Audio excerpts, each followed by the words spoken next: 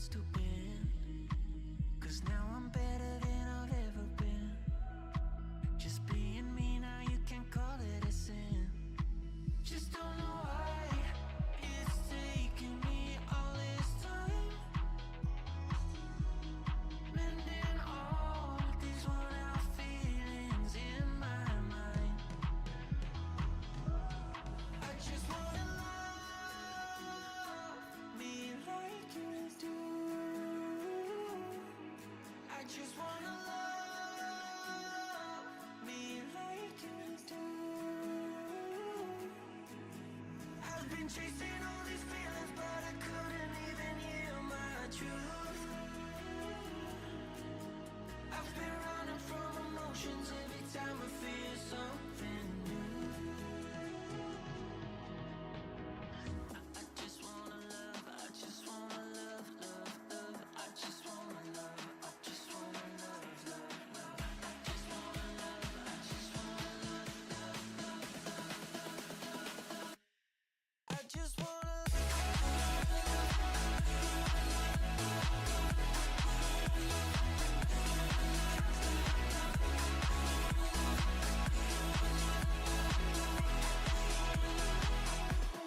I just wanna love me like you do.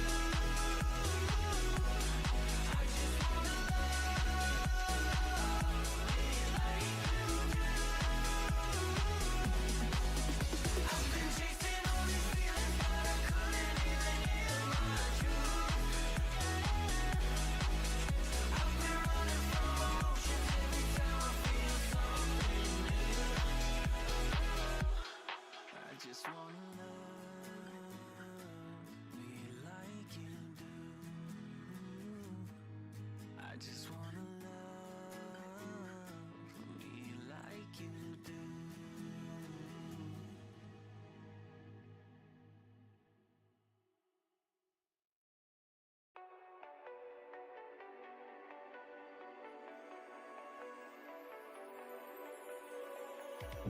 We are one.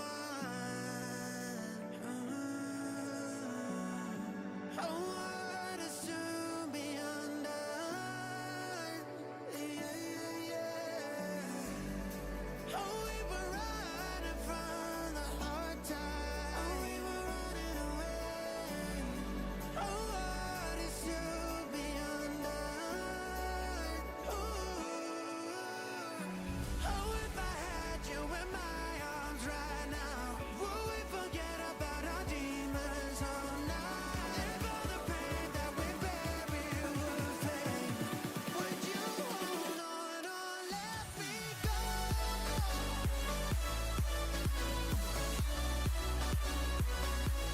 Let me go.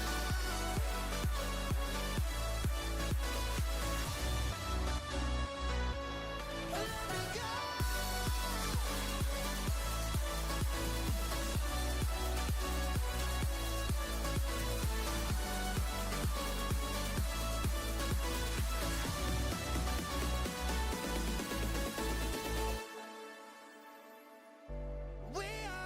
We are so far gone, far gone. Oh, what is to be undone? Oh, if I had you in my arms right now, would we forget about our demons all night? If all the pain that we bury would fade, would you hold on or let me go? Would you hold on? Would you hold on or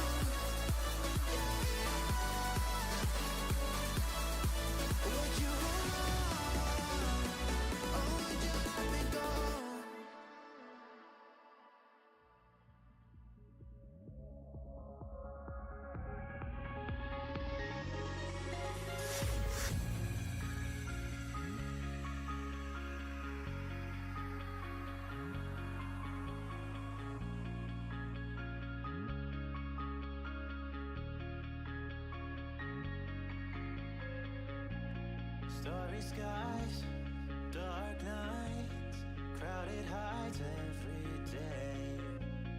Your disguise made me hypnotized by the sight of your brain.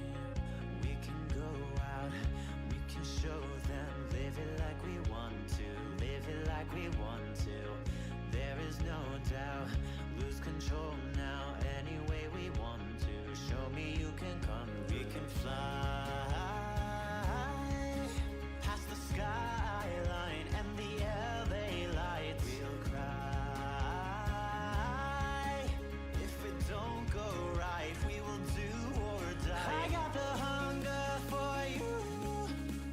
Won't you meet me in the middle, little by little? I got the hunger for you. Show you what I am made of, my labor of love.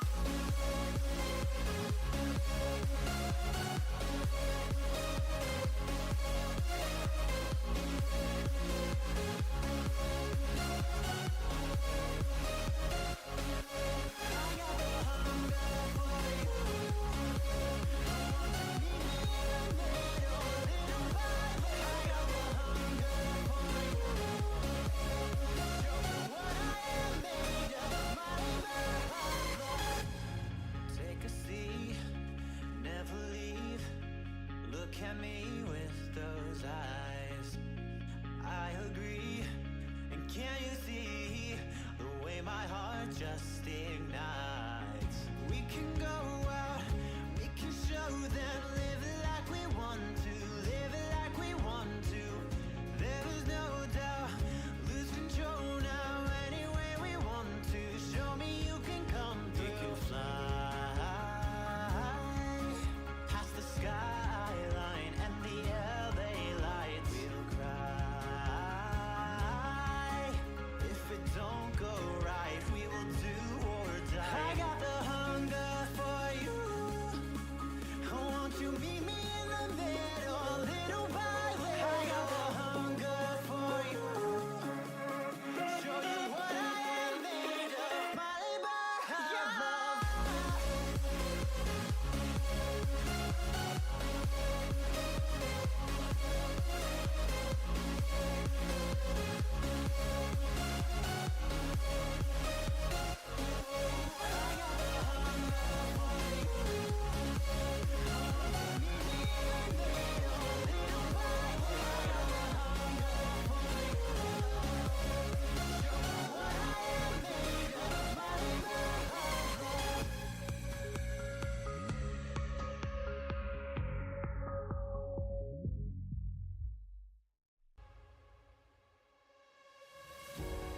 I don't wanna go out on my own. Maybe we could stay and make a home. It's written on my heart and in my soul. You're the one good thing. And I don't think I've ever been so low. 'Cause losing you was worse than losing hope. And baby, I could never let you go.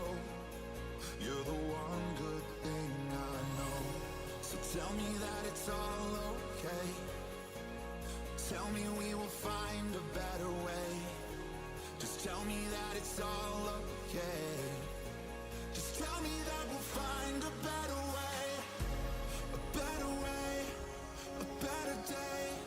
There's gotta be, it's you and me, it's everything. A better way, a better day. Just promise me we'll find a better way.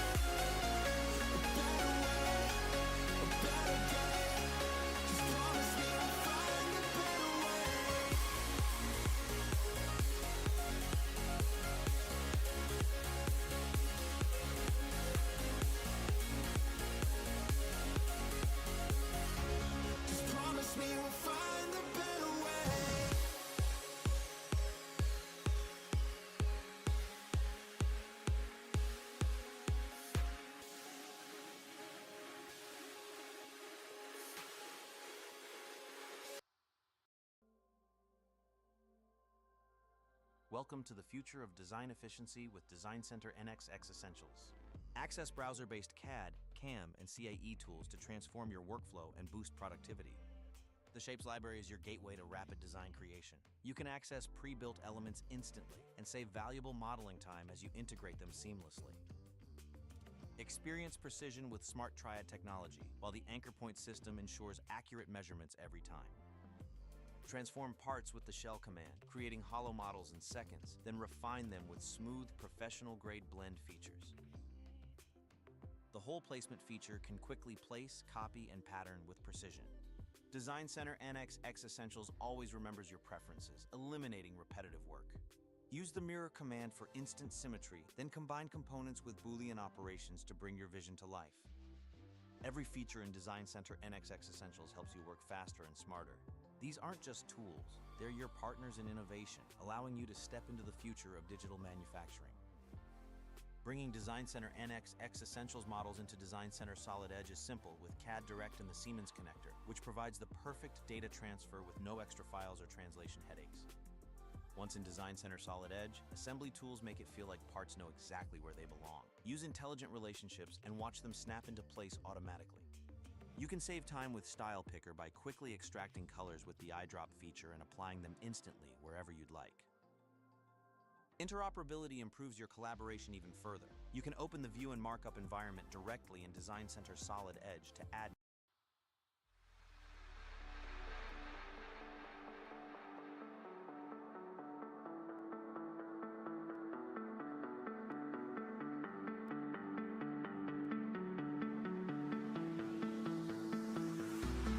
I can see your face now, even though you're not near. I've given you a place now. In my mind, you'll stay here. I found myself yearning for the warmth of your embrace. As my heart is burning, you were fire without a trace. I can see your outline. You were front and center. And I know that in time we will be together.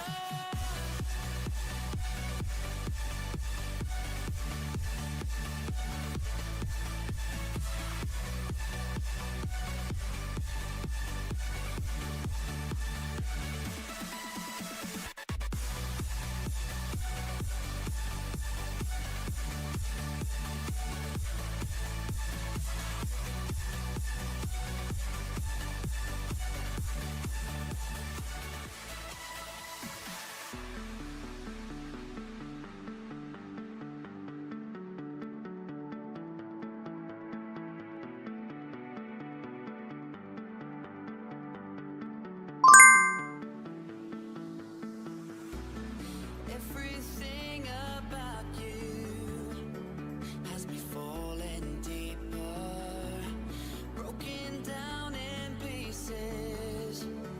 Only you can fix me.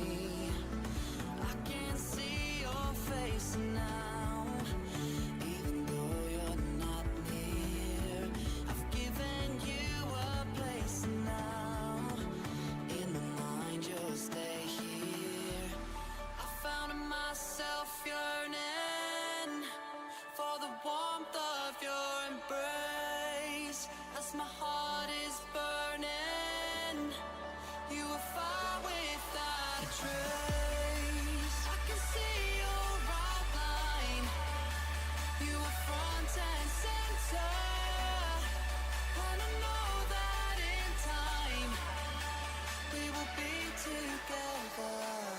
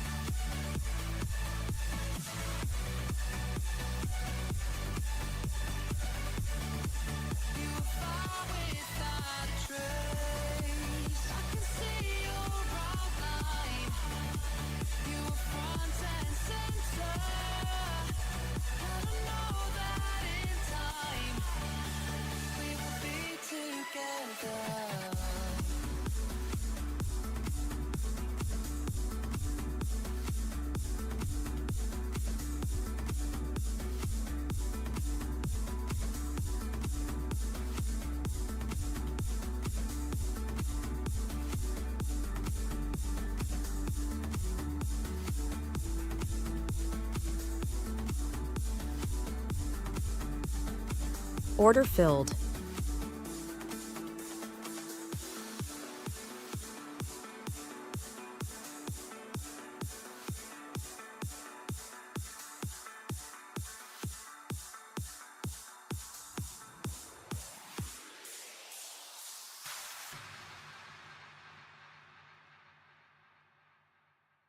See you dying to change, trying to undo the pain. Habits you're trying to break, break, break, but they don't ever let you escape. Ain't no way to erase, can't get out your own way, way, way. I've been there 1,000 times and I never thought I'd see the light, no surrendering. Don't wave the white, cause we're born to fight the fight. Your armor will give you the faith to run through the flames. Armor remains till the shadows fade. Your armor.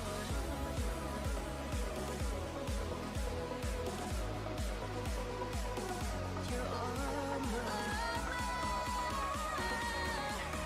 remains till the shadows fade. Your armor.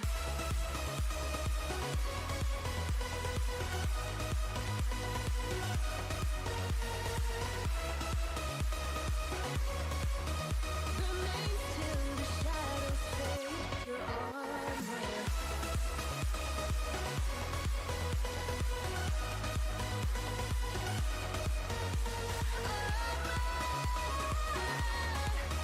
Remains till the shadows fade. Your armor.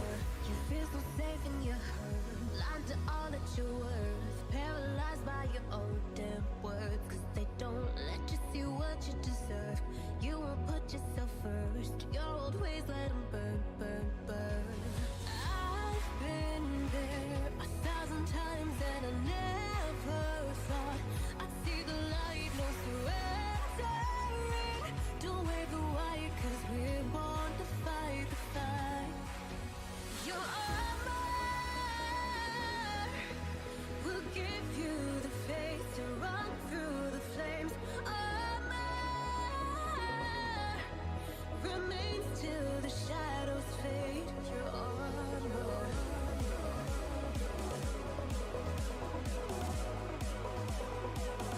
Your armor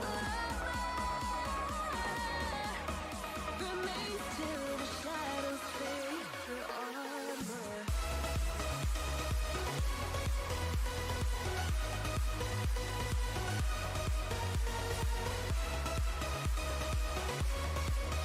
Remains till the shadows fade. Your armor.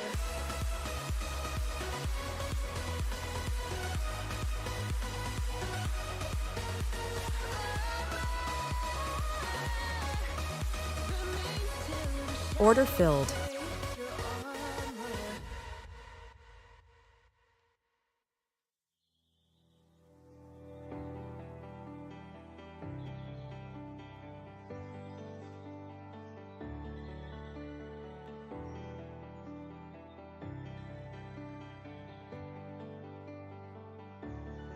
I wanna go back. I wanna go back to how it was before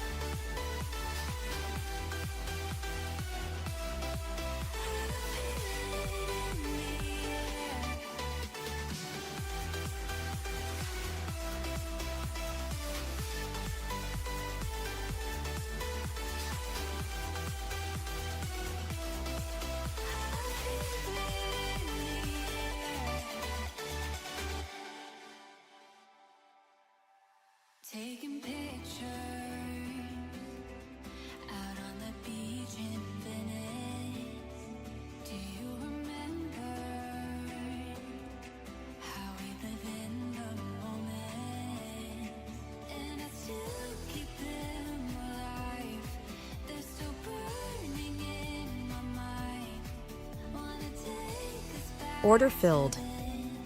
so I can feel alive again.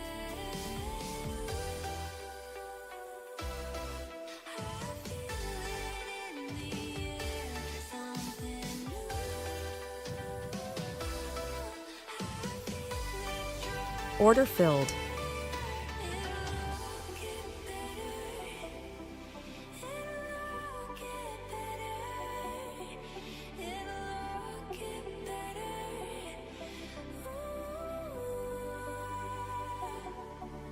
It'll get better. We will be together like old times, old times.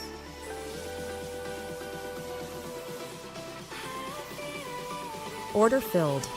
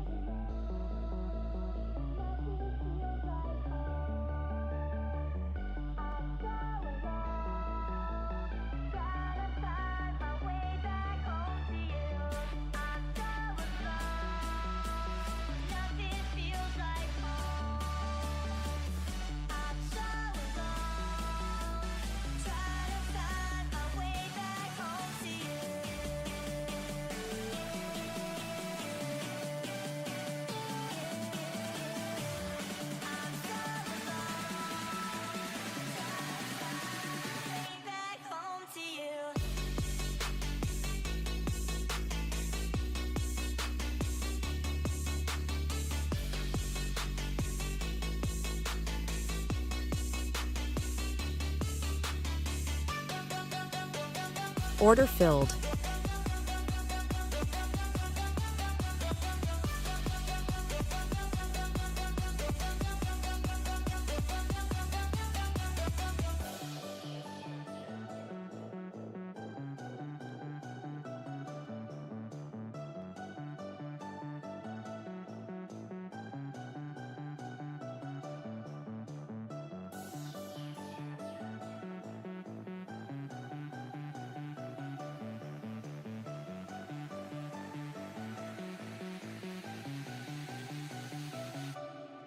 It's just like a very cool way to prototype extremely quickly. If I go here in Figma, I just have this design here that I pulled together. I can just take the link, I can copy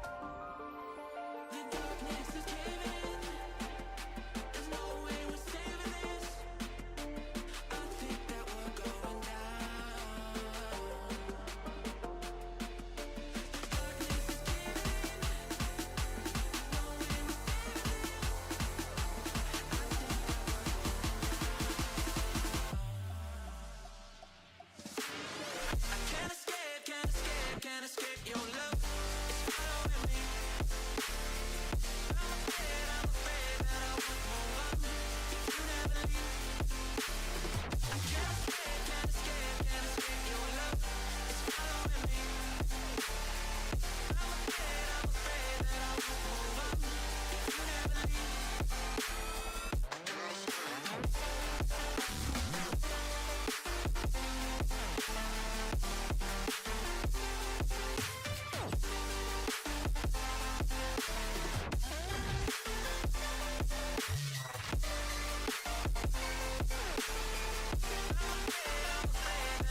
Move on if you never leave.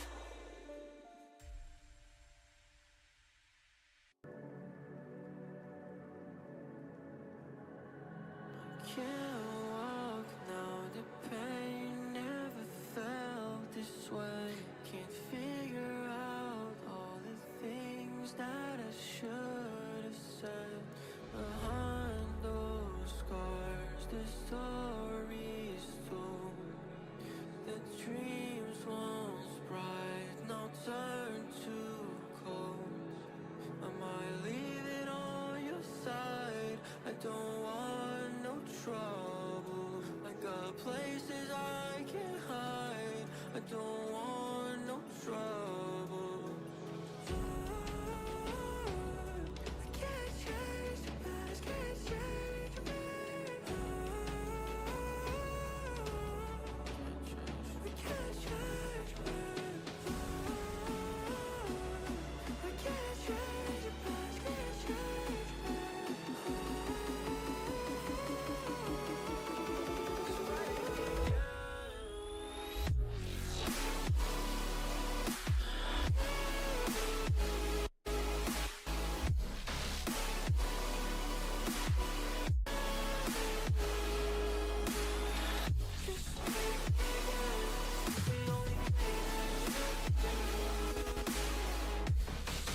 Order filled.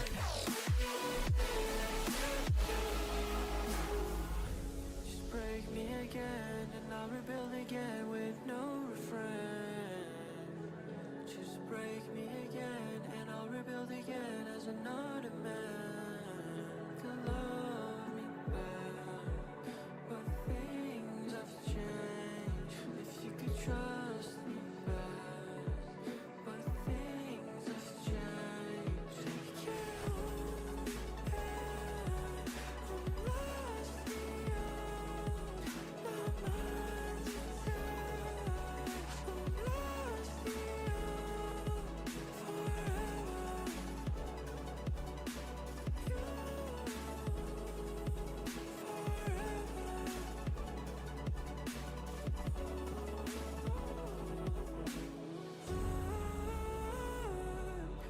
Order filled.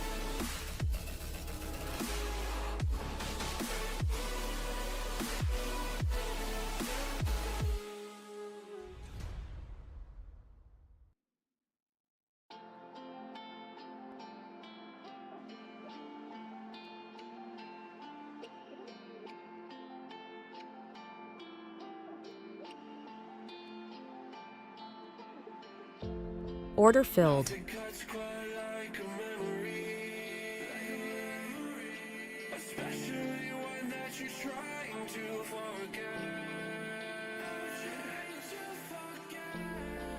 But I can't find the energy to rewind and reset. I know you don't wanna be used, but you use me to build up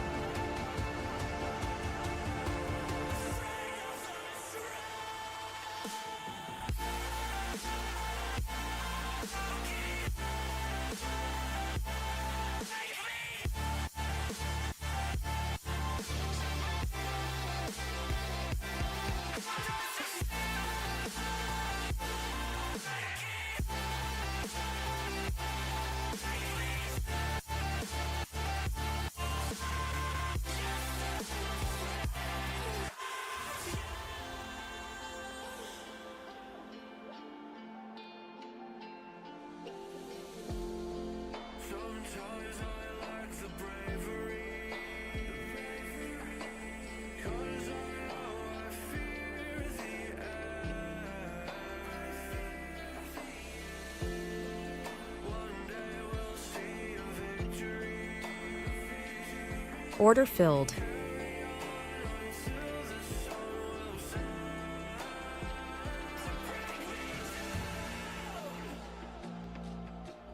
How does it feel? How does it feel to not me around?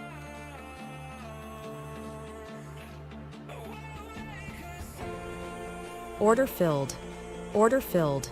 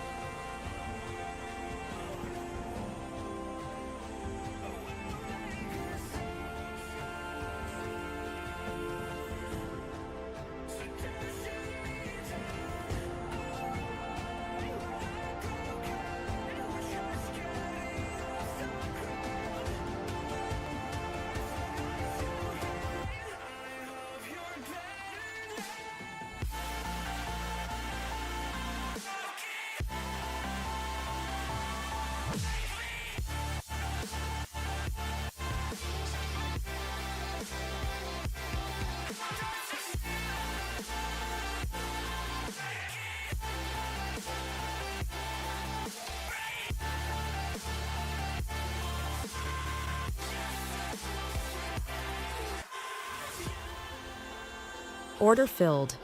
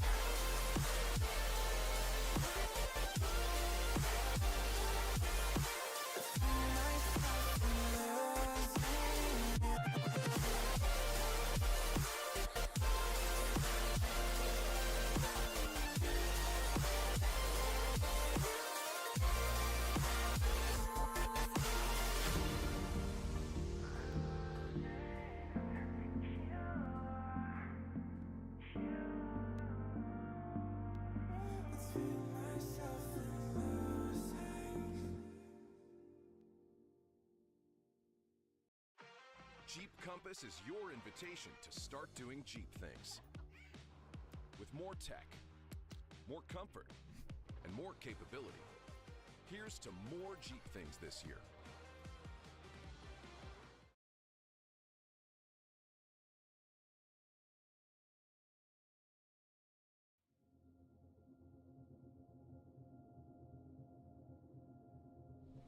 Tell me what you remember. A wife?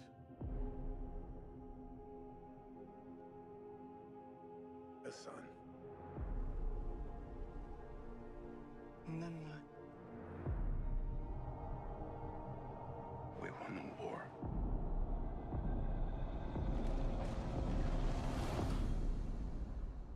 Help me go home.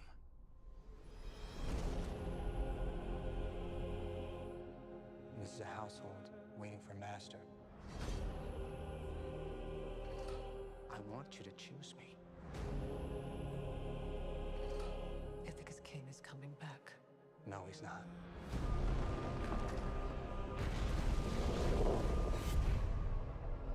What would he do if he came back here and find all these suitors in his house? You're pining for a daddy you didn't even know, like some sniveling bastard. Who's looking after your wife and son? Do you see? My dad is coming home. Bringing vengeance. Bringing it all.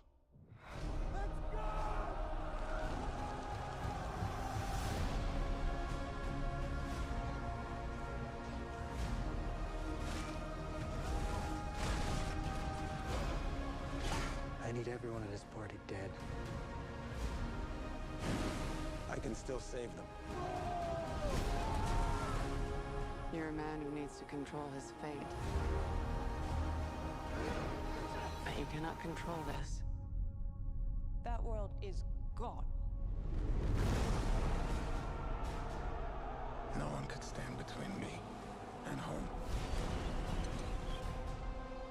Not even the gods.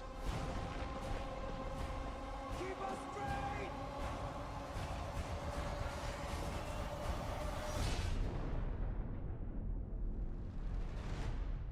I think it's asleep.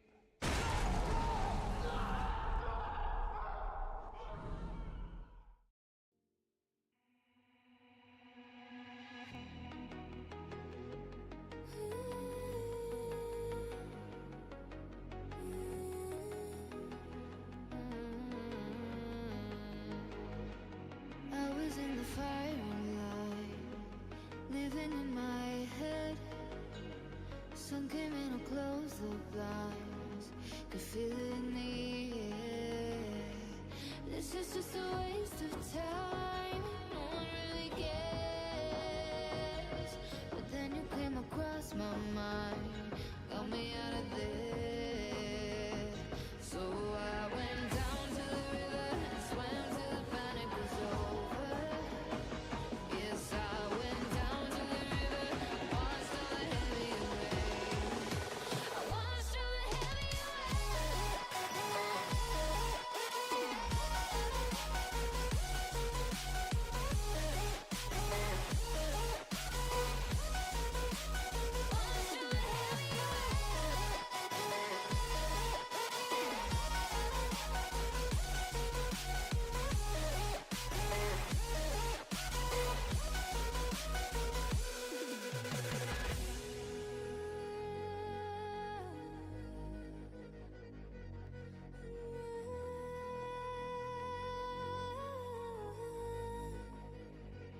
feeling all the noise in here. It's becoming ache. Pull me into calm and deep, and take me out to the waves. 'Cause I feel like a waste of space, breathing in the air. But you hold me like I might just break, like you want me there. So I went down to the river and swam till the panic was over. Yes, I went down to the river, watched all the heavy rain. I watched all the heavy rain.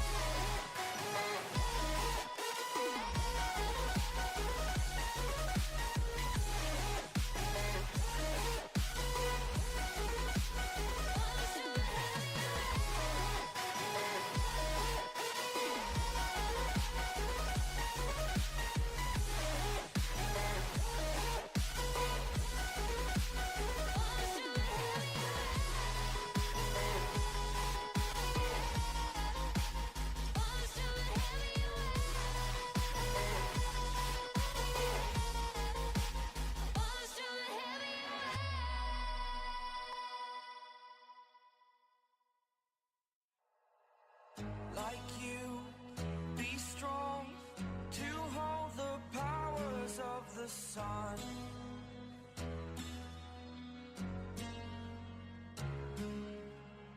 To dream, believe in strength. Now I'm the only one, only one.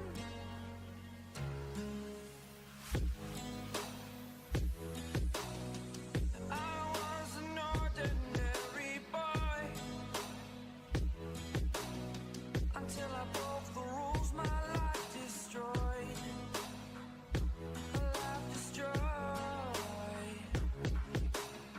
Until I walk awake, scream my mind, I shout, the ground shakes. How much can I take? My mind will break. Will it break? Can I take? Can I be your superhero? Superhero.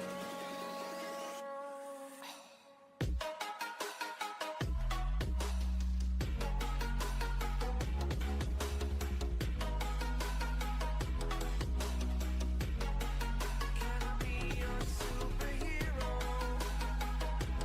Superhero. Superhero.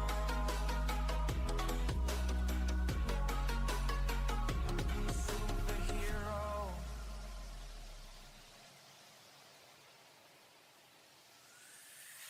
Fly away. It's the first time of today. Today. To dream, believe. You are the strength, you're all I need. Need. Oh, gonna give it a shot. Only one of me to shield you all from the enemy. You're a superhero. You're a superhero.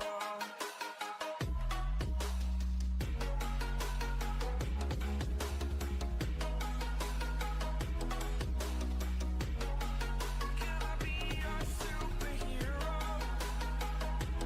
Superhero. Superhero. Superhero. Can I be your superhero?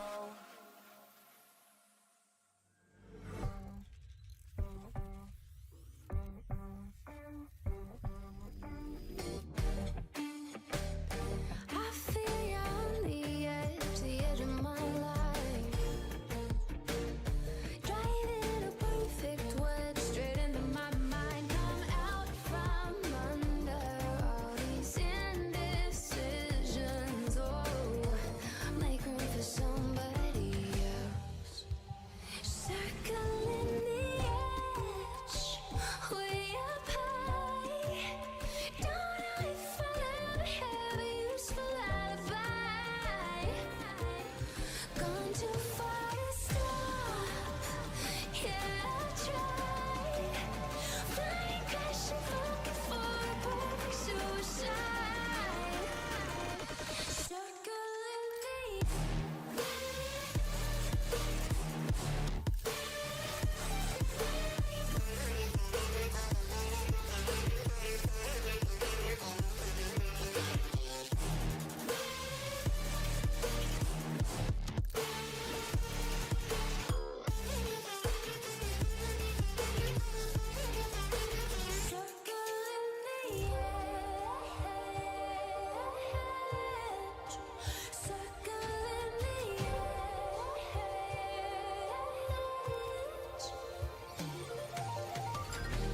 drinking and smoking yourself.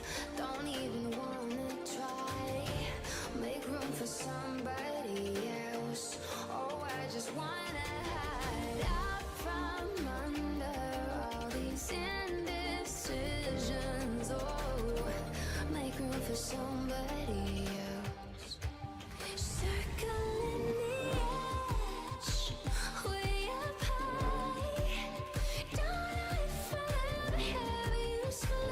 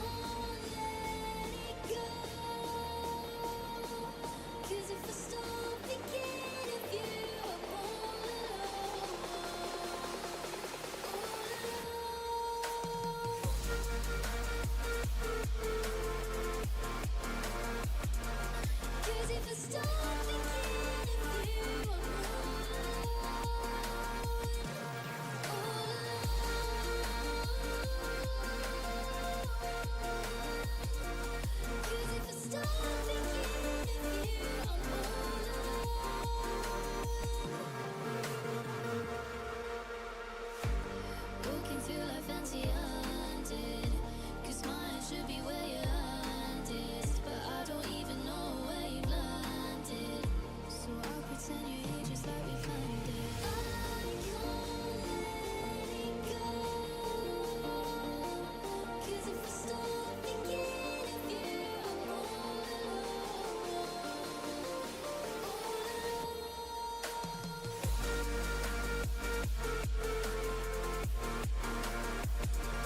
Cause if I stop thinking of you, I'm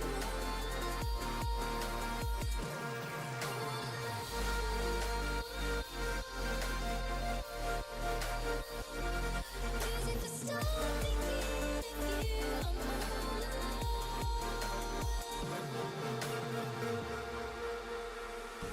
When you wrap me into you and let me take a piece of you, so I will always be with you.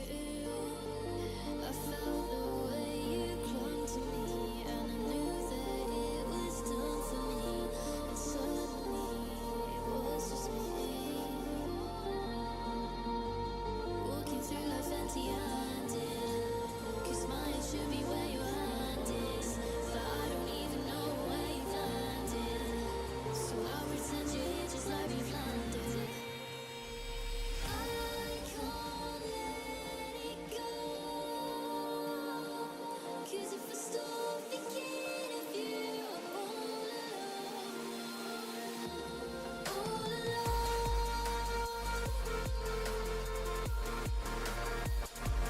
'Cause if I stop thinking of you, I'm all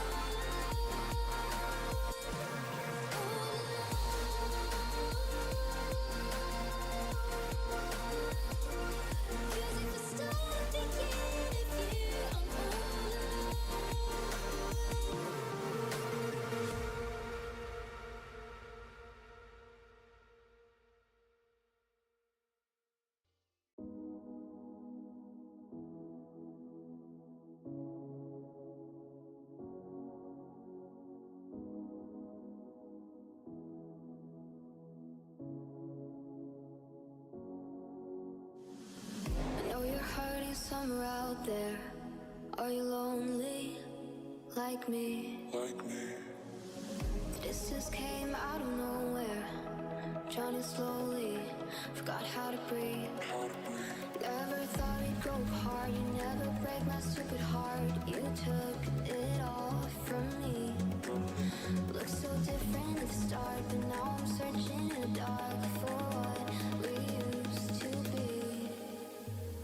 In my head, I still remember it all. Oh, lost again. Catch me, don't let me fall. No, just hold me like you do. Just hold me like you do. Hold me like you do. Just hold me like you do, like you used to. Stay awake to find the reasons. Is there someone else on the scene? Still I'm empty and uneven. Still alive, but incomplete. Never thought we'd go apart, you never break my stupid heart. You took it all from me. Looked so different at the start, but now I'm searching in the dark for what we used to be. In my head, I still remember it all. Oh, lost again. Catch me, don't let me fall. No, just hold me like you do. Just hold me like you do. Oh, hold me like you do. Just hold me like you do, like you used to. Hold me like you do. Just hold me like you do, like you used to. Hold me like you do. Just hold me like you do, like you used to.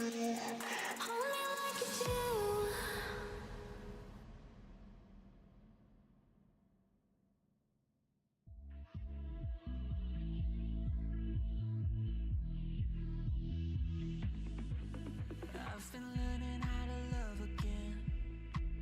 It's like a rush of blood straight to my head. I've been learning how to love again. I can feel it crawling under my skin. Just don't know why it's taking me all this time. Mending all these worn out feelings in my mind. I just wanna love me like you do. I just wanna love me like you do. I've been chasing all these feelings, but I couldn't even hear my truth. I've been running from emotions every time I feel something new.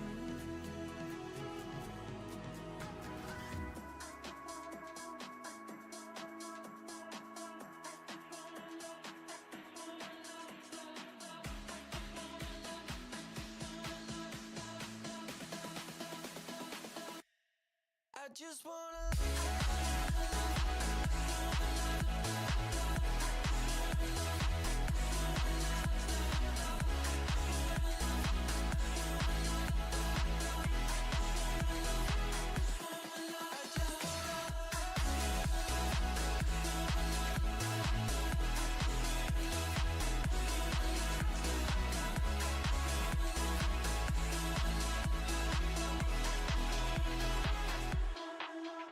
I've been learning how to be a friend. I'm not the same like when I used to be. 'Cause now I'm better than I've ever been. Just being me now, you can call it a sin. Just don't know why it's taking me all this time. Mending all these worn out feelings in my mind. I just wanna love me like you do. I just wanna love me like you do. I've been chasing all these feelings, but I couldn't even hear my truth. I've been running from emotions every time I feel something new. I just wanna love, I just wanna love, love, love. I just wanna love, I just wanna love, love, love. I just wanna love, I just wanna love, love, love, love. I just wanna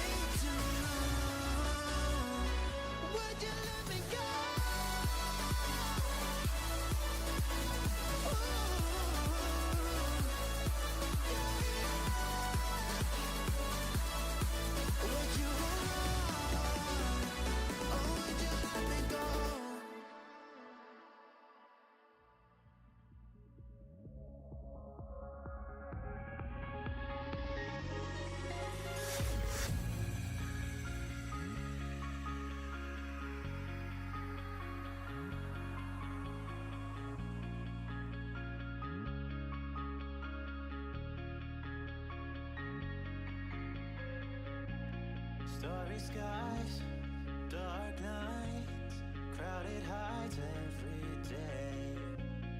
Your disguise made me hypnotized by the sight of your brain. We can go out, we can show them, live it like we want to, live it like we want to. There is no doubt, lose control now any way we want to. Show me you can come, we can fly past the skyline and the LA lights. We'll cry if it don't go right. We will do or die. I got the hunger for you. Won't you meet me in the middle, little by little? I got the hunger for you. Show you what I am made of, my labor of love.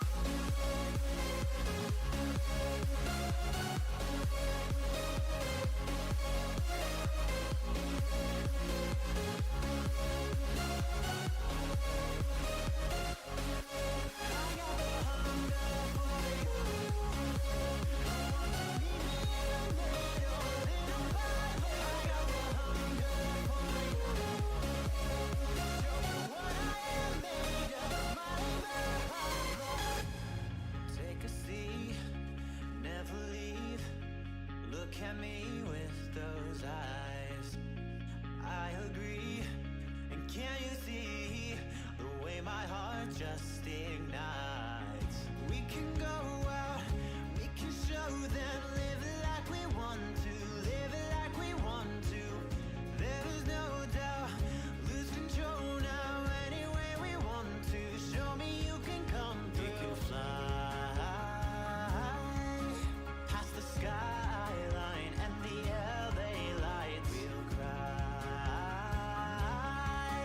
if it don't go right. We will do or die. I got the hunger for you.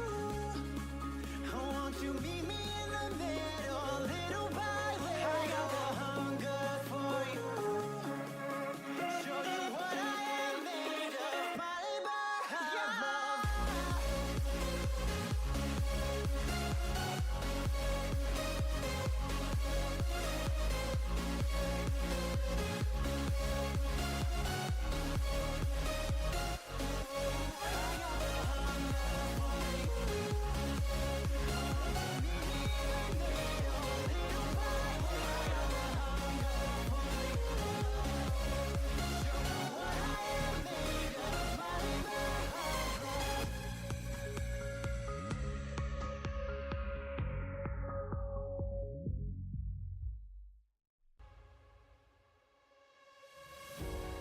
I don't wanna go out on my own. Maybe we could stay and make a home. It's written on my heart and in my soul. You're the one good thing. And I don't think I've ever been so low. 'Cause losing you was worse than losing hope. And baby, I could never let you go. You're the one good thing I know. So tell me that it's all okay. Tell me we will find a better way. Just tell me that it's all okay. Just tell me that we'll find a better way. A better way, a better day. There's gotta be, it's you and me, it's everything. A better way, a better day. Just promise me we'll find a better way.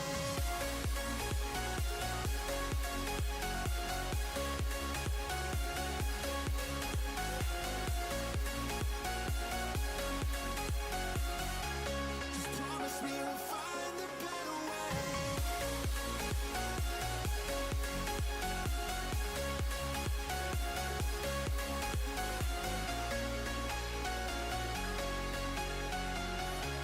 Just promise me we'll find a better way.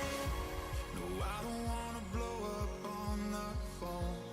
Baby, we should never sleep alone. This isn't how we used to speak so cold. Remember when our hearts would overflow. So tell me that it's all okay. Tell me we will find a better way. Just tell me that it's all okay. Just tell me that we'll find a better way. A better way, a better day. There's gotta be, it's you and me, it's everything. A better way, a better day. Just promise me we'll find a better way. I lost your love, I fucked it up, but we'll be found again. It's not enough, I won't give up, I swear it's not the end. A better way, a better day. There's gotta be, it's you and me, it's everything. A better way, a better day. Just promise me we'll find a better way.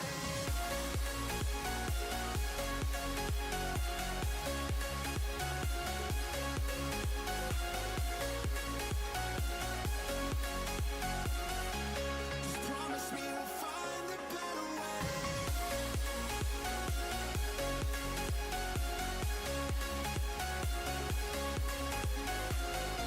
A better way, a better day.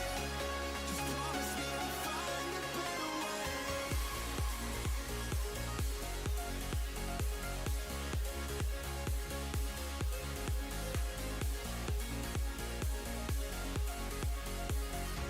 Just promise me we'll find a better way.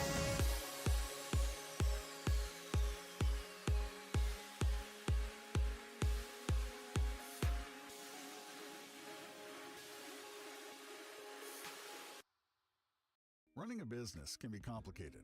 Earning cash rewards is simple with Signify Business Cash by Wells Fargo. Earn unlimited 2% cash rewards on business purchases. Signify Business Cash, the deliberately simple business credit card. Terms apply.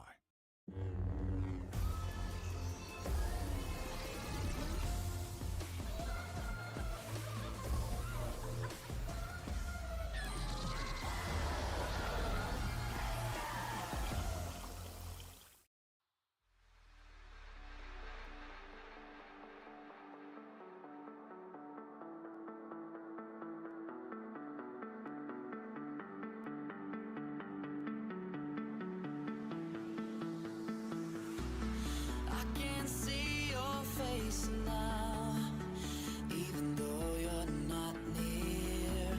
I've given you a place now. In my mind, you'll stay here.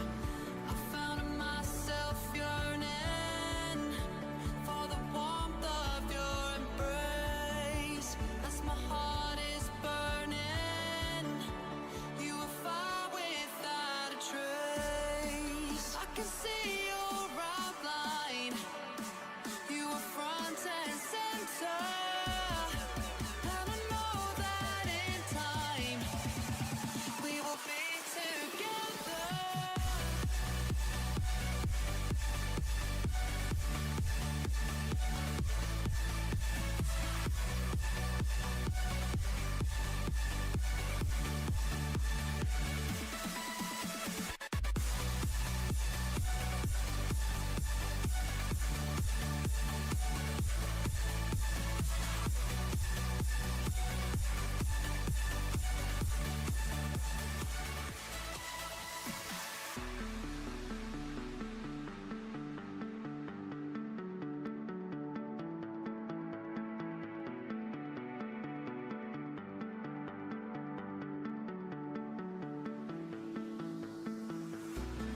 Everything about you has me falling deeper, broken down in pieces. Only you can fix me. I can see your face now, even though you're not near. I've given you a place now. In my mind, you'll stay here. I found myself yearning for the warmth of your embrace. As my heart is burning, you were fire without a trace. I can see your outline. You were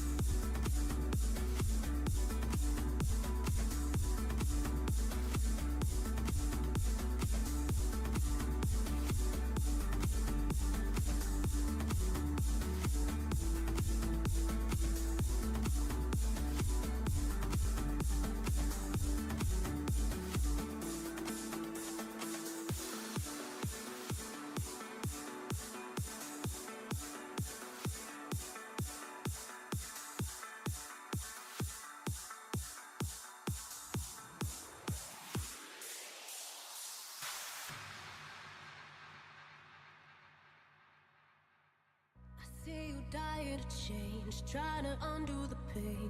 Habits you're trying to break, break, break, but they don't ever let you escape.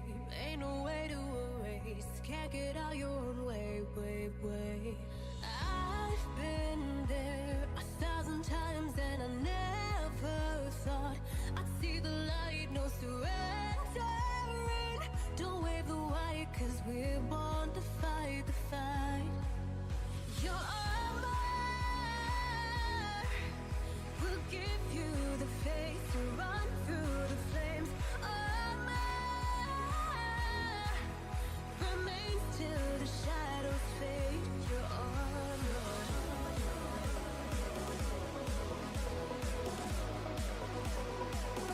Your armor remains till the shadows fade. Your armor.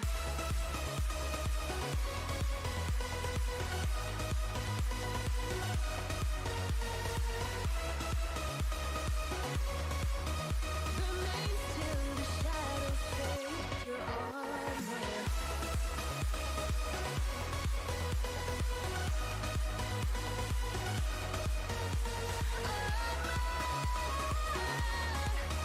Remains till the shadows fade. Your armor. You feel so safe in your hurt, blind to all that you're worth, paralyzed by your own damn words, cause they don't let you see what you deserve. You won't put yourself first, your old ways let them burn, burn, burn.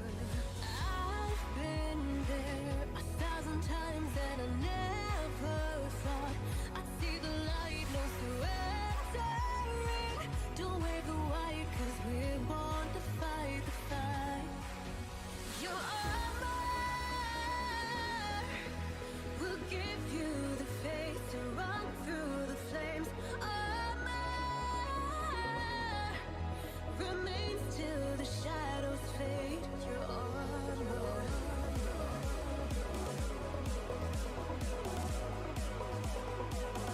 Your armor remains till the shadows fade. Your armor.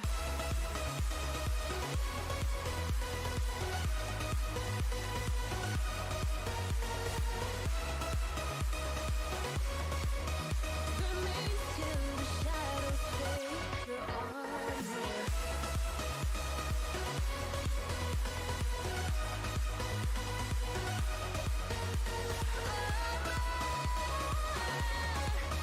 Remains till the shadows fade. Your armor.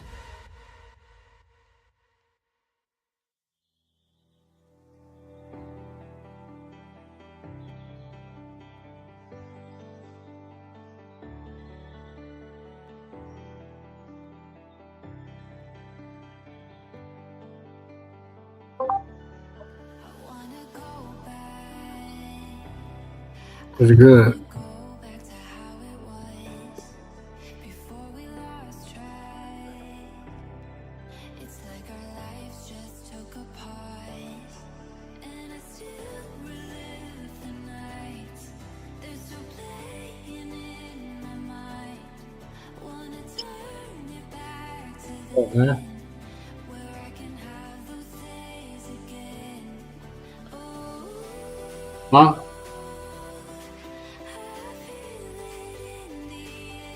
Shit.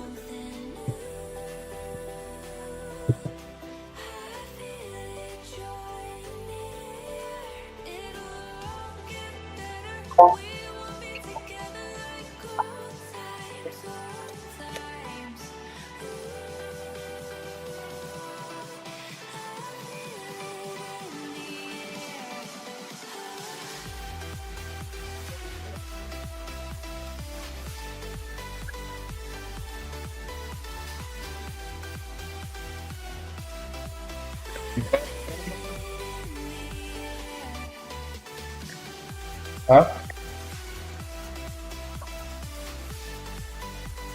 Yeah.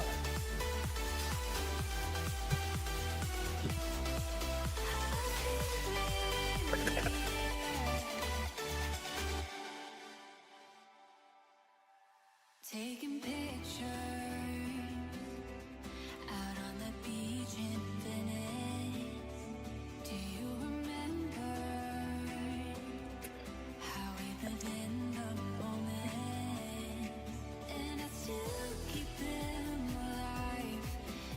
What you trade? Trade.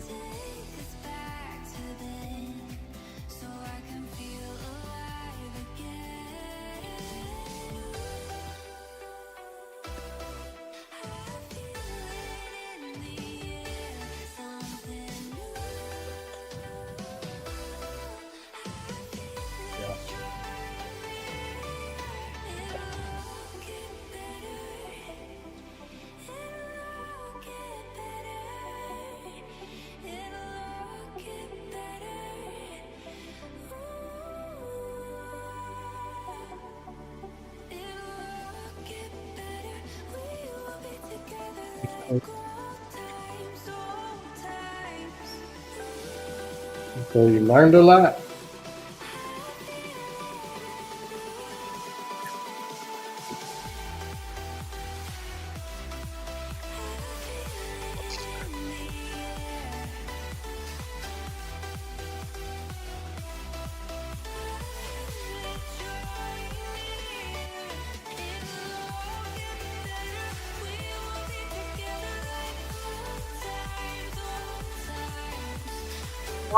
Yeah.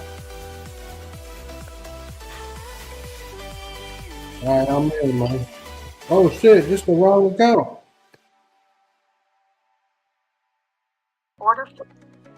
That was that. That was that other account.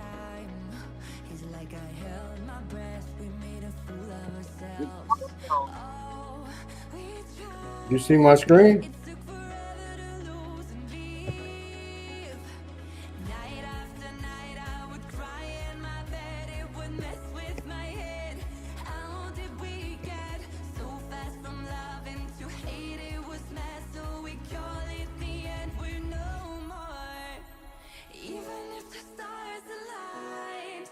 Oh, you see my screen, bro?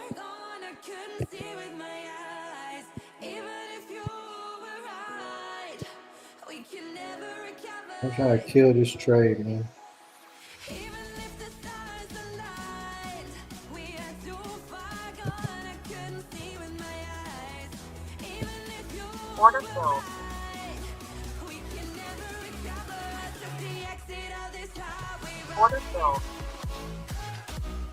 It's gonna break out to the top, though.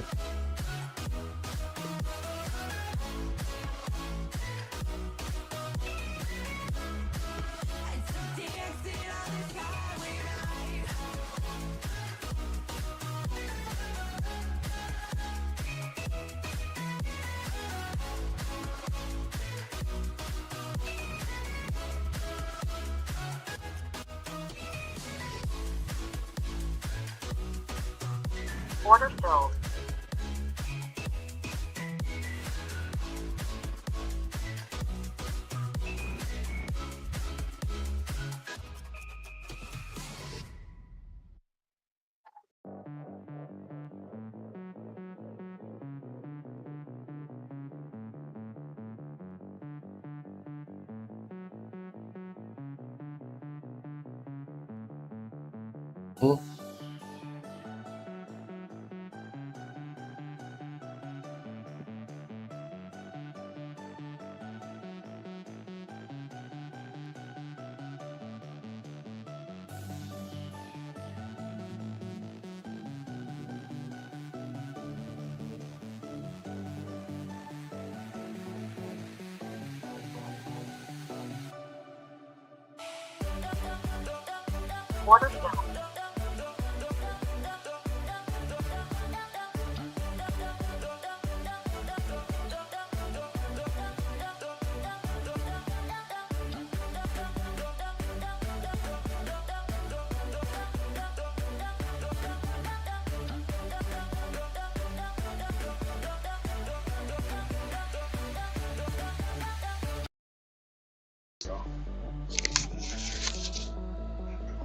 All right, bro. Let's do this, dog. Let's get this going.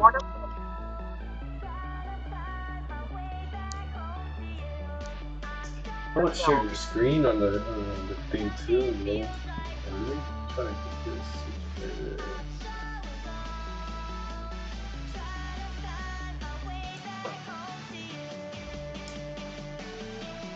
Man, I'm just trying to catch this little bitty short for a bank.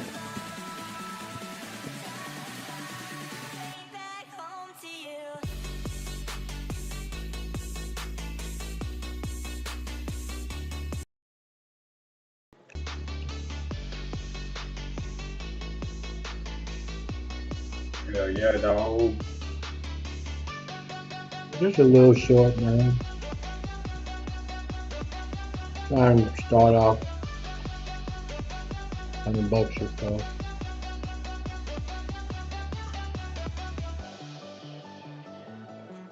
I think it's going up. Okay,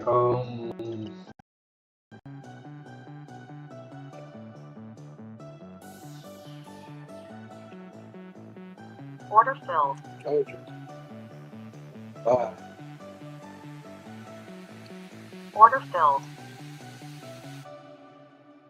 Order filled. Order filled.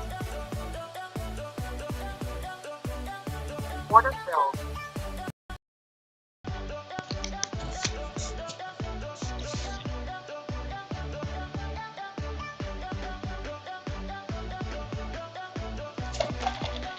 Oh,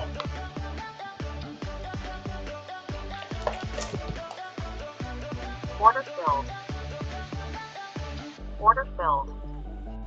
bro, I hope that's a bottom because I bought more. Order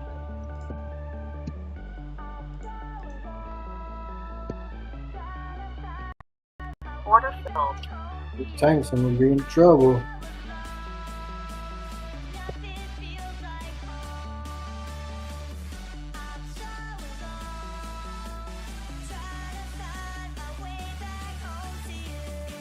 Order filled.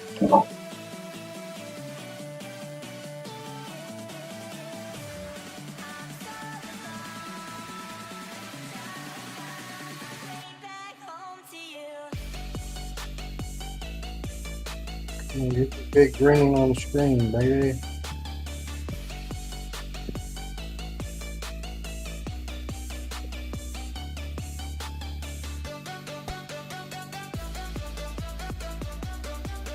I'm up, dude.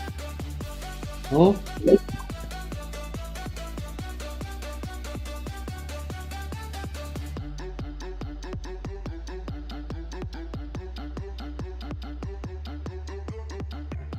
Hey.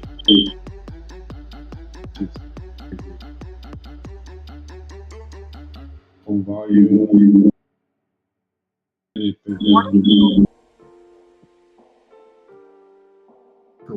Order filled. Order filled. Order filled. Hello? Okay. Order filled. Can you hear me? Yeah, what you say, bro? Is it echoing? Order filled. Little, it just did a little bit. No, like it's my voice echoing. Not now. Okay, good. I'm up 700, dude. Dude, that's what's up. See, now it's going up, bro. Good. Good. I need to give me a position probably. I'm gonna add one right here. Order filled. Good add. Order filled. Order filled. Order filled. Order filled. Order filled. Order filled. Order filled. Order Isn't filled. it really loud in the engine?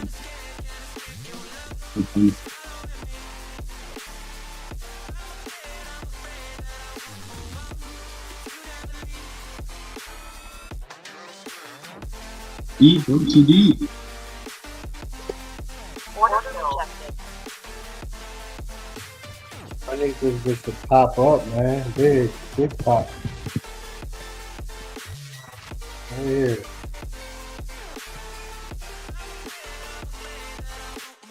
$50 contract.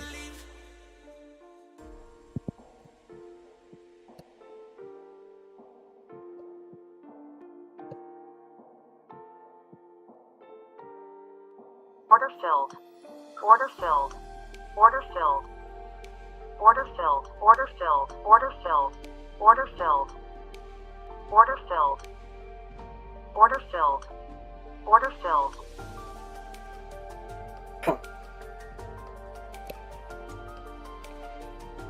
Bro, I know this bitch ain't finna go down. You gotta be tricking me. You gotta be tricking me, bro.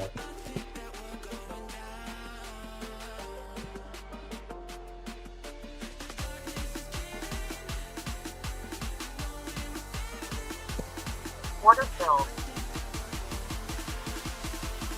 Order filled.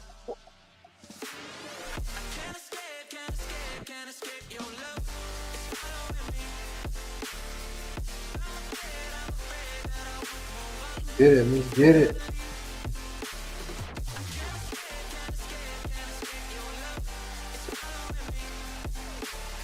Oh, fucking bullshit. I'm streaming and this shit too. They front running that hole and they trying to kill me. I want to report your trades too, you know. Like, I just want to see this well. Bro, I'm down to 600. Gotcha, bro. Oh, them hoes killing my shit right here.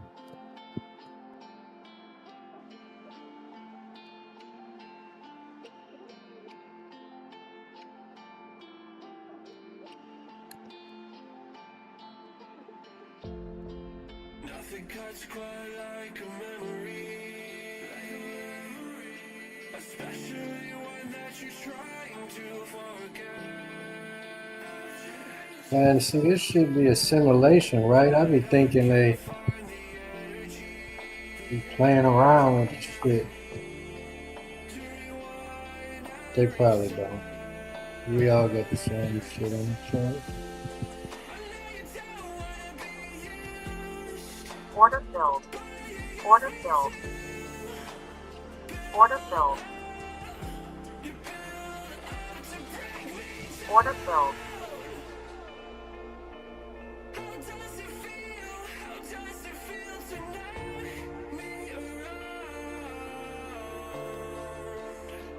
I just took a big ugly hit right there.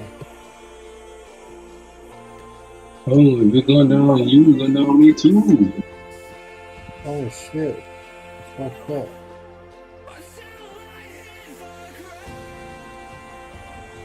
The only thing going up is ICP.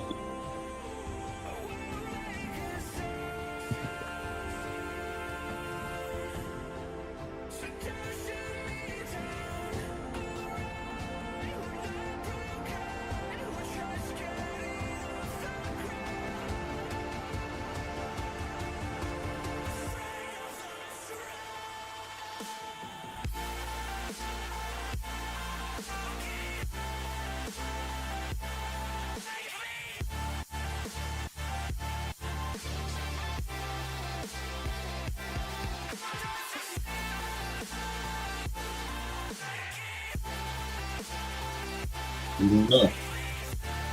Bam. I think we're going up. We're going to be kind of like up here where my take profit is for the day. Or, I don't know. Probably not. Probably not here. Bro, 1400. I think it might happen. I think it might happen.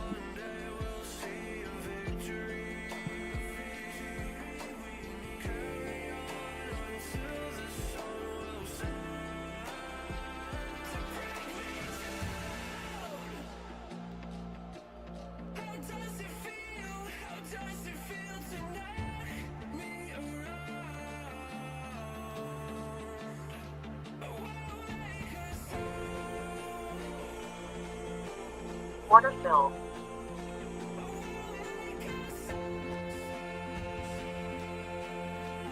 Order filled.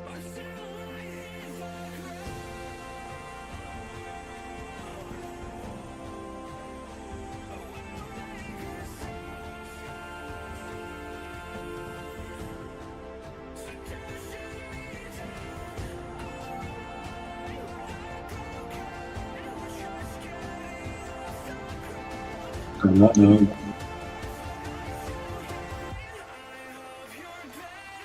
Order filled.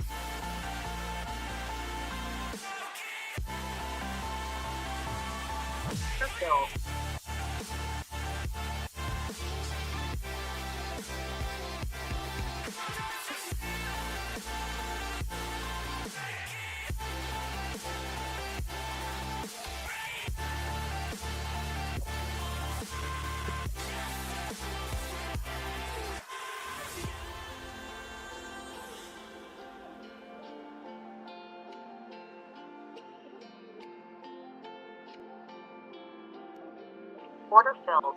Order filled. About 730, bro. We're down 1,700, bro. Horrible. Too heavy. Order filled. Order filled. Well, I went too heavy on ICP. I only had that 50. I might got another 50. Come on, baby, you got this, dog. I gotta get this back down, bro. Order filled. Order filled.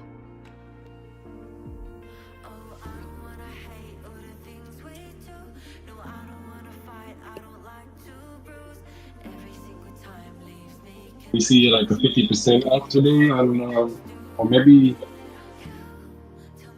Cool. you're gonna see a 33% pump or something, bro, on ICP today. On ICP? Order filled. Yeah. Order filled. It's a lot, bro. That'd be $1 move. That'd be a $1 move.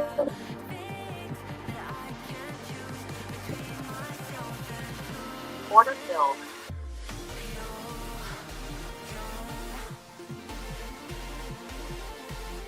I don't know, I think ICP here at this price, bro, is just here. You know? Order filled. Couldn't hear you. Weird price. Weird price for ICP, yeah.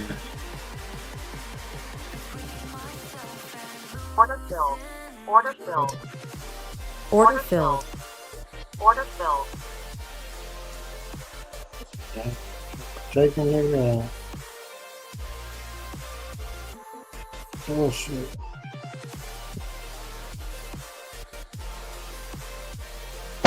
That's why you couldn't hear me that good. Good now?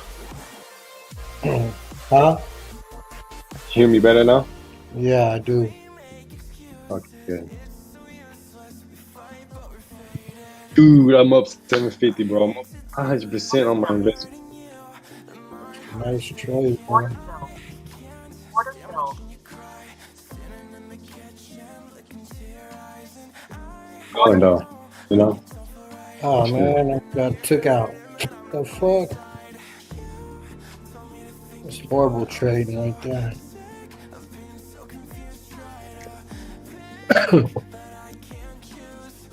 So you want to go down, huh? Yeah, it looks like it want to go down, bro. Kind of rolled over a little bit.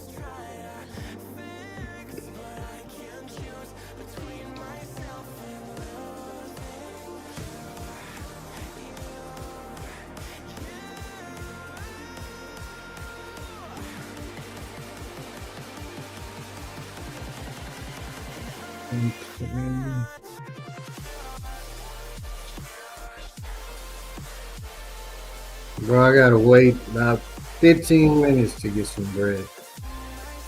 Wait or Huh? wait? Wait, did you must have bought that with my bank card. I think I Right? did. Cause I still got Yeah. the money in my Apple wallet. Oh shit, I deal with my card, bro. How the fuck? You crazy dude. I got the money. I got money on my Apple card still. When the frost banker Okay. suggested sending her teddy bear friend through the pneumatic tube. Whee! Debit That account. was a gift. Let me cancel all these accounts first, bro. There is a lot about the job that isn't actually that fun. That I have You just gotta make sure not to cancel your entirely. The good the one. one that you. Yeah, I remember cancel your account one time. And we've got Yeah, I remember. but here I'm asking questions Wasted money for no at the reason. last day of commits. Bruh, look at that bitch took off right when I got off, Group man. them, tell me who worked on what got done, what do I need to know about, and so I wake up in the morning. Upside? It's like a Yeah. use ChatGPT Pulse. It's like a Just missed it. Pulse. I open the app in the morning and sitting there is like, Damn. here's what happened yesterday in the code base. Crazy, right? Yeah, it's crazy. What's gold doing? Let's see.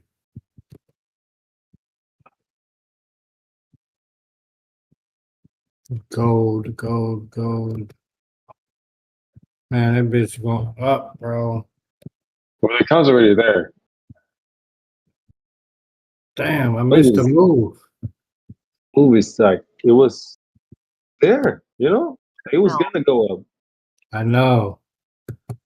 Order filled. Think I should I don't know. I don't know. I was just too heavy. That's why. You just go and fit the contract like it's the thing to do. Yeah. I mean, it is the thing to do. It's just The timing gotta be right, more. You have to be more picky. Yeah. And you have to really be about it, you know? Yeah. Very picky. Cause you're going big, right? And like you only have like 1 or 2K to lose, right? And you got 5, so it's weird. You have to be very picky and like market move. Like it's just like you cannot hope have any feelings. You know what I'm saying? Just straight facts. Straight on facts.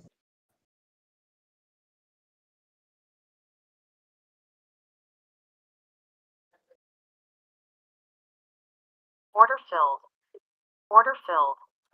I think it's going up, bro. Fuck it, I'm in. Let's go. Let's go. Push. Push, bitch. Push. Order filled. Took that. So I got a little start. Order filled. Order filled.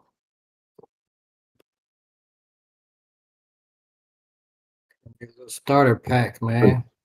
Order That's filled. what you gotta stop doing. Nah, buy low. I buy low. See? Buy low, sell high. Bam. I'm up 250. Buy low. See? Buy low. Just a little more would not condone this. Order filled. Yeah, but this how I get it. Order filled.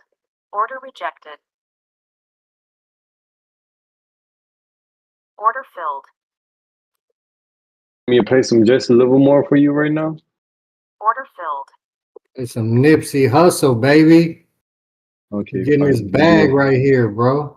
Nipsey Hustle first then. Look at that. Look at this bag I'm about to get, man. 1,000. Shoot. Push. Push. To this girl paranoid, she gon' leave if my hands get low. Knowing that this game to be played, but I'm knowing that this game to be changed. I should be afraid of afraid. I'm just trying to live up to the meaning of my name. I'm just trying to live up to the niggas in my gang. I'm just trying to live up to my moment on the stage. Look, Red.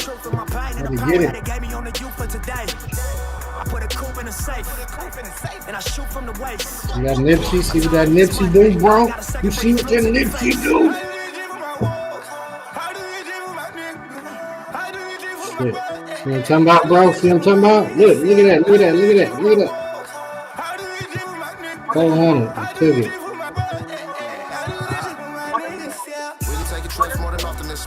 What you gotta stop doing? Right there. Nah, we going up, we going up, we going up. Going up, it's going up, it's going up. brother up, you know we took it there. Real nigga telling on me, only thing that I fear. Yeah, Why only not, thing that I bro? fear. Real Why nigga not? telling on me, only thing that I fear. A lot of niggas queers, a lot of dope in the air. A lot of niggas queers, a lot of dope in the Bro, air. how you Contaminated, got a nigga Look at the meditate. chart. I said it got a nigga meditate. I can't even eat, listen medicated. Oh, it I could can't go even all the sleep, way listen up. medicated. Yeah, it I've could been go on my all the feet way just up. to Look shit, at the get the shit. chart, Nigga, bro. we get the weed, cause I'm Yeah, dedicated. I'm in I it. can't even eat, Finish listen winning right medicated. now. I'm about I to Oh, can't get even okay. finish sleep, listen next. medicated. I got to. I've been on my feet just to I'm gonna Yeah. show shit, get the you. shit. Nigga, we get the 100. weed, cause I'm dedicated. I was been supposed to change up. I was been supposed to fold all this Snitch pressure. I you. was been supposed to change up. Nigga, what would I look like? I come from the hood, I represent the only way up. Had to hustle, boy, I'm trying to touch the toy, I'm trying to fuck these LA streets up. Think it's safe to say that I Yeah, did stop it, little talking nigga to me. up. All black, everything. And my diamonds all love like Come to blue practice. blue rags in the south of France, and some things in life that won't never change. Me, I'm a nigga that's supposed to walk, cause I'm a street survivor, All and they right. mold us wrong. Before Up 800 no, I can't. No. Cutlass coupe, a copper cortisone. Front of the building on my mobile phone, I'm thinking pace myself, cause you can overdose. Not on the drugs, but the life you chose. But hanging niggas down like parole.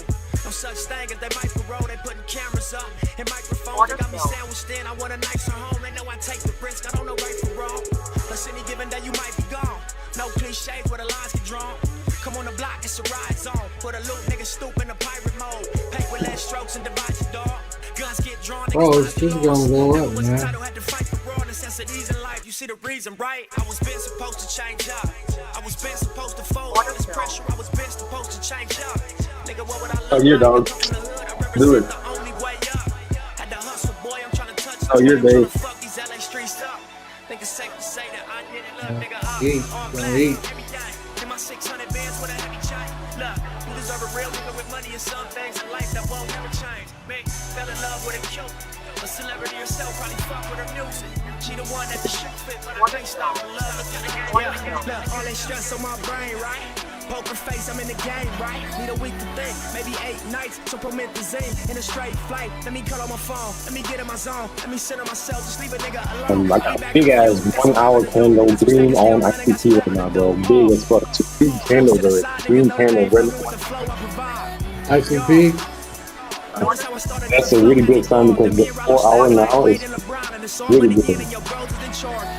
1 day chart is dropping. Oh, they already did the downward. They need a downward anymore. It's already done it. Yeah. I'm Gucci right now.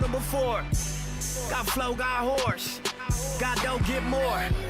Fuck mine, get yours, and the show just started, nigga. Hold your applause. Try to It get might to my come down a little bit, man. It's gonna shoot right back up, I think. I put the 6 on stock. I was running through Yeah, we times like just chicks on look tour. up there. I want to start out with, You can bet your bottom dollar that I sit you on the know, floor. kind of feel You can bet your bottom dollar sweat hit my Won't whore. take no loss, won't take days off.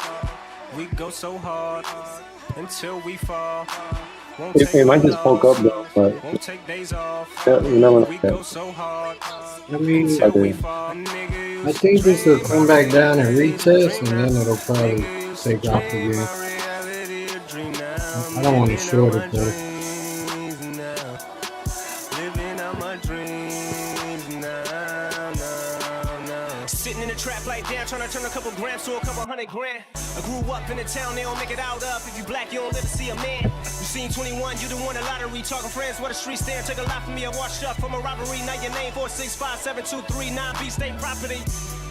Yeah, you had a dream, now you living out a nightmare. You almost made a little nigga, you was right there. Now your release date is in another light year. Yeah, and it's quite clear. All you needed was a little bit of guidance. In your household, it was just silence. You was your own mother and your father. How the hell you supposed to know what to do when nobody showed you the ropes? All they showed you was pistols and dope. Game flags in the land with no hope. Wherever you finna have me in a different hood. Make it out and they still want you in the hood. Your own homies don't want you living good. Niggas for the get it understood. It's just a playground for the moose swings. You know, back in the day, I caught XRP at 17 cents. I told you that, right? 17 cents? Yeah, I sold at $2, $3, $2.90. Damn. Put my whole stimulus check in there, bought it outright. Because at that time, I didn't know about leverage. I bought it outright with 1K. 17 cents went up to $2.90. I sold it for 10 cents. Think about it, bro. I'm teaching some real shit, you know? Yeah. No shit. The strategy I'm using is kind of weird, you know, but it works. came up like the low. It ain't weird. Turned that to the stove. Turned that to Look at this strategy. My strategy is fucking weird. stuck to the code. Blue chucks on the glow. We built to last, don't break a bend. Nobody put us here, but still we made it in. Me and my lady friend and my Mercedes Benz. We live a type of life you couldn't wait pretend and be the safe and then I'm in the bank again. You know I played to win. I'm off the paper thin into a I'm space. still buying. Make my bed, I mean station next, you know the straight bed. I'll come down a little bit more. See? That's it. Never drop any more than it's trying to tank. When we gone, that they don't forget us. Sitting around here smoking weed with my niggas. I just hope when we gone, that they don't forget us. Look, we just sitting here trying to win. Pull up to the spot, it's a flock of bins. So much smoke, need oxygen. Free up money that's not to spend. All gold bottles that tox again. Standing on the couch, me and my accomplices. Pop a bottle, Look at that trade, boy. Look at that trade. got the bitch. Streets wanna know when you dropping it. Police wanna know how you got your six. Niggas on the side hate to watch the Look at shit. that trade, bitch. So they throw rocks and shit. Never was Look really at that trade, bitch. me. I just went and got a Yeah, I wanted to add that, but like, the thing was, like, I didn't draw it out, right? No, I didn't draw it out stuff. I'm really on some I'm gonna take some profit and clear I had a that. support right there. That's some clear support right there. And I'm gonna take some profit up here. And I'll get back in. So I took that. Going up, bro. oh my back. The back? Yeah, dude. Damn, dude. Fucked up. You know, my nephew was like, chill, be patient with this trade. Then I was like, oh, I just get out. You know, come on, you know, about to lose some money. And he was like, be patient. And now that shit $800. Same trade that we were doing the whole time when I called you. Yeah. Yeah, and I hang up the phone. I did the last trade. Like, bro, you can't take me out. Take me out like fucking $300, bro. About to get my 1500, B. Right here. Oh, doing it good. I had a goal to chase, a life to live. I try to wash my hands, put me right back in. Just sitting around here smoking weed with my Oh, I'm niggas. not. I just hope when we gone, that they don't forget us. Just sitting around here smoking weed with my niggas. I just hope when we gone, that they don't forget us. Picture me rolling, tip of my chauffeur. Niggas look jealous, gotta control it. Reaching my quota. I think Trump's really trying to end the like Nasdaq high like crazy, you know what I'm saying? So you think he's trying to end it? Yeah. We're just waiting for the breakout now. Fuck that. I'm feeling heroic, but life is a dice game, and they dare you to blow it. You might get a stripe, man, but that ain't gonna pay for the strollers. It's never enough to console her. Tell her your daddy a soldier. She needs you right now in this moment. Now dead on your back, pushing roses. To me, I'm just carving a sculpture. I'm gonna buy a couple more for the breakout. The moment of truth is opponents, call them promoters.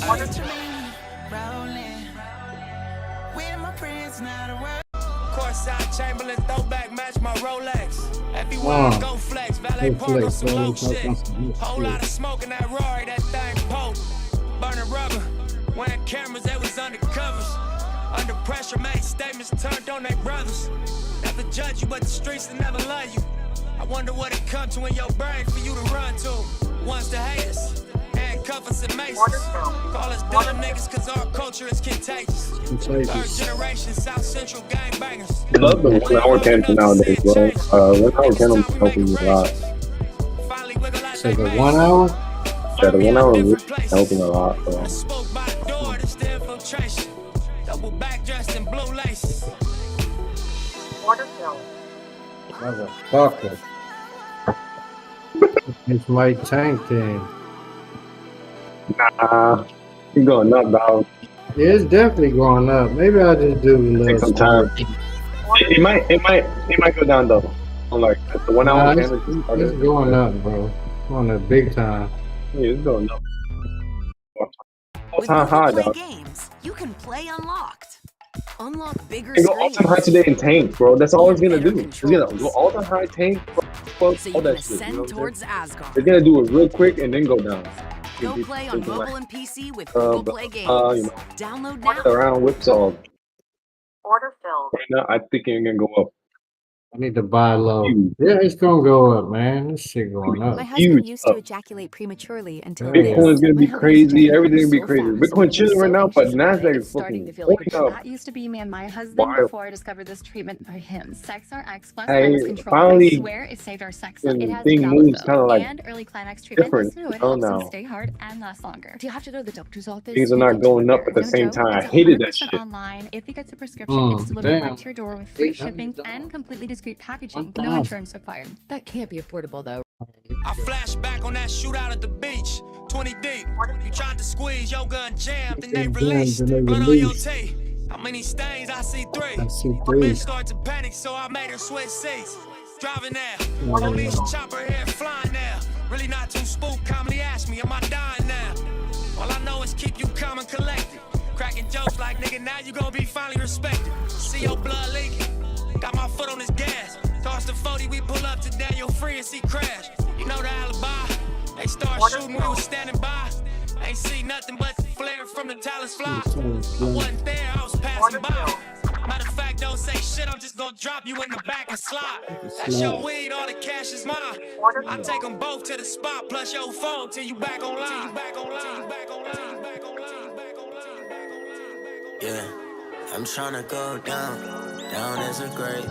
Every night I get on my knees and pray that I will go down. Yeah, I will go down. Yeah. Legendary moves. Coming back down first, bro. Heavy is the head that wear the crown, that shit true. Nah, back to square one. Square one. Coming back down, man. I was so there, bro. Heard that's good for migraines. Solo in my benzo. Exit off the highway. Solitary thoughts like how to reinvest my side check. That's what you gotta stop doing right there. The whipsaw. Yeah, it's bad, bro. Find your nose and find where buy back on the retracement. You know, and if you're thinking it's gonna go down, make sure you wait until you buy back at the retracement. You know, you can't just follow the candle. I'm trying to catch the down too. Yeah. It's coming down to that big line. What you think? You can catch it, but there's better ways to catch it. You know what I'm saying? Just wait till it gets there, huh? Really, like more like if it does this, I'll do this. You know what I'm saying? You gotta have a plan with, you know.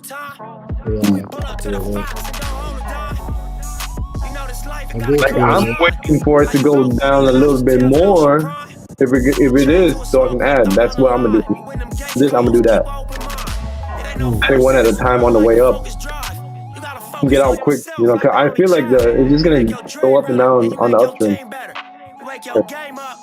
It's gonna come back to that blue trend line I drew, you think? I was gonna go back to probably like 870, 770, 28, 770.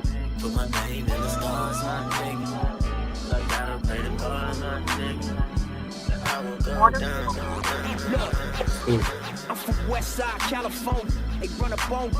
Ask you where you from and check your tats under your clothes. Go hard, make sure my knots are swollen. Fuck you. Say the wrong hood, bullets exploding. I trust you. People these days, cause that's gold. I see niggas get killed for who they roll with and chose to keep inside they circle. Back to zero. What the same nigga that shot you was the one you used to smoke with. Cold shit, my whole clique notorious. You heard of us? 6 souls is murderers. You still serving clubs? Jealous nigga, you broke as fuck. Yo, bitch on my nuts. Spilling Patron out my cup. She can't get enough. Buffing me down as I puff on the finest kush. They say I be doing too much. I just do my stuff. Yeah, I just do my stuff. Hustle. Blue lace. Damn, bro. Shield cases. Dirty, We don't leave no traces. Big faces. Suitcases. If you ain't no hoe, we get paid, bitch. Blue lace.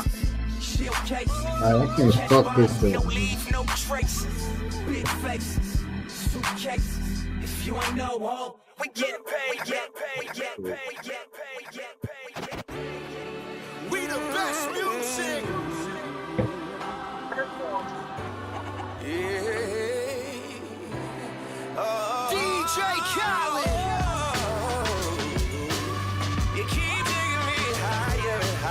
Keep checking me out. Don't you know that the devil is a liar? I know that rather see me Check this song because we don't need to go higher for you right now. Frontline wars we can't fix now. Bought latex gloves, that's no prince now. If you broke bread, you got chip now. Couple things you can't buy inside this town. Loyalty, love, and respect. The niggas will extort you out your check. Bet you lanes, cause I'm sucker proof. Don't play no Oh, games, wow, boy, Cam I'm looks bustin' proof. great. Bet you lanes, cause I'm sucker proof. Don't play no games, boy, I'm bustin' proof. Oh man, Pretty bro. got some profit. Everything looks great right now. In the I feel bag, like it's man. still doing the right thing. I don't give a fuck how you niggas feel. I can tell it's fake, I can tell it real. Got a purple heart out the battlefield. Now watch me levitate to 100 mil. Fuck a pound, nigga, fuck a pill. I negotiate a better deal. Fuck around, nigga, yes I will. Take a life or I take a ill. Time to even out the playing field. Niggas wasn't playing fair. I'm solo, still made it here. Rich, real nigga, ass your 20 subscriber add me in the phone.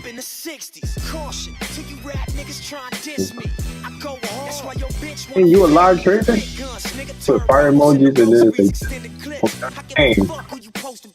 I don't know if I know him or not. Looks familiar also. I know him in real life though. Fuck bitches, get money, keep some hollow heads logically. And I'm for where I'm a side boost the economy. Pay taxes to these corners and putting in work as a policy. It's white chalk on the corners. It's yellow tape on Bro, the is that cake. bitch trying to dump? Choppers up Fuck above, no. it's cuz of tiny locs run the streets where I'm from. Trying to dump. Introduction to this Nipsey Hussle music. Money and bitches, that's the way that we do it. First get your grind on. I could usually tend to test people's conviction, you know what I'm saying, by going up and down. That's some more fake moves, bro. Faking that shit. Making you switch up your conviction. You know what I'm saying? But you can kind of see it clearly that it's going that direction, but it's just the entry level probably might not be. That's where you have to protect yourself because think about About very low. Look, about the bottom of the down there to go up. Yeah. I think it's going to, but I went too heavy though. I went 50. That's the problem. But again, if it's right, you know what I'm saying? Like you waited for that and buy it. That's perfect. Wait for the green can to be closing and then like wait, like so. Right there you could be adding more. See? yeah, this is where I could be adding. Instead, I just got the whole thing at the bottom. That's why it makes so much if it go up, you know. If it don't, but it will. I think it's the bottom. So I can snipe this right here. I'll snipe a little bit more. Man, Dude, I'm about to be up $900 raw on ICP. I'm 850 up. That's dope, bro. Ooh, this shit off, dude. This shit will be the craziest trade I have ever made in my history. Are also here. This one right here. ICP. Like if I can pull this off, like I'm talking about caught the very bottom. You know what I'm saying? That's cold shit. Right. And if it goes to like $80, I'm up 280K or some shit, you know? Yeah, dude, I'll be up a quarter mil. Apex, Funded Next, or any other prop firm. That's all it takes. It's not just you. It happens to most traders. What if you could skip the Let's stress go. entirely? Let's go. Look at that trade. You streaming 900 already, bro. It's about to break, bro. I'm up 900 right now. Real results. For real? See for yourself. Yeah, this You shit's paid about to $500 to go. fail your prop That's challenge. We dope. get traders paid out. They don't owe us a single penny until the money hits their Look at this account. trade I'm in, bro. Look at this trade. We cover 20% of your challenge cost up front. Yeah. We pass it for you, and you So only hold pay it? us after you're I'm funded holding and it. paid. I'm just Guys, holding it's it. See risk-free, what happens. hassle-free, 100% results driven. So most traders are stuck in the same exact cycle. They See buy if I can get challenge about after 800. challenge after challenge. They load their account and convince themselves.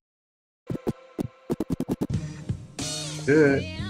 Give me 800 off this trade. Let's go. There you go. I'm up There you go. probably like 920 now. I don't know. Real 920. Yeah.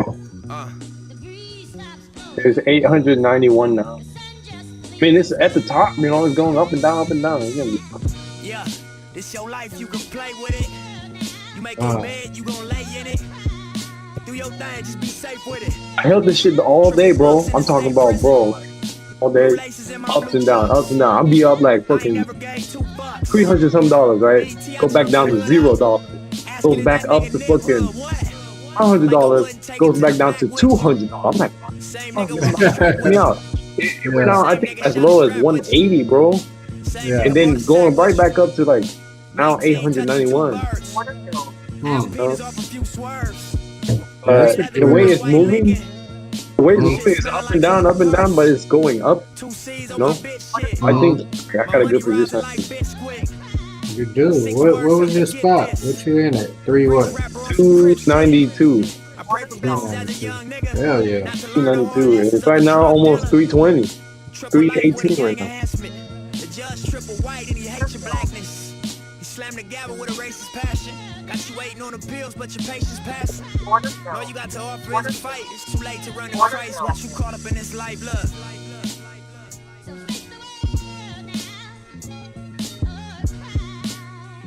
In my case, it's like saying 1.7 total assets right now. 1.7? 1.7K. Right now. Look, don't cry tears, they don't fly here. And if you don't die here, you're supposed to fly leers. 365 years like a dog year. No wonder why these niggas 20 and got white hairs. Stressing like they 40 and some change. Slowly in this game, all my homies is in pain. And Brody is the slave. Wait, bro. I have to wait. It don't mean that he love you.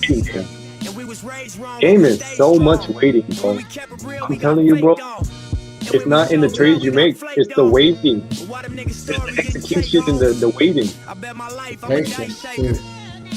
Waiting on when to execute. Where you're doing quality trades. True. Oh shit, I'm up 9. Oh, what the fuck? Man. No, I'm up 689% on my investment. Damn. That's an option trade right there, dog. That's one of your option trades. Yeah, it's cold. Regardless what you into, regardless what you've been through, I feel like I got to tell you, you got something to contribute. Oh shit. Go up. 7. That's like about to go. Yeah, probably. I'm getting back rubs from these leather seats. Negotiated equity positions you'll never be. Rap sheet full of felonies. Status symbol on my set of keys. They say I was selling dreams. Back to the brick wall, I'm in hella trees. Visualizing hella cheese, you can smell a weed. Niggas doubt pessimism ain't affecting me. Fuel to the fire, took it higher than they ever seen. Frequent flights, sink like 7 seas. Shopping spree, I think this is the one about the pump, man. Eyes bloodshot, I'll never sleep. My niggas act on Front instinct, running we'll this shit never again. think. When confronted with a One that you had was we connected at the bottom like the letter V. So accustomed to the There you go, pump, we there don't you go. even blink when them shots go off. Get the Glock show off. Yellow tape a nigga equal up to hate a nigga. Nothing major, nigga, just a demonstration, nigga. Within the matrix, nigga, I drew illustrations with him. Words that is, for sure that is. Look, that nigga got his off the curb, that is. So how the fuck is niggas so concerned with his? I be baffled by the fact when niggas burn their bridge and try to double back like, what the fuck is that like? Niggas want this rap like, way too bad. Just fine. And we ain't finna wait no more, so don't waste my time. Remember when we had no way, but we'll be okay for now. We'll be okay for now, and here on now. Now you up, huh? Make it hard to trust, huh? Got you fucked up, saying it was luck, huh? Pulling up, huh? Limo tint the trucks, huh? Open trust, huh? Then you fill them up, huh? Every time a nigga drop, it's real as fuck, huh? Every time you hit the road, you fill them up, huh? Whole city know that you became the one, huh? They seen it from the jump, huh? The pressure weigh a ton, huh? Especially where you come from. Every night, heavy price, but it's just the cloth you cut from. It's alright, it's just life if you want one. Learn to hold yourself down with a big gun. All these niggas playing tough, you gon' chip one. For these dollars a decade, you a risk one. Fuck it though, cause when you flat, Damn, ICP is strong as fuck right now, dude. For real? Then looking Yeah, at they it's watch just like where the not fuck it pulling go. back. It's Through my going eyes, I straight learned up. lessons like time is of the essence, and my grind You got added some obsessive. more? Then my mind Uh, got restless, put I myself got a in the big game position from already, every bro. I have a self-separate. 10K position, Question. I think. Since when do I have real more than niggas come 10K second? actually. So It's I like kept probably the like dough 11 or down, getting 12K. low down. Cause I have Nigga need at 35 least like 30 for the showdown. 500 ICP, bro. Heard it's not a SoCal. 3.5K Baby wanna fuck, ICP I'm like, shares. slow down. I'm eating cheese eggs in my hotel. Hustle sold out. Remember when it went to $10 real quick? Yeah. Every dollar, bro, is like 3.5K. Yeah. With Google Play I'm gonna be like Games, $7 in profit if it goes up to $10, right? 7 times 3.5K. That's a lot of money, dude. the more you Yeah, earn. yeah. Probably like 20K. Go play on mobile and PC with Google Play Games. Download now. I'm gonna take this profit, man. Fuck that. Platform is a platform that allows people to trade with someone else's capital, and you guys split the profits. It sounds super This is about easy, to hit, but there's bro. more than meets the eye. Let's Yeah, I dive into already that. got it. Yeah, Look, exactly. look what I I've been got. through a few of them. Some of them are good. Some of them not so 1300, bro. much. There's a lot of great opportunity out there. You just have to know where to look. I mean, so what are the issue with these firms? I mean, why is it so hit or miss? Well, for one, they throw a bunch of hidden fees at you, a bunch of crazy rules, and then with support, sometimes you're left hanging for days. Yeah, that sounds frustrating. So, what platforms out there are actually trustworthy? Aquafund man, really they nailed it getting for no me. shit. First Did you off, see no that? hidden fees, no crazy rules, and the support's solid. Like, they're there when you need them to be. All right, so now you're actually getting me curious. But Take what makes profit, bro. Aquafund Always stand out use from your the tools, rest? bro. Payouts. You Payouts are profit. huge. Slide And it a lot up of to firms like call it big 1 game, or some but shit. then sometimes you're left waiting. Man, I've heard a lot Maybe a about that. 250. There's been stories of people waiting You months. need before they $250 even though. get paid. Yeah, that's good. With Aquafunded, 240 you is hit good. your targets, you get paid.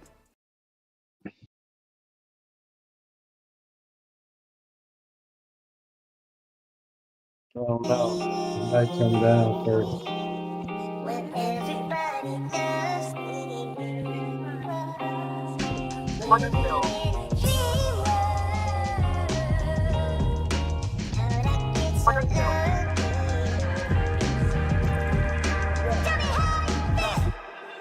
Play some little TJ. Okay.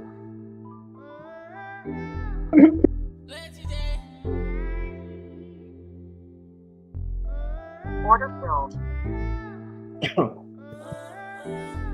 Oh, this goddamn losses.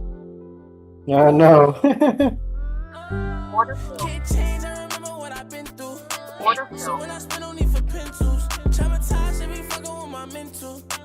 To see some shit I can't get into. I'm just trying to be somebody influential. A lot of souls. My success is not something coincidental. And if you feel like I'm shitting, it's accidental. I was locked down, almost lost it. Body locked down, told them fight, don't you forfeit. Sometimes we just do some stupid shit when we be off it. I done see too many niggas die, so I'm precautious. Thinking about them flashbacks really get me nauseous. This is what this come with, playing with them bosses. Coulda caught a him and charged the other day, I tossed it. Worried about my freedom, every day got me exhausted. I give niggas trust, real love, and they cost it. Try to keep you around, I brushed it off, it's like I forced it. Mad that you can't meet me, I be dripping different sources. Glad I started winning, tired of taking all these losses. All these goddamn losses. Goddamn losses. Tired of taking all these goddamn losses. I remember what I've been through. So when I spend on for pencils, traumatized, they be fucking with my mental. To see some shit I can't get into. I'm just trying to be somebody influential. Give me that A lot of 330. souls I could vent to. My success is not something coincidental. And if you feel like I'm shitting, it's Oh, accidental.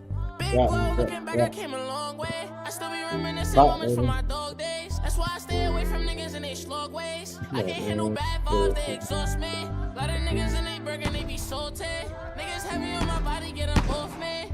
New icy, shining, it's flossy. By the cover, new whip, mine, and it's costly. Had a dream to make it out, it wasn't simple.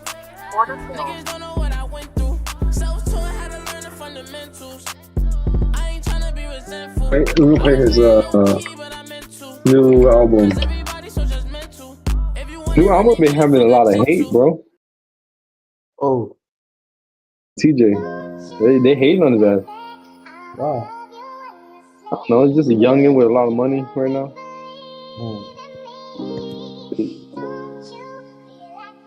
They hating on him. Even streamers, bro. They do like a lot of controversy against him.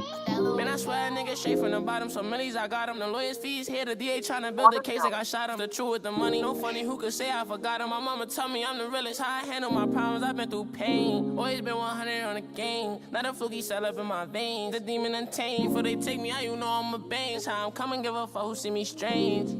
The more the struggle, the better the shine. My life is a puzzle, but I've been hustling and juggle with time. Steady thinking, overthinking crazy stuff on my mind. Like, who would fuck with me for me if this shit wasn't in line? I keep mine, nigga fuck around and gon' meet the 9. They not blind, no, they hate to see that boy in his prime. No stop sign, ain't no more, and I just probably fine. I got time, play to sell 1,000 hours confined. Yeah, I know, a lot of people wanna see me dead. Fucked up with no bread. I can't stop, won't stop, that's just how I'm bred. Remember, lawyer said I might go fast. Got a screw on my head. Normal pullback, you know what I'm saying? Yeah, I'm living life. It could get dramatic. It could get dramatic, but like, you know, it's just a normal. Even if it's dramatic a little bit, it'll be a normal one. Yeah, it's just normal retracement, really. Mm-hmm.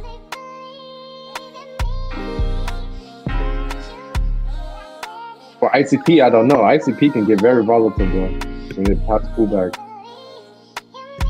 Let's see if this one holds. I bet it does. But I pray God is forgiven. I write how I'm living. Still I'm dripping ice. I've been shitting. No ribbon involved. But every problem giving I soul. I give it my all. I know I wasn't giving the ball. Laughed up. There's a lot of people praying I fall. I asked them at my lowest window who I could call. I'm just saying, truth be told, I don't even know one at all. On that nigga, every year is more figures. The picture bigger. Had the players and the fucking grades. Fuck who we could sit up. Rich as shit. I can fuck it, bitch. Send it to you later. Keep it stick. Cause these niggas shit. Ain't no time to cater. I'm going up elevator. On fire like the equator. Haters mad because they pocket is what I just gave away to. I truly feel like a savior. Static, then I'm a graveyard. Can't create a regulator. Won't never be no one greater. Who knows? I need rather see me dead. Fucked up with no bread. I can't stop, won't stop. That's just how I'm bred. Remember, lawyer said I might go fast. Might go fast, can't go fast. Yeah, I'm living life on edge.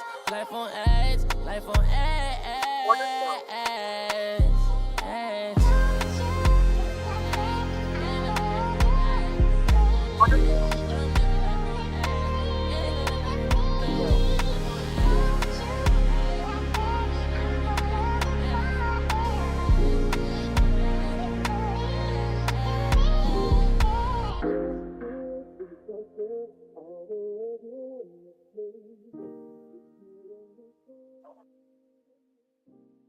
Order filled. Order filled.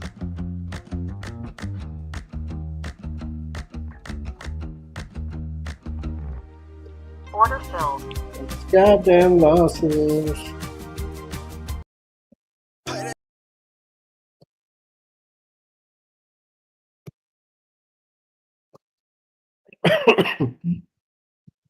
Bro, I'm not gonna start this shit over again. Order filled.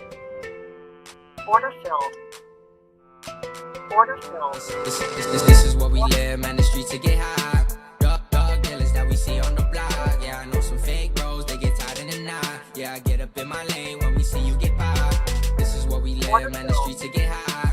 Dog dealers that we see on the block. Yeah, I know some fake bros, they get tired in the night. Yeah, I get up in my lane when we see you get by. They always talk about what I'm Damn, about. what's that support, really? If you really knew my life, you know my hitters hit him up. Yeah, my bro, she got the pipe. When he shoots, he wasn't up. I don't gotta say much, cause I know we keep it tucked. Rolling with my team, Glizzy sing with the red beans. Skirt, pulling up, I show you what I really mean. People know me, keep it tucked. Blowing up, I stay a buck. Riding around them bosses, gonna make me start to boss it up. I know I can't count enough to all my bros to shake it rough. I know I'm about to blow, I got my team, yeah, we all standing tough. Keep my mind Don't clear, wait I for be the top breakout, tier, bro. hanging with my Took brothers, we all stay my right money here. back. We got no fear, ask bro. How they really know we won't do it? Like we really don't play. Get the strap and get to it. Like we'll catch him one day, but for now we keep moving. Keep on moving money ways. When they see him, they shoot it. Yeah.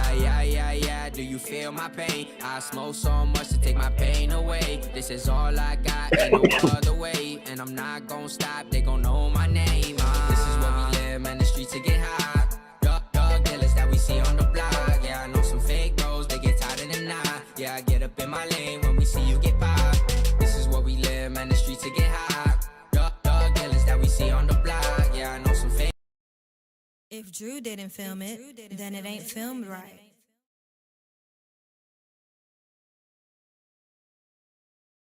Order filled. Order filled. Yeah, that's cold as a mother. Order filled. Order filled.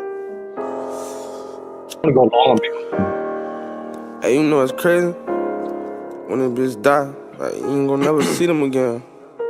Don't need time waiting on nobody. 3-5, I'm rolling to get my lungs right. It seem like the gunfights, fun life. Ain't no love life, all these bitches wanna fuck right. Don't need time waiting on nobody. 3-5, I'm rolling to get my lungs right. It seem like the gunfights, fun life. Ain't no love life, all these bitches wanna fuck right. How my Zeke died, thought real niggas never die. Gotta sleep tight, cause people ain't waking up now. I know my nigga made it heaven, I It know took it. forever to get this trade, bro. Damn, look at that, look at that, look at that. I'm only up 500. I just need 800 though. I don't want to add them. I should, but You see that candle? Look at this candle, bro. I got it, 1500. You got it. You see that crazy candle? That's some huge candles right there. That's beautiful, though. That was beautiful trade. I just kind of patiently did that. I'm like halfway there. Look, like halfway there, I'm funded. Just gotta be patient. Let's do it. Man, get that shit on this one, bro. Look at the chart, man. I know, but like, it's okay. Play right here. It's going up for sure. I already got the levels. Look at the levels. It's hitting our levels,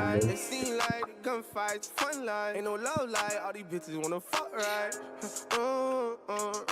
Alright, I need some money for K-Sex, bro. Let me look at K-Sex.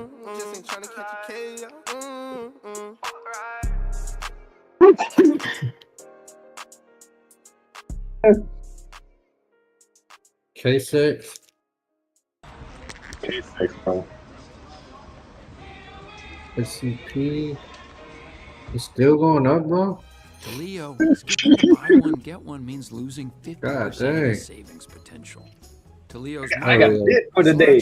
I got the dip for the day, bro. That bitch been going she helped straight her open a up. Wells Fargo Clear Access banking account. You know, I took overdraft fees and tools to Oh, that's when, yeah, that's when he was like, I need to get to position at the J. I was fucking, bro. I was like, oh, market get closed at 3. I was at home until like fucking 2. I work at 2. Yeah. You know? I was late, you know, and Lee just looked at me. He didn't really say anything. I didn't say anything either. I texted him already in the morning. I'm like, I'm gonna be late because I'm trying to. 1970s that saw running out. Bro, you got to be careful up here. You know, that's where it stopped at 3.2 last night. 3.275. In that moment where everything was shifting. Well, I know you. I ain't gonna be careful right here, man. This shit going up. She said this shit going up. Add to it. Yeah, the hourly candles are solid, bro. They're gonna be crazy, bro. Like when they wake up tomorrow and they're like, "What the fuck?" They're gonna get in at $4, paddling it out for it. I'm gonna really be in. Man, I need to wait for a dip. It ain't no dips. Unmistakably, New Balance. A little more. Well, buy this area, no doubt. Buy this local area, right? With controlled risk. Let me see if I got any money, bro. Oh, I could get some from Robinhood. Robinhood, go. How much should I put on there? Oh shit! You about to wake up with your contracts higher on Robinhood, bro? I don't have nothing. I sold everything except yeah, Apple. Is Apple up? Oh no. I don't think so. Well, I didn't look. I didn't look at shit.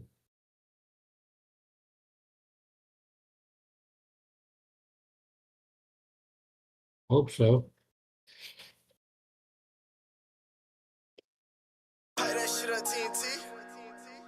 Don't worry, dog. It's up like 86 cents. Not much though. It's Friday. I need it to go up like $4. Oh, dog. Man, I was seeing $50 and start a position. What you Told think? him I'm the greatest, won't be long until it's proven. Life been rough from the start, tired of losing. They slept on me, Put it but too they loud. people I was moving. Now I'm headed to the top, stay grooving. Oh, this fake love so confusing. Still don't get this, no conclusion. My heart be hurting, have my gang put away. Two of my brothers rap that gang every day. I was stressing in that cell, I remember when they locked me up. Grip beat up, no pocket bluff, just trying to get my pockets up. Tryna flip my new pack on the block, late nights they copping up. Careful when they feel, ain't no telling when they popping up. Block told me whole lots of stuff, no my chain, no my watch is tough. My Glock is tough, move like you a threat, but bros keep pop you up. I know he would, everybody rhyme, so I know we good. Treacherous, we say to ourselves, we a lonely hood. Letting off the Zaza, over for the GG. I be smoking new gas, careful that's a PD. Everything for easy. All the money speedy. Bags coming in, I send them out cause I ain't greedy. We ain't talking money, then I'm blonder than Stevie. Them checks coming in, I'm settled for good. Motherfucker, really treacherous, I'm misunderstood. Shit ain't been going too different than I pictured it would.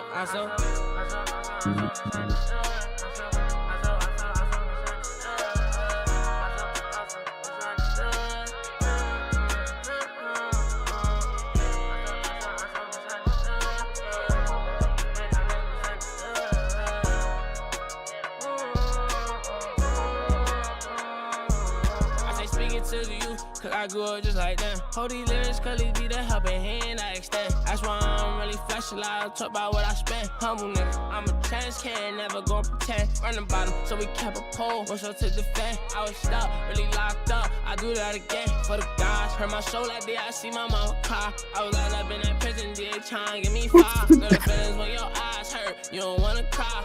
Just to come my brother dead, and I ain't tell him bye. My said T-Day, you a superstar, still hard to accept. Still in tune with them trenches, that shit I have a nigga stress. Steady chasing the checks, I just earn and invest. Instead of watching another man wait your turn and progress. I don't know, I'm just different. Wait, you ain't gotta listen, I'm on the road to the riches. And I don't see competition, misunderstood.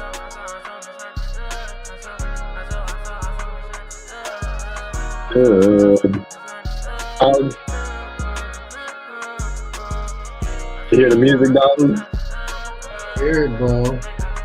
You're pretty It's nice. so misunderstood, dog. It's understood. And when we tell them, hey, we're gonna make 100x, misunderstood. That's exactly where we are, bro. These niggas better recognize, bro. We ain't doing this shit just to fuck off, man. That could be comfortable being You think I want to careless. invest all my Some time in people this shit I for know it's the nothing? quality that they don't have that. They course, just bro, don't like, have we're- the It's stupid, I guess, right? the pressure It's on like, themselves. You know, they just have a who would do little that bit to of I mean, you know, we a little bit that I don't crazy. You gotta be a little crazy to keep doing it. I think we know what's at the end of the rainbow, man. The reward. I mean, look,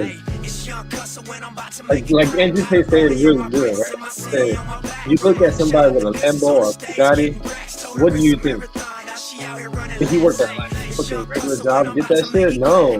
He might be drug dealer, gambler, fucking some type of fucking crazy ass motherfucker. Yeah, some type of risk taker, bro. Yeah, some type of fucking crazy motherfucker taking risks. You know, risk taker, bro. Professional risk taker. Crazy, bro. Crazy world we live in. I recognized that when I was growing up, you know, like, I'm like, why are these people rich? You know? Yeah, they make money, like, they're not even shit. These people are just fucking taking out. You know what I'm saying? And then they just click a few buttons and they're rich. See that simple, bro. There's people that do labor and they're rich too, bro. But you know, we're not in that position, though. You know, we're in a different position. Everybody got their own life.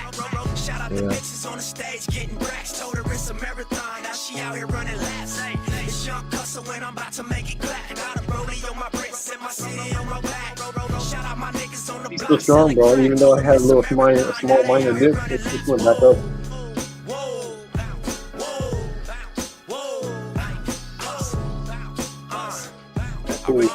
Yeah. Lo and behold, he getting his dough. Got that presidential rollie flow, you niggas should know. Criticize me for the jewelry that I rock on my show. But watch the value of the dollar drop and gold explode. I got no time for I need to get on there, bro.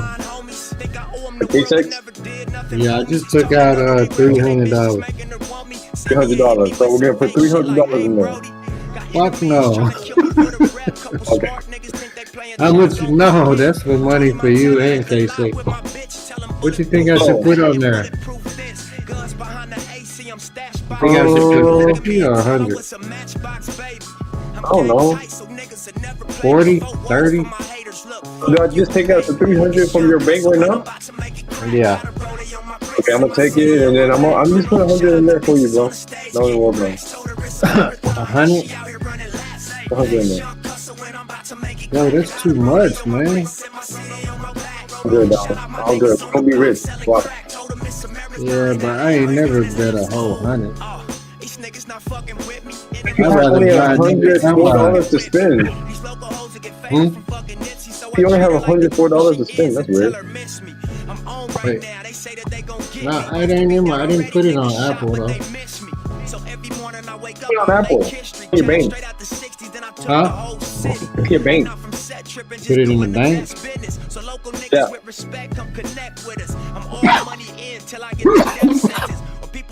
Put it in the Apple. Put it in the bank because I don't have access to your. Only the top step has access to your Apple. Oh, okay. Marathon and I'ma run it till my lungs hurt. Nigga, it's young cusser when I'm about to make it crack. Got a rollie on my wrist and my city on my back. Shout out the bitches on the stage getting racks. Told her it's a marathon, now she out here running laps. Hey, it's young cusser when I'm about to make it clap. Got a rollie on my wrist and my city on my back. Shout out my niggas on the block selling crack. Told them it's a marathon, now they out You have to be very patient with this, okay, bro? Like this ICP stuff, bro. Be careful. Man, that shit be fucking me up, bro.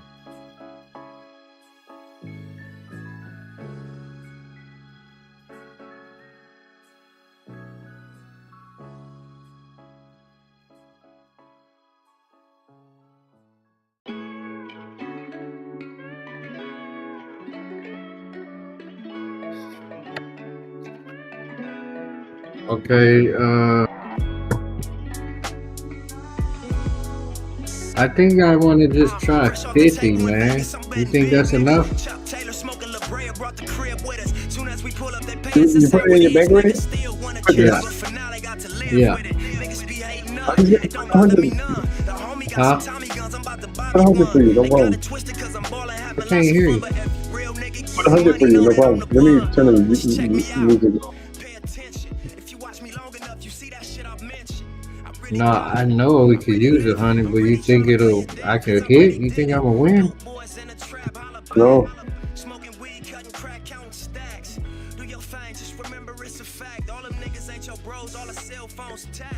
You in the game, and the game is just that. See, it's winners and it's losers when your freedom gets snatched. And what you thought you wanted don't amount to what you had. Seeing that you lost them both, feeling like you about to gag. And while you gone, your daughter need a dad and her mama. I don't know what the range is going to be on ICP in a bit, but right now I think it's going to go up because we've been in the range.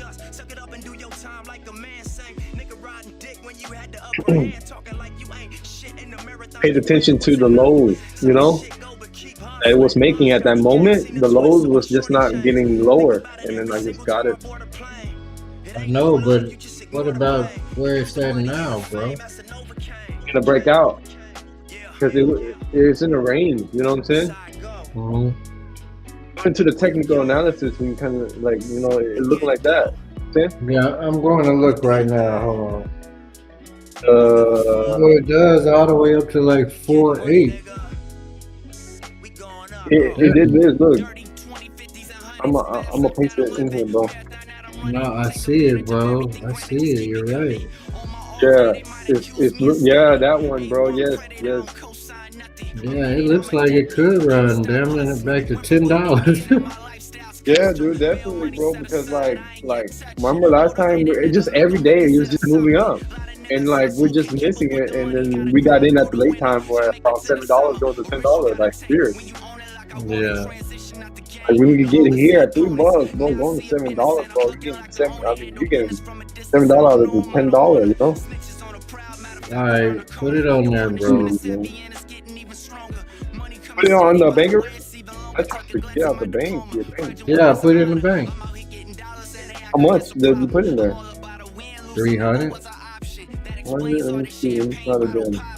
It wasn't working the first time. For real? Oh, maybe it takes a minute. You know, Robinhood say it Oh, could take yeah. a minute. It does take a minute. I forgot. It might Yeah. take Oh, 5-10 oh, minutes. wait.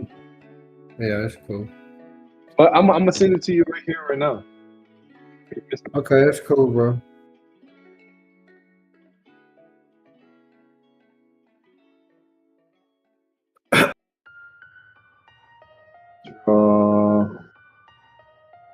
You missed the move already, bro. I know. I see it. I see it. I don't even know.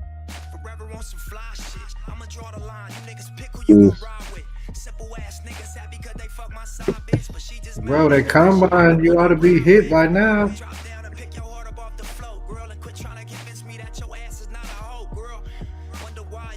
I need your wallet address, bro.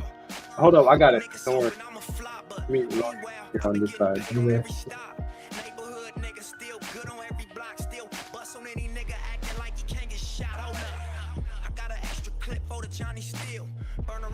I don't even have your account here.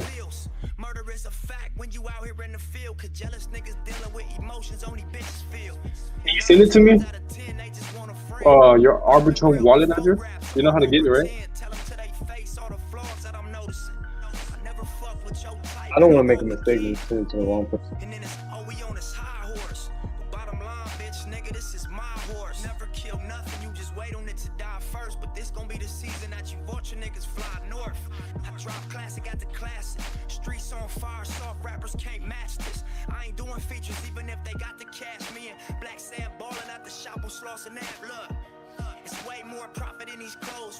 Oh, dude, you're just missing a dart. Are you sending me the thing?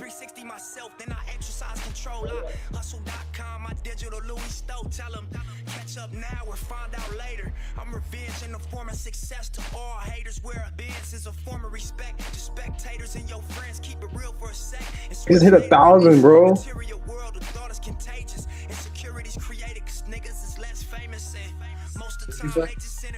I just hit 1,000, bro. Can you send me your wallet address, bro? Yeah. Yeah, send me the wallet address. Do you know how to get it? Yeah, just go to wallets, huh? Go wallet, go to deposit, and click on USDT, and then Arbitrum network. Arbitrum 1. But it looked like to everybody's eyes, but I was like having fun because it was what I love to do. Bro, it hit 1,000 profit, bro. Dang. Oh, for how much you started with? I just put $137 in there as a trade. I did like about, I think 300 or something, you know, but I got a good position. He copied it and pasted it? I sent it to you. I know, but can you copy it? Yeah. No problem. I think I can use QR code. No, I could copy it. Hold on. Okay. I'll just send you the address like that. No, QR code is good. I got it ready. You got it? Right now, I just need to confirm the email and shit. Bro. Right now, it's gonna come quick. Yeah, you make me want to put 200. No, but like, you know, it's just like, you know, like play small, bro. Don't go too big because like a little small will go big, a long way, you know, and then you can add. No problem. You know what I'm saying? As long as you get a position, at least you can be very volatile. Very volatile, bro. Like when it goes up a lot, bro, it's gonna go down, retrace a lot, and then go back up a lot. You know, like so you have time to go in small, a little at a time. Don't rush it. Don't rush it like Top Step. That's all I'm saying. Bro, this shit is already taking off without me, fool. I know, but like, it's happened yet. You know what I'm saying? It started. It's about to break up. We've been in the range for one day, you know. Been in range for one day. So I don't think it's gonna pull back from here, bro. It's been probably like 26, 27 hours, right? Maybe 28 hours that we've just been in the market consolidating in this range from 92 to like 20. 326 in that range. Yeah, what I'm saying is I don't really see it coming way back down for an entry. I know. Yeah. Of course. Like I don't. That's why it's going small because what if it does fucking go down? You know, like we never know. You know. Shit, I'm gonna sell. See, you can't sell because you got a bottom position. I'd have to sell mine. I want to do this type of trading in here, bro. You know, now I want to scalp you. I want to get on the bigger trend of this. Yeah, I know. But shit, I might have missed that move. Like right now, honestly, bro, if this shit come back down to 3.2, I'll take it.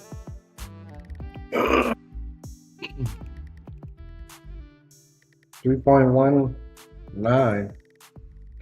I mean, that's a support, bro. It's going down a little bit right there. See? Yeah, I'd have to take That's that. just 1 cent, though. That's just 1 cent, though. I know, but that's what I'm saying. You look at the structure. If it come down to 3.19, shit, that's a blessing. I don't think it's going to even come back there, though. It's strong, right? Yeah, because it's not even breaking the trend. It started a new trend.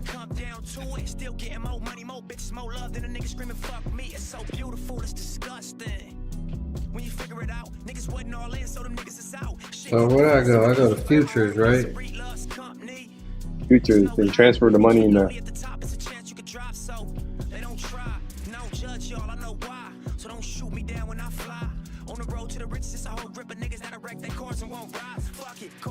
Up and roll this weed up, then turn the lights down and blow this drink up. My lashes sold out, I'm about to re-up. Tattoo my neck, face, chest, and sleeve up. Whether cars or girls, I like foreign features. Get 10 Back to futures, right? Hey, that's a 3.19 that you said was a blessing. Yeah, that's probably about it right there, bro. I might buy a little bit.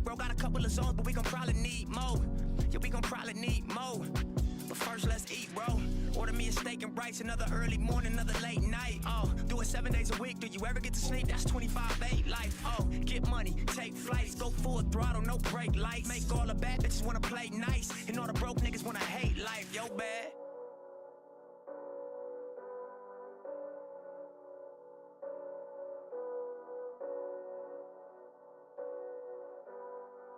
So when I put the stop loss, I just go to stop loss trigger. You know what I mean? I'm dedicated to the lifestyle of right? going hard every day, and I've been since I was a teenager. You see my screen, right? Like my phone screen? And then I get a lot of credit for my team. They give No. me all the credit because I'm the face, but my team Go to the Fearless Crypto Trader screen, bro. Don't see my phone screen? It's not a regular. The homie sitting there, Yeah. smoke weed. Yeah. Okay, cool. Look, I'm gonna make a trade. You see? And then Yeah. like right here in this area right here, Yeah. you just put it here. So make sure you put P&L. You know, P&L basically over here you can put like Wait. $5 I loss. didn't get that though. What do you mean? When I click TPSL, right? You're in a position right now? Yeah. TPSL.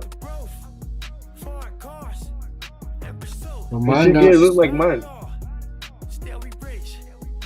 On the camera. Show me your phone on the camera. Oh, okay. Lost. ROE. I had to change it to P&L.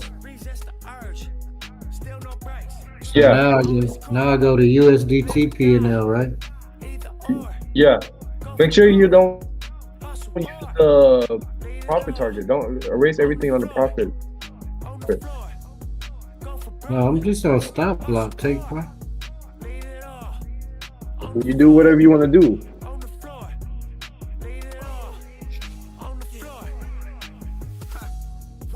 I just don't want you to lose your position, bro.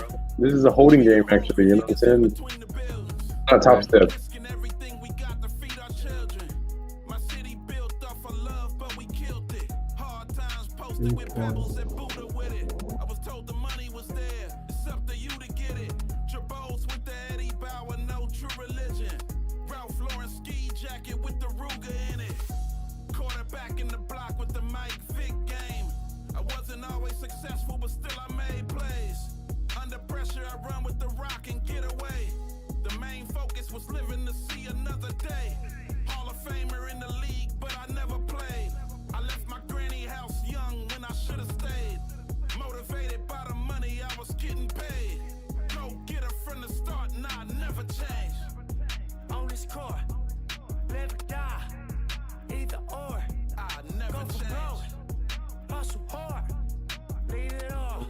Okay, I'm just fucking around with the stop loss, trying to make sure I do this right.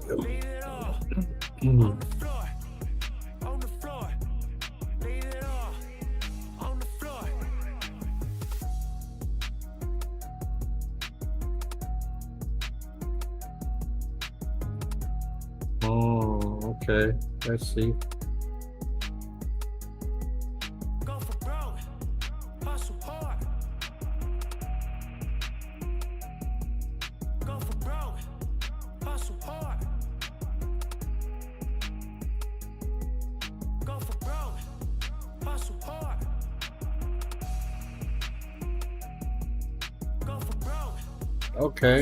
Okay, I'm on there. I got it. Or bro.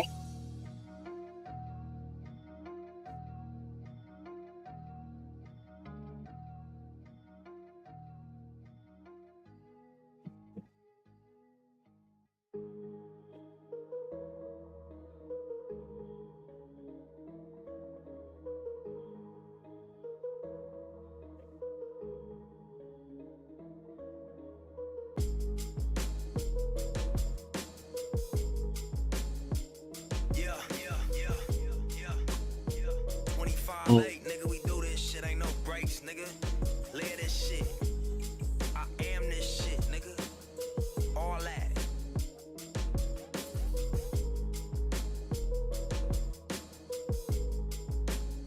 They call me Young Nipsey, bro say 1K, bro. Okay, that's dope. How hard it is to get 1K on K6, bro? That shit is crazy hard. Hell yeah, I know. I'm gonna buy more, bro.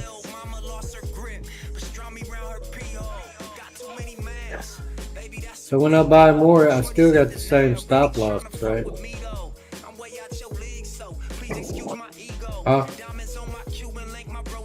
You have the same stop loss, but when you add more, basically the stop loss is actually like, you know, let's say you add 100 shares and you put a 5, right? And you add another 100 shares, your stop loss is probably gonna be like 10 or 11, so maybe $12 depending on your share, you know? Whatever stop you set is basically just gonna sell everything out at that price. Yeah.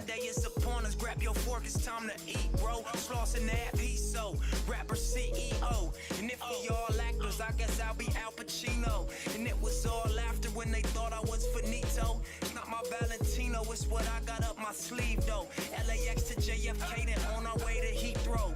At the Polo Lounge in Harris, sipping cappuccino, spending pounds. Every purchase, man, this feeling has no equal. If you come from where I come from, it's rare that you see folk that did it like I did it, but I do it cause we need more. Cuba Gooding Jr.'s killing with that submarine flow, like every man of honor. Had to conquer, rob the Negro, like Ginger in Casino, or that runway light in the heat. That shadow in the grass when Vincent shot him off his feet. In other words, life is just a fight against your disbeliefs. That's why I'm screaming, I'm the greatest of all time, like Young Ali. Play Muhammad to these false prophets in the center. Crazy, bro. That's oh. I already had 1K the whole time. This motherfucker to break out right here, though.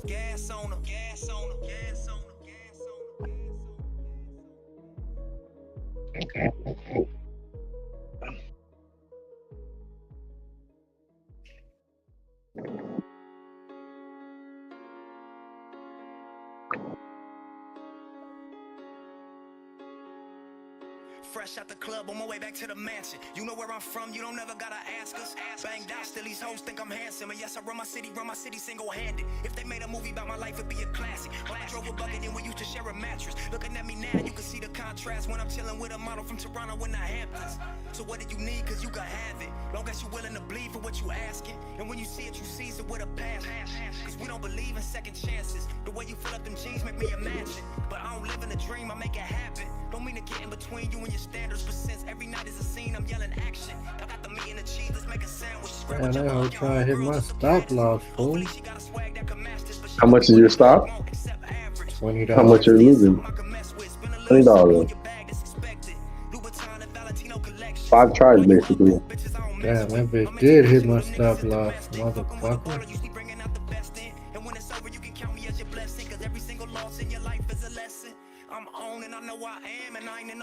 Alright, I'm just gonna wait for a better spot this time.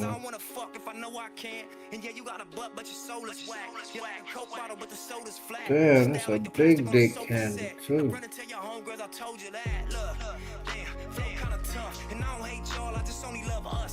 Wonder is that where I buy?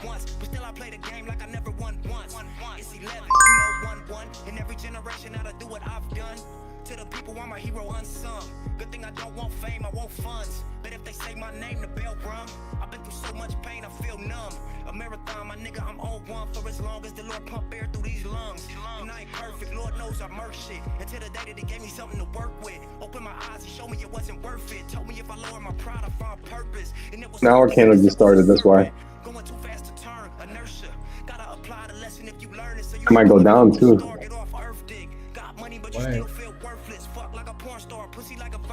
If it does a large wick up, bro, we're safe. We're gonna have a big body candle upward.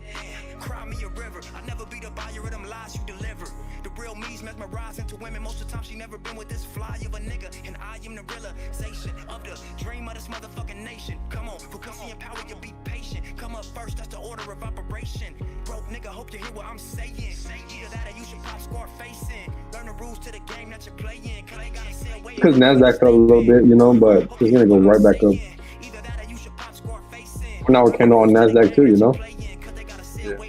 It's gonna go back up. The 1 hour candle resetting it a little bit, doing the wickets that it does and all the time. Everybody here already knows and hip, man. Through the music, personally, I swear to God, everything he said in the music was who he was, and it's not too much I can't tell you about him, and I just hope that he knows we all proud of him. And I mean, we all know the music. He loved who he grew up with, where he grew up, and just wanted to inspire and always bring something back and make, you know, it wasn't about how some people think handouts and giving.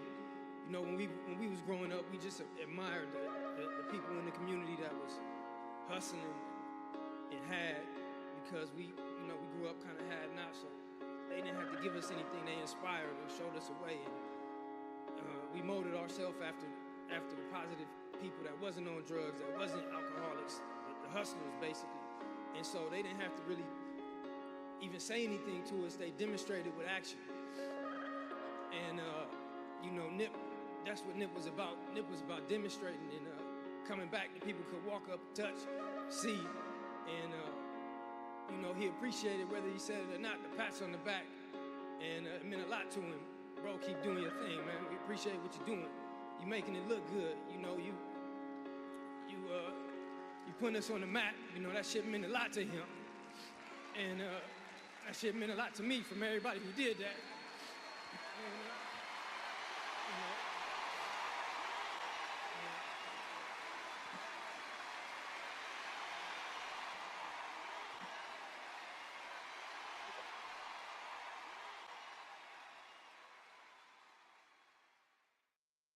AI pen testing has been bullcrap for the last 5 years. Well, until now. Bro, you see her cut the bottom of that bitch? The bottom at the bottom. Huh? You cut it in the middle. No, the first one. This one. First one, yeah. Check. The first one I started the position, then I bought some more. Hopefully it goes, bro. 1 hour candle going up on Nasdaq hard. Went down hard, but it's right back up. It just started, bro. So this shit is high, bro. Very soon.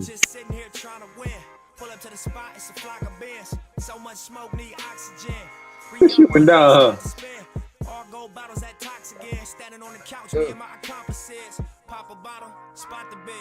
A little bit. No, it's going. No. Yeah, it's going down. Never was really with the talking shit. Me, I just went and got a pot to piss. Upgrade diamonds on my watch and shit. Pictures on the But it's just here testing support right there, really. Hard to tell. He's just moving weird shit, you know what I'm saying? Don't let anybody make money. Let's see. Well, you caught that uptrend, though. I hope it continues, though. This is nothing. This is nothing, bro. Bro, this is... Oh, they keep hitting my stop loss, man. Well, at least I got a stop loss, or it would have took everything off. God damn. It still took like $30. What the fuck? Alright, this one, bro, I'm telling you, bro, you're not doing it right. You gotta be very patient, dog. Talking about very patient. Let it move small. Don't let it move big on you. Let it move small first and find your position on the bottom or the top, depending on where direction you're going. You know what I'm saying? Ain't no nothing like Top Step. This shit is like fucking ICP, volatile as a motherfucker. Don't know where it's going. You know what I'm saying? Don't know if there's buyers hitting on the top or sellers hitting on the bottom. You know? It's some weird shit. You know, there's a lot of manipulation in the crypto world. You know what I'm saying? And they are there for your money. You know what I'm saying? There's a lot of legal shit going on. But you can kind of see the manipulation, bro. And this is the best thing in the world because Jesse Livermore did the best in these type of things because he knows how to read the tape. He knows how to read the tape very well. Yeah. He was the master of it.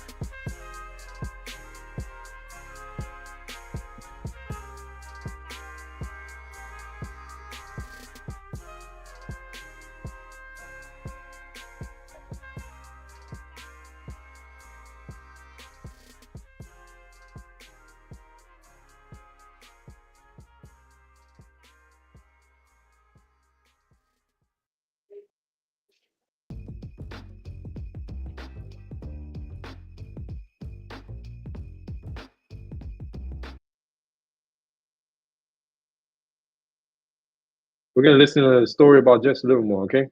If you were to ask professional traders to name the people that have influenced their development in trading, you'll find very few people cited more often than Jesse Livermore. This is largely thanks to the part biographical, part fictional account of Livermore's life in the famous book Reminiscences of a Stock Operator, which is usually top of the list of most useful and influential trading books of all time. However, what's so fascinating about Jesse Livermore and what makes him such an amazing person for traders to learn about is the polarity of his successes. I'm gonna put on the screen too. On one hand, you have someone that has scaled the absolute heights of success in the market, someone that we can use as an example of what you can achieve. You've never seen this one, right? If you work hard to truly understand the skill of trading and how the markets function. But on the other hand, within the same person's story, you also have clear examples of the pitfalls of trading and how disastrously wrong things can go if you don't remain cautious about the markets and if you allow complacency to creep into your trading.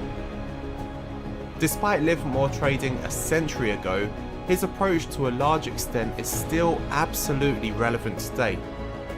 His approach to trading in many ways was ahead of its time, and his wisdom and observations in many cases are timeless. This is his story.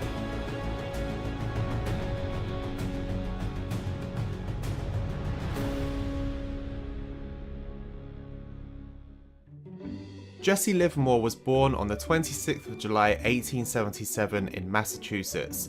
His father was a farmer and his mother was a homemaker. Jesse learned to read and write by the time he was just 3.5 years old, and by the age of 5 he was already reading through financial newspapers. Having a retracement because of resistance up there. Unsurprisingly, was very good with numbers, particularly mental arithmetic. In fact, while at school, he claims that he completed 3 years worth of arithmetic in just 1 year. At the age of 14, under his father's insistence, he left school and finished his education. His father, who had also dropped out of school at 14 to become a farmer, wanted Jesse to join him and devote his life to farming. However, Jesse was devastated by this idea. He wanted to continue with his love of numbers and arithmetic and to carve out his own path in life. Due to this burning desire, his mother agreed to help Jesse to run away from home and to keep it secret from his father. She sent him packing with just $5 in his pocket, which would be roughly equivalent to over $100 in terms of today's money. Jesse got his first job as a chalk boy for a brokerage firm called Payne Webber while he was still just 14 years old. He'd been in the firm looking around, and because one of the boys was off sick, he was asked if he could step in. He was soon given a permanent position. This was an ideal job for him because of his love of numbers. Prices would come through the ticker tape and be called out, and then he would write them all on the chalkboard for the customers to be able to see. While he was working at this job, he became so fascinated with the way that prices moved that he started keeping a little notebook. Since he could clearly remember all the numbers and prices at the end of the day, he would write these out in his notebook and observe the patterns in the way that they moved. He kept this as his own little hobby or project outside of his work as a chalk boy. Up until this point, he had to write down his shit, bro. He had to draw down his as fucking he charts. believed that you needed to have a lot of money to be able to participate. However, it was whilst working as a chalk boy that he was first introduced to bucket shops. The bucket shops were almost like betting shops, where you could back a particular stock based on whether it was going to go up or down without actually needing to invest in the underlying asset. You could do this with low amounts of money and on very thin margin, and the bucket shop would be taking the other side of your bet. Livermore decided this would be a good opportunity to test out his work and see if his theories about prices actually would work out in the market. He would check his notebook where he'd been recording figures and patterns in the movement of prices and then decide which trades to play on.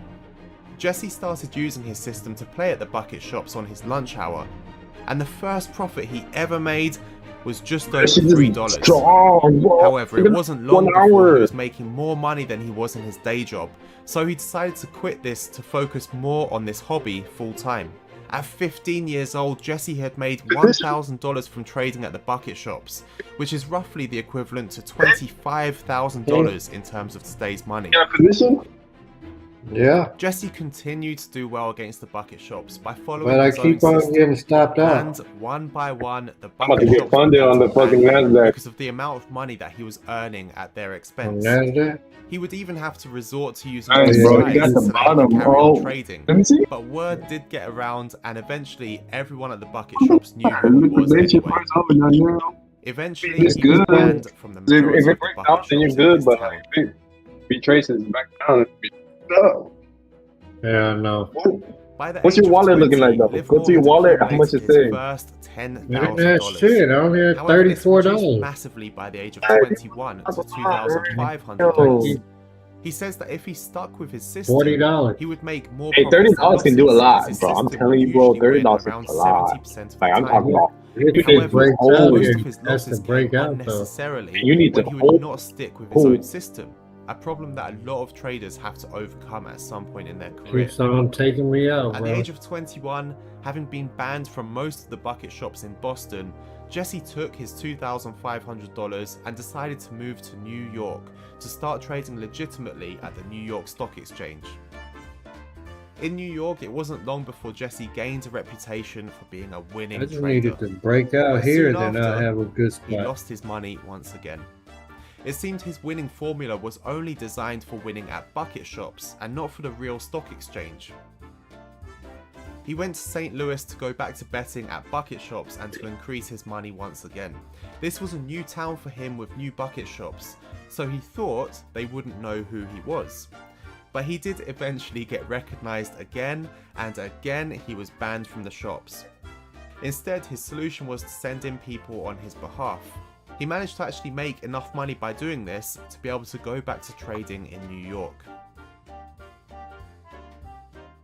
Futures markets don't wait. Neither do I. Although he had already started to make a name for himself around trading circles, Livermore first became famous for his trading during the Panic of 1907. It was during this time that he managed to earn $1 million in one day. He made his money by shorting the market as it crashed. By the end of the crash, he was worth $3 million. At this point, he knew the market was in a bad way, and that it was possible for it to move even more negatively. He had already decided, therefore, that he would do what he could to avoid a deeper crisis, when he then received a request from the financier JP Morgan, who was putting together a plan to try to bring the market back to health. Livermore looked up to JP Morgan, so he was more than happy to help. He began buying as many stocks as he could, which also led other people to taking the same action. Thanks to this, the market started to recover, and many people that followed Livermore's lead also made a lot of money. As a result of this, in some circles, Livermore was branded a hero. But of course, he himself had also acquired a new level of wealth, which meant that he could now live in luxury, enjoying things such as yachts and becoming part of the elite, going out to the most exclusive clubs and enjoying life in a city as a young, rich bachelor. To keep up with his new expensive lifestyle, he turned back to trading. There are certain aspects of Jesse Livermore's trading approach that have been well documented. One of the main things was his desire to work completely on his own. However, in 1908, he broke his own rule of not taking advice from other people. He trusted a tip from a famous cotton trader. The cotton trader told Livermore to keep buying cotton, which Livermore did against his own instincts. But at the same time as this, the trader as well as others were actually selling in the market, leading the price to move heavily against Livermore. As a result of this, he lost 90% of everything that he had earned during the 1907 crash. Throughout the following years, Livermore's losses grew deeper and deeper, until finally he ended up with a debt of $1 million and had to declare bankruptcy by 1915.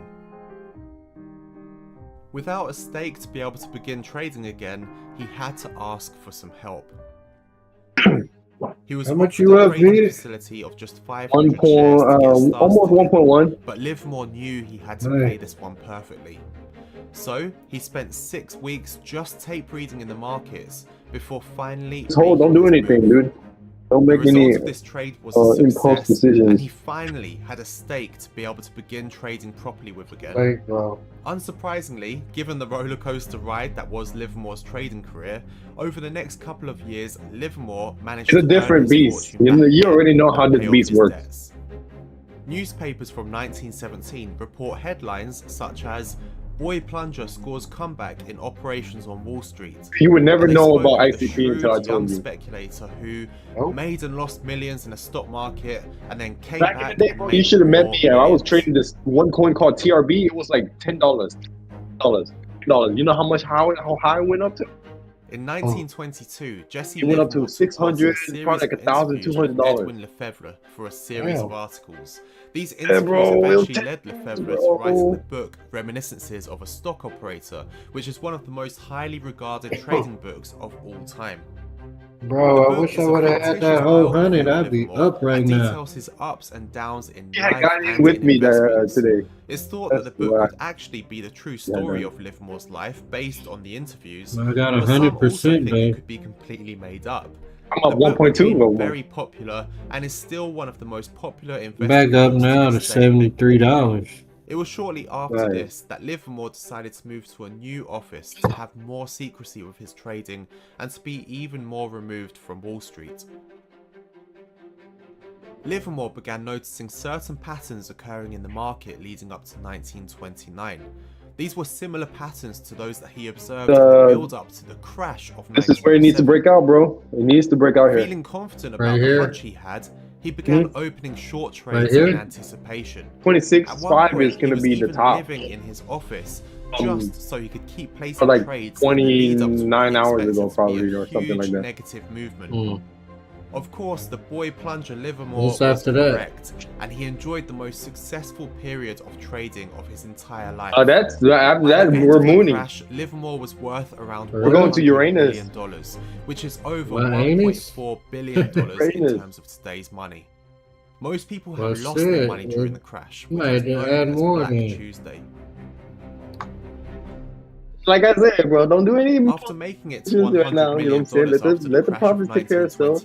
And when you see the momentum coming, that's when you do it. You don't do it right now. It hasn't confirmed yet. You know what I'm saying? That's why it's like, would you rather, like, you know, speculations.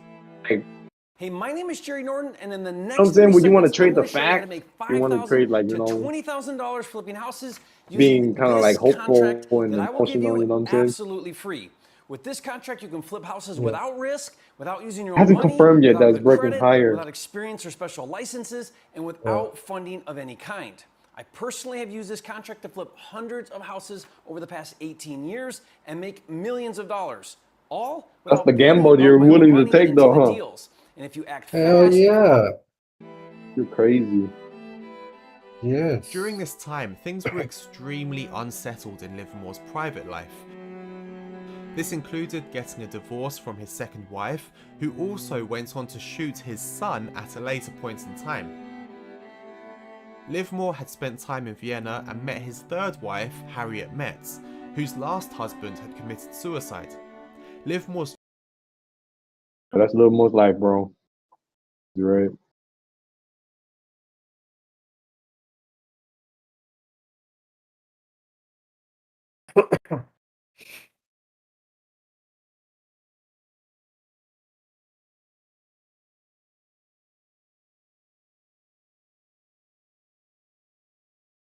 Bro, my count, like, after giving me 100, you know, I was supposed to have 2K, but I got 1.9. Nice, bro. 0.9, dog. Yeah, I'm gonna bring you some Oh, cash. you told me to flip it so I could pay him back. You know what I'm saying?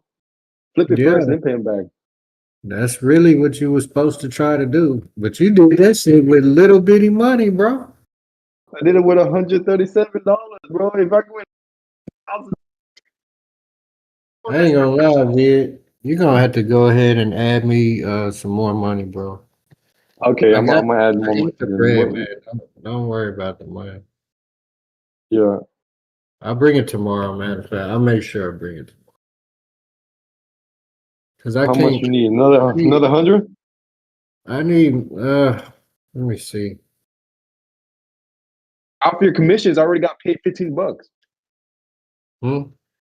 Off the commissions that you do, like, I already earned $15. For real? Yes. Damn. I'm gonna send you more money, bro, and make sure you keep trading, dog. You know what I'm saying? All my trades, you get the commission, huh? Yeah, I need it though, bro, because I need to make a bag right here, bro. Man, I need to put my QR code in here so that people can sign up. Just put another just put 50, bro. Put another 50. Okay. Bro, we can't break out that top. That's not good. Do it now. Should. I mean, it's looking like it's gonna do it, but you know, it hasn't confirmed. Looking like it's about to, it's like 1 cent away. It has a buy wall up there, probably like a sell wall. 50? Yeah, 50 will be great. If that bitch break out, which it looks like it want to, I need to slam that hoe. 3.265. If it break that, I'm slamming it.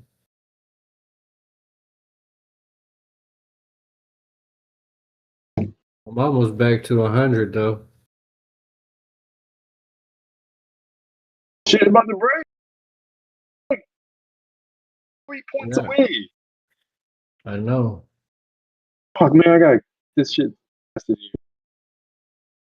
Got to do the email shit and stuff, bro.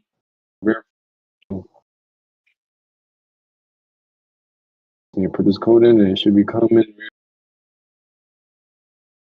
You should be getting it, but you know, it takes some time to like, you know, and then transfer.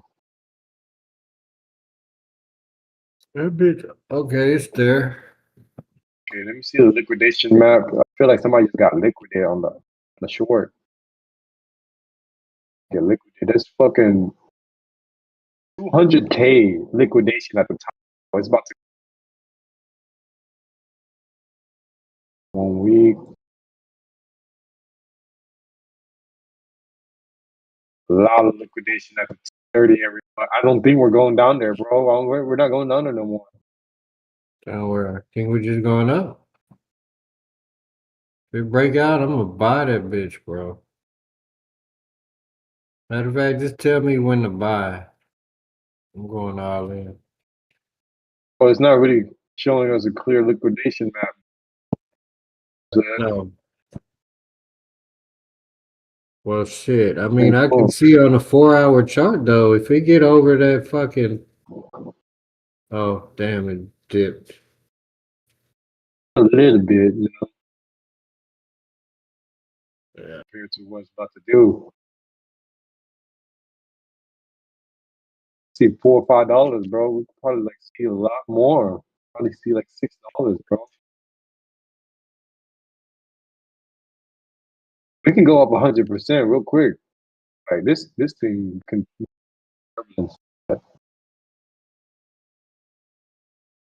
He peaked with the top state. Like halfway there. It's just right here.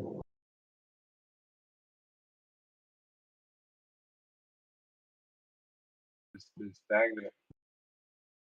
Oh, it's breaking. Bro, breaking. Oh, damn, I missed it, bro. What do you mean? I could have bought some more, the other 50. Oh. That's all right. Fuck it. Yeah, just leave that 50 in there. It's too late, man. Oh, you already put it in? Yeah.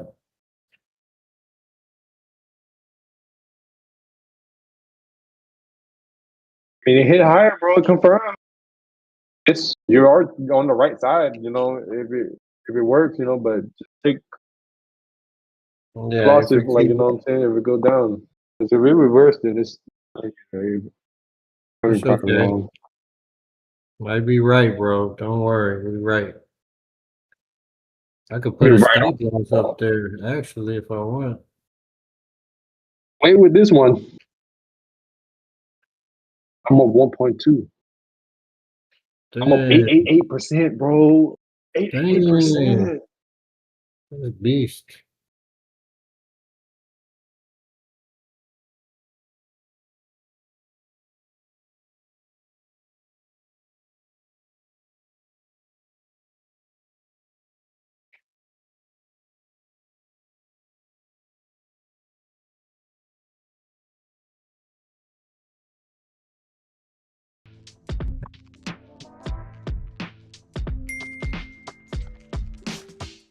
You know you could be vaping formaldehyde, Dude. which is used in taxidermy.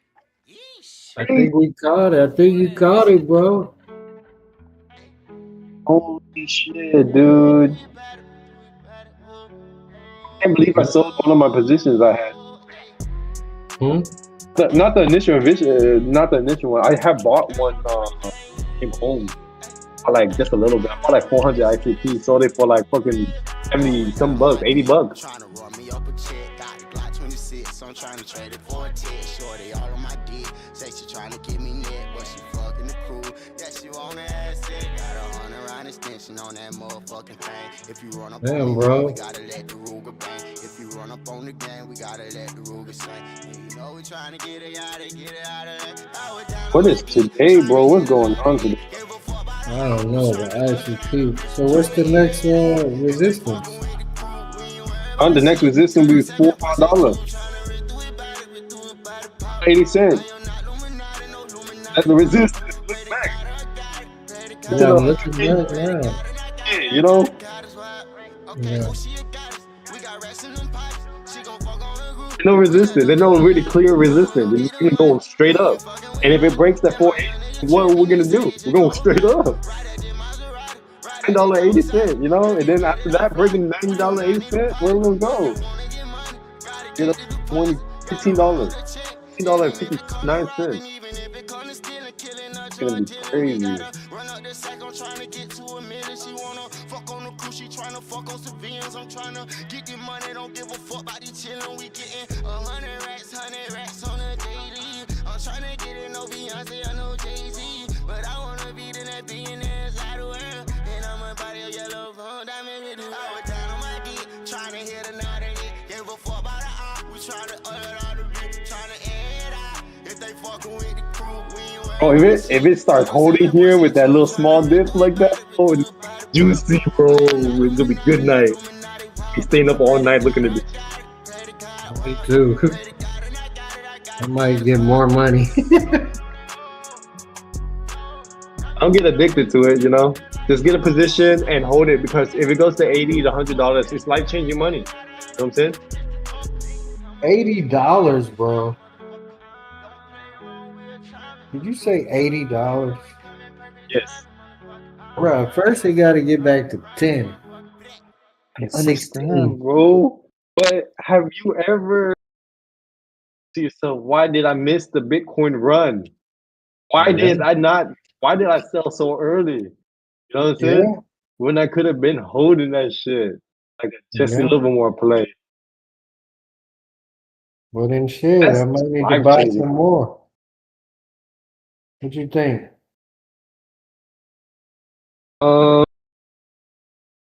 Man, No? Not yet? I don't know. Like the advice is probably gonna be good or bad, you know. But if this is just the start of the breakout, you know, it's gonna go big. So where should I have my stop loss? Huh? Like you're asking me, like for where you? Yeah, where do you think I should put it? So it's gonna be probably at the resistance. The resistance that became support, which is, 326. Yeah, the 326. 26 is gonna be the stop loss, because we should be higher than that. Anything going lower than that, this all fails. Going back. Right. Because that, that's yeah. the breakout. Okay. That was the that's breakout point. Yeah, You I'll know, leave it but right there. I don't even think That's it's gonna go crazy, down bro. there. Look, that's exactly where I got it. 3.6. Mm-hmm. Exactly where I put it. Dope shit, dog. This is. I'm up God 1.4K. damn, look at that big old candle. I'm up 1.4, dude. Dang. My account's telling me I got $2,050, and I gave you like 150. It's supposed to be like 1.2. 2.2. That's dope, bro. What the?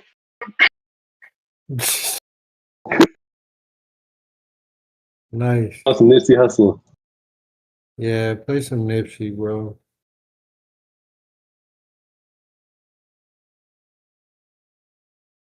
Coin Poker hosts monthly poker tournaments open to the community.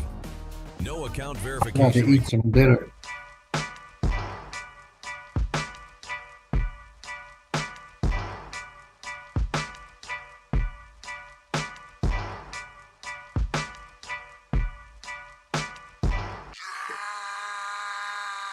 Pull up in motorcades.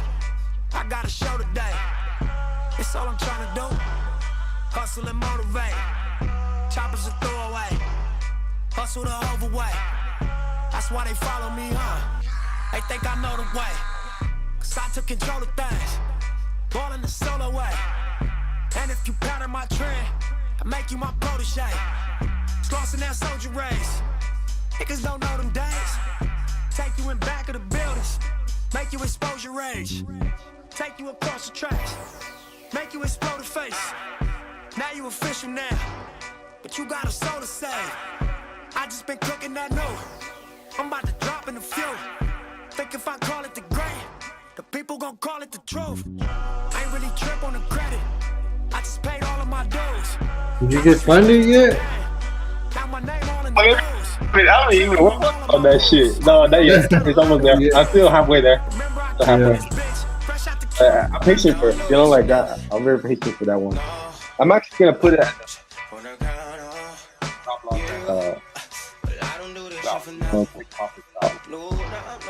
like $100 for if anything fails. I think it's gonna fail.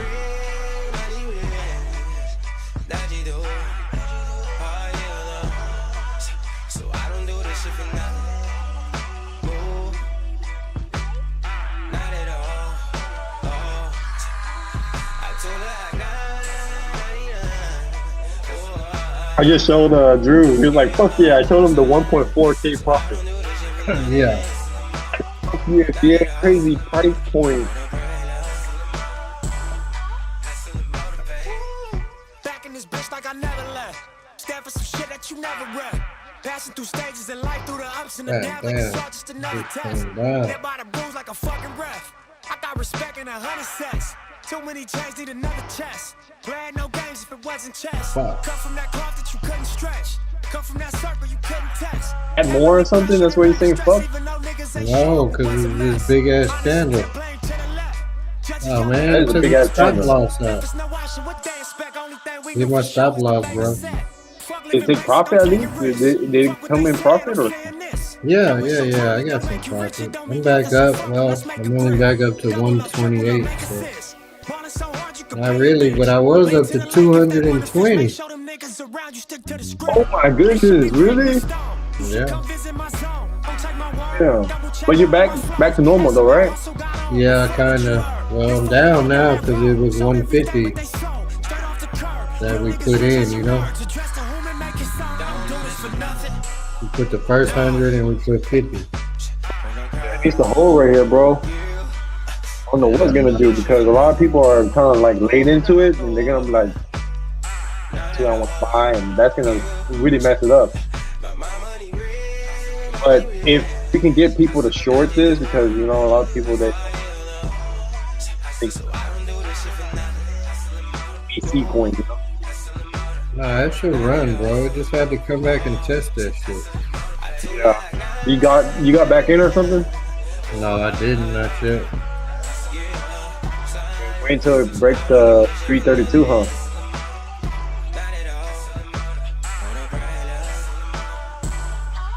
Nah, as long as it hold 2.6, it should be good, really. I mean, 3.26, right? That could have been a retest.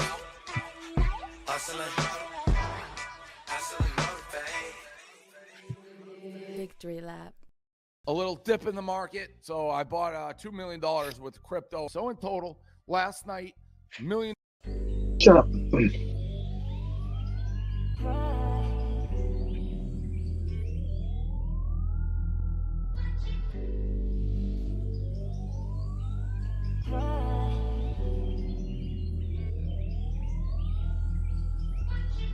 Double up. 3 or 4 times, I ain't telling no lies, I just run it up. Never let a hard time humble us. Double up. I ain't telling no lies, I just, yeah. I ain't telling no lies, I just. 5, 4, 3, 2, that's time. I got to you that money, my dreams come true, my life in diamonds. Who knew? Who knew? Who knew? Oh, I got liquidated. Damn. Because I couldn't do the stop loss, man. Bro, the fucking stop loss, I couldn't put it in. Man, see, that's the problem with this shit. I had bought the position, and while I was doing the stop loss, it took me out. Damn. Everything Everything. way too big, bro. That's why I said big, dog. Way too big, bro.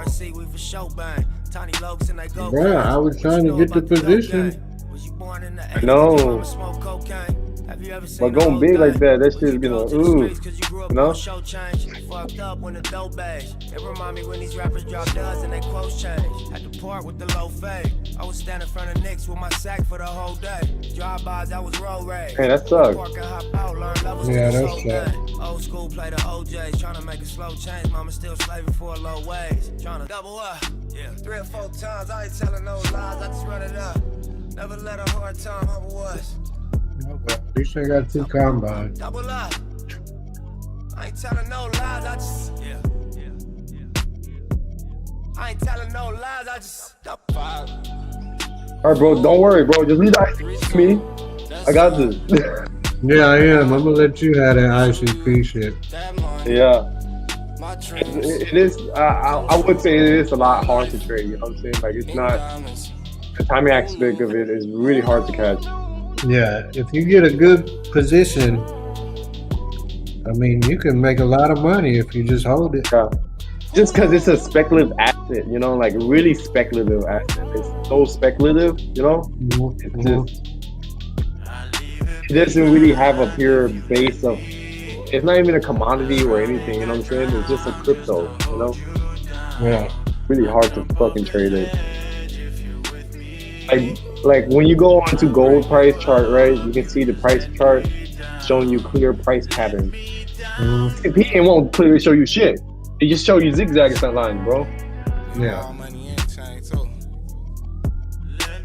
There's no liquidity, there's no nothing. It's just some random shit. Yeah, that's crazy.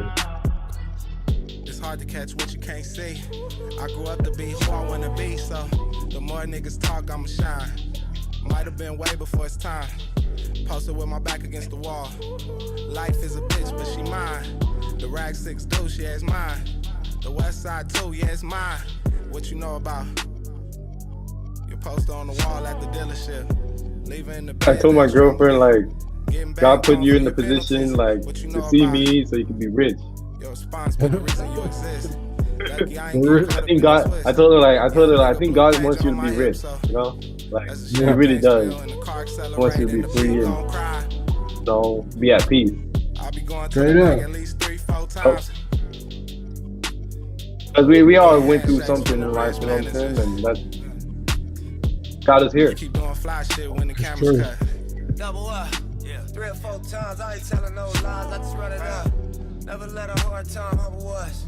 Tomorrow, man, I gotta take my ass off and get one of them combines. I ain't telling no lies, I just Yeah, dude.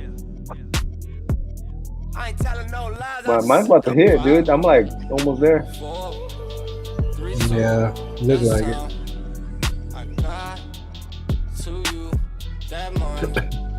My dreams come true. My life in diamonds. Who knew? Who knew? In diamonds.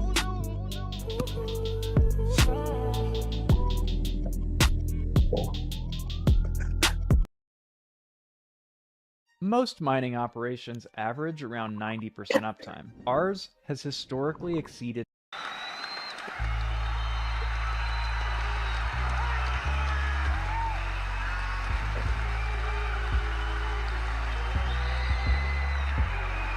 Dude, I'm loaded, bro. I'm loaded now. So you golden? I'm loaded. Pockets are loaded now. How they supposed to be. I was broke the other day, but I bounced back. But I bounced back.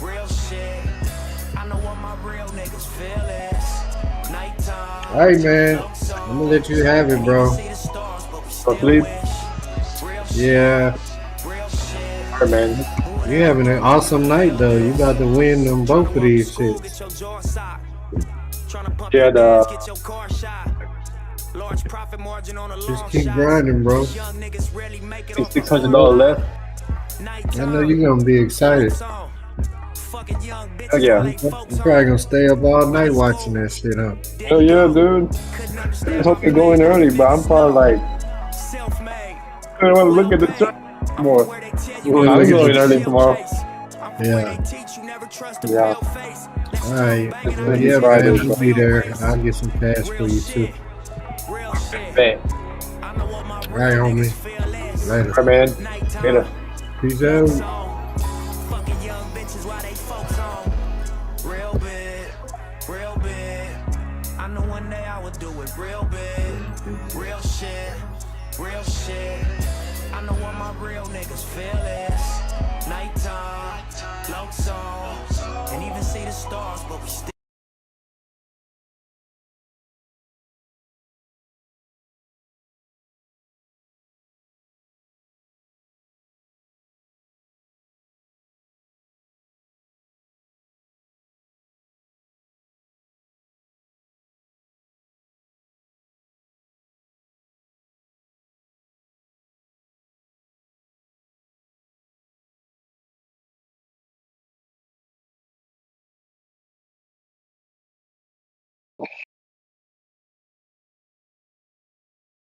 You know, I've watched fortunes made and lost more times than I care to count. I've seen brilliant men reduced to nothing because they couldn't see what was right in front of them.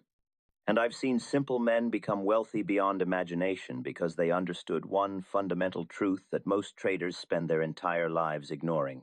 The market doesn't care about your opinion. It doesn't care about your analysis on the 5-minute chart.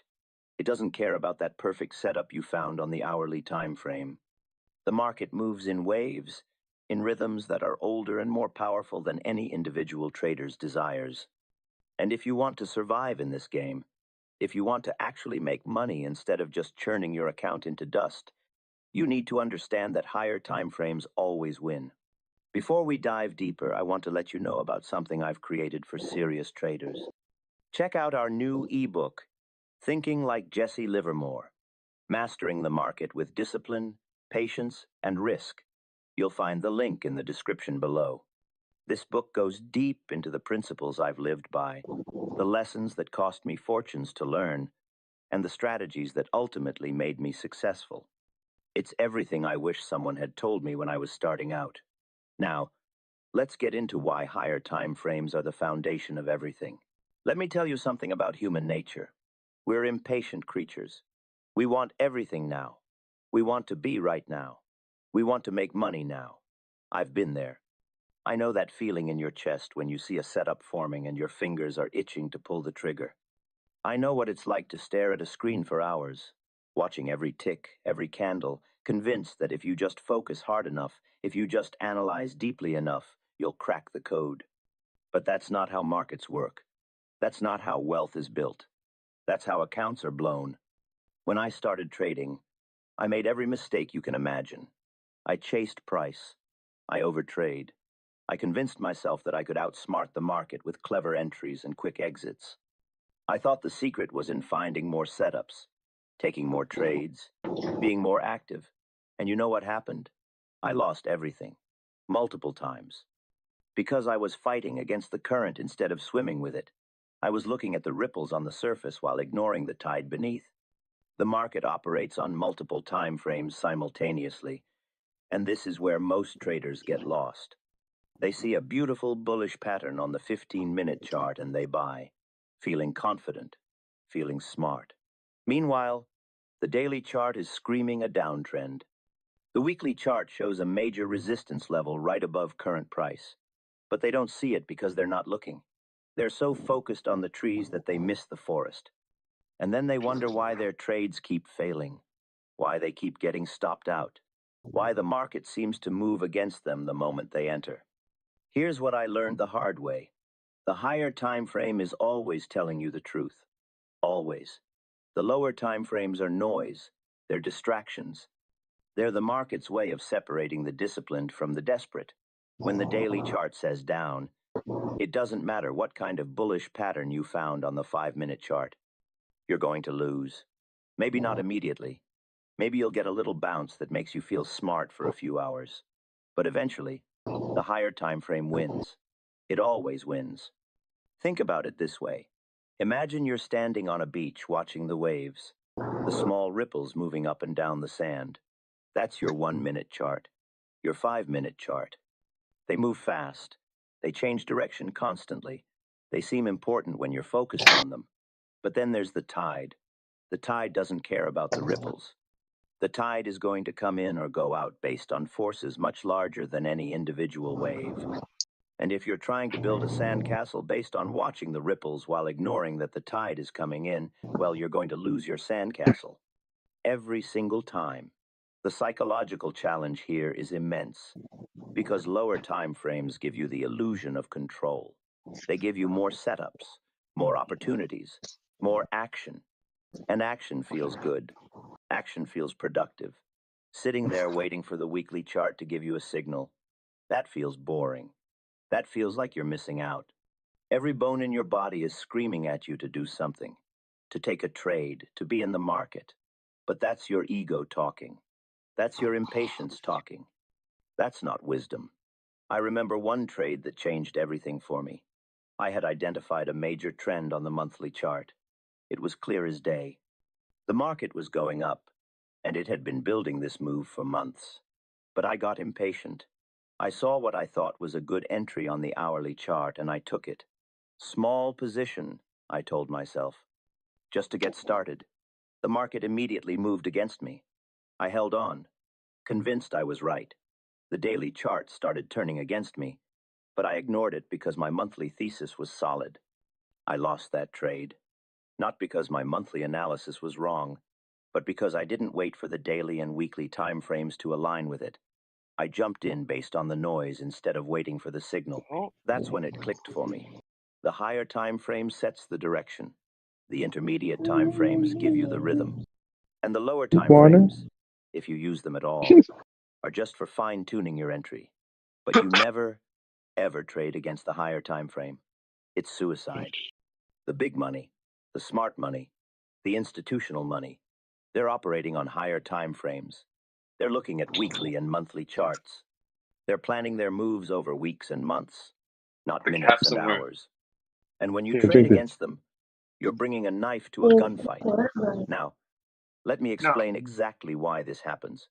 Because understanding the mechanism is what separates the professional from the amateur. When you look at a lower time frame, you're seeing the immediate emotional reactions of traders. You're seeing fear and greed playing out in real time. Someone gets scared, they sell. Someone gets excited, they buy. It's chaos. It's random. It's emotion in its purest form. But when you zoom out to a higher time frame, something magical happens. All that noise starts to cancel itself out. The emotional spikes smooth out. What you're left with is the actual direction of capital flow. You're seeing where the real money is going, not where the gamblers are placing their bets. Think about a river. If you're standing right next to it, you might see the water swirling in different directions. Little eddies going backwards, water splashing up, currents moving sideways. If you only looked at that spot, you might think the river doesn't have a direction. But step back, look at the river from above, and the direction becomes obvious. The river is flowing one way. All those little eddies and currents are just temporary disturbances within the larger flow.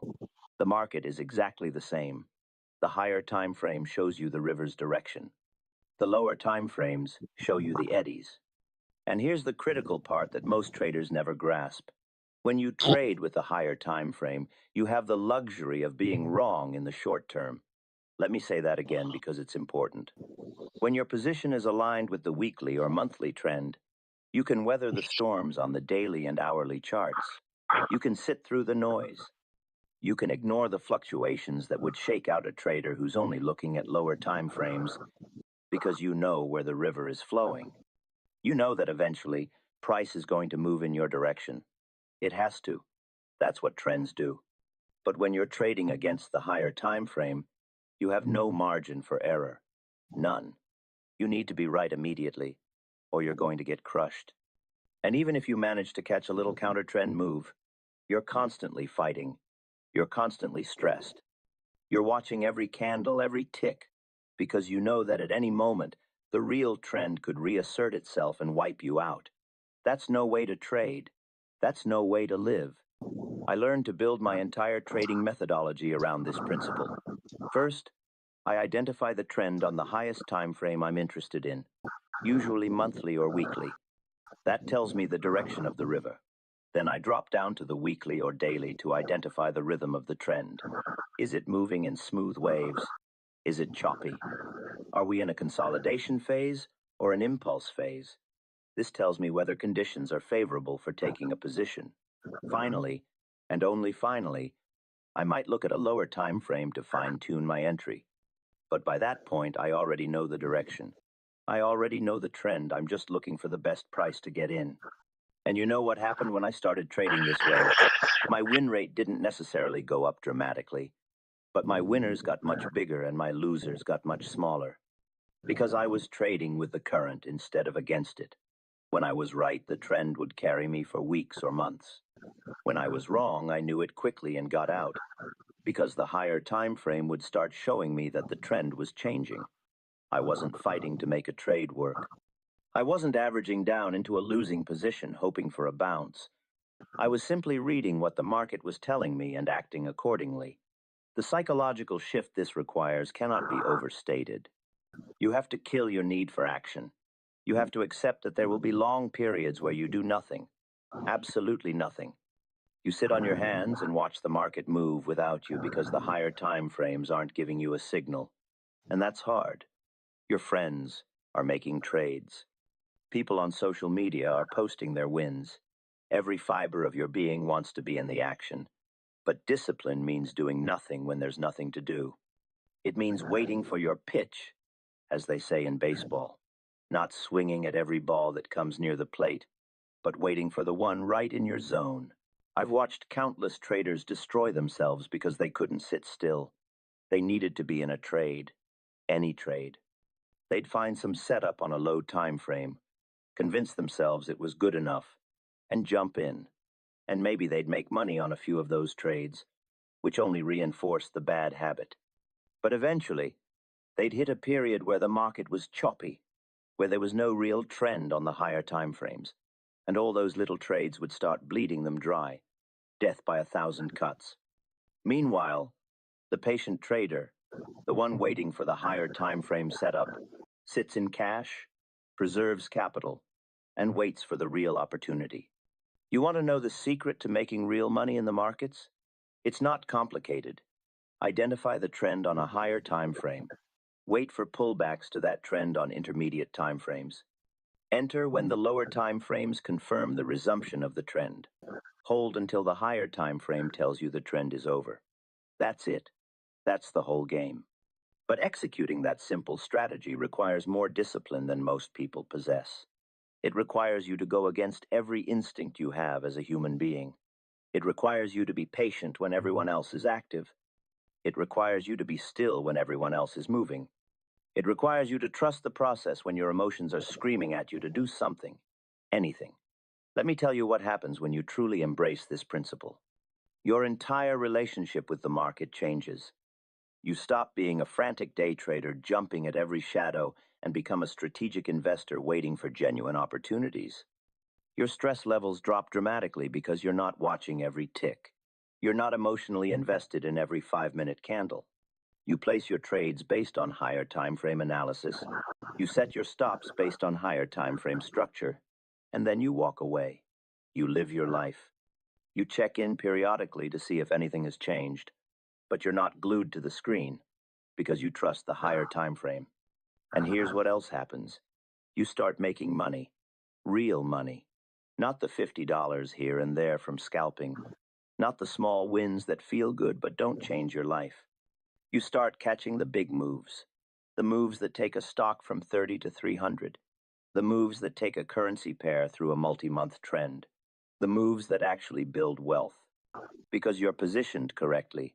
You're on the right side of the higher time frame trend, and you have the patience to let it play out.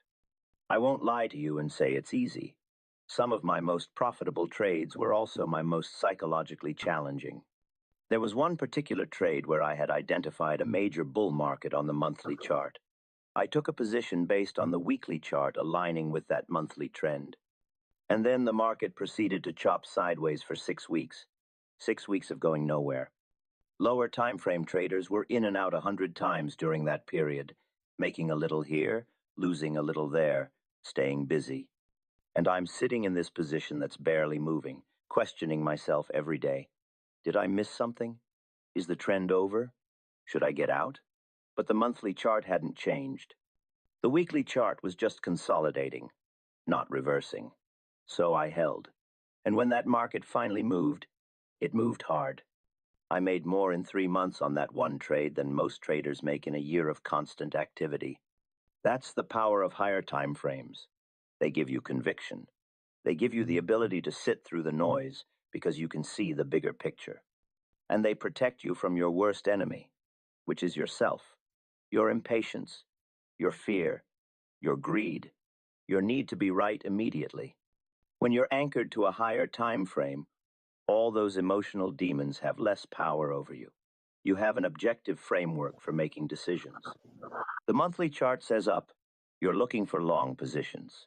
The weekly chart confirms, you're taking the trade.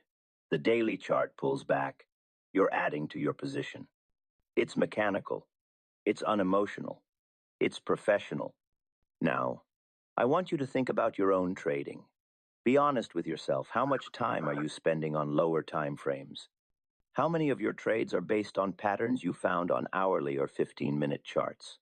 How many times have you been stopped out of a trade that was going against a higher time frame trend? If you're like most traders, the answers to these questions are uncomfortable. You're spending too much time in the noise. You're overtrading. You're fighting the current. And it's costing you money. More importantly, it's costing you the opportunity to build real wealth. The market will always be here. There will always be another trade. But your capital is finite. Your time is finite. Your emotional energy is finite. Stop wasting these precious resources on low-probability setups based on lower time frame noise. Start trading like a professional. Start with the higher time frame. Let it guide you. Let it protect you. Let it make you wealthy. Because I'm telling you from experience, from decades of trading, from millions made and lost and made again, the higher time frame always wins. Always. It's not a theory. It's not a preference. It's a law of the market as fundamental as gravity. Your job as a trader is not to fight this law. Your job is to harness it, use it, make it work for you instead of against you. And when you do, when you truly commit to this approach, everything changes. You'll sleep better at night. You'll feel more confident in your trades. You'll stop second-guessing yourself constantly. And most importantly, you'll start seeing your account grow in a sustainable, consistent way. Not through lucky scalps or desperate gambles, but through patient, disciplined trading aligned with the forces that actually move markets. So here's what I want you to do. Close whatever lower time frame charts you have open right now. Take a step back. Look at the weekly. Look at the monthly. What is the market actually doing? Not what you hope it's doing, not what you need it to do, but what it's actually doing. Let the higher time frame show you the truth, and then have the discipline to trade accordingly. That's how you win in this game. That's how you survive. That's how you thrive. The higher time frame always wins. Make sure you're on the right side of it. Before you go, I want to hear from you. Drop a comment below and tell me, what's your biggest challenge with sticking to higher time frame analysis? Are you struggling with patience? With the fear of missing out? Let's discuss it. And if you found value in this, make sure you watch our other videos on the channel where I break down more of these timeless trading principles. We've got content on risk management, on reading market psychology, on building the mental discipline you need to succeed. Each video is designed to help you think like a professional trader, not a gambler. And speaking of thinking like a professional, I've put together something special for those of you who are serious about transforming your trading. Check out our new ebook, Thinking Like Jesse Livermore, Mastering the Market with Discipline, Patience, and Risk. You'll find the link in the description below. This book goes deep into the principles I've lived by, the lessons that cost me fortunes to learn, and the strategies that ultimately made me successful. It's everything I wish someone had told me when I was starting out. Get your copy, study it, apply it, and watch your trading transform. The link is waiting for you in the description. Now get out there and trade with a higher time frame on your side. Place trades with simple order management tools. Access over 40 built-in indicators plus custom indicators. Get real-time updates, latest market news, and insights. Get started at ninjatrader.com. Why Top Step? Because traders shouldn't have to risk everything to participate in the markets. If you pass Top Step's trading combine, you'll be invited to trade with our capital in a fully funded account. As a Top Step funded trader, you keep 90% of profits and we take the losses. We're invested in your success. Start learning by doing and become a Top Step funded trader today.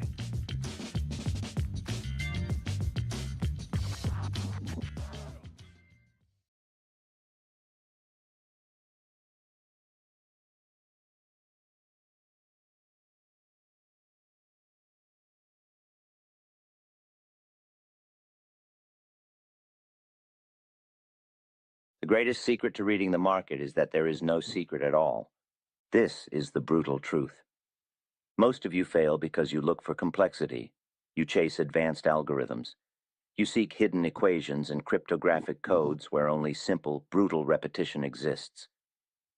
You want to believe Wall Street is a battle of mathematical geniuses, locked in a contest of superior intellect. It is not. In reality, the market is a kindergarten. It is a playground of repeating fears and repetitive greed. I made my fortune, my millions, not by solving puzzles engineered by Harvard men, but by recognizing that human nature never changes.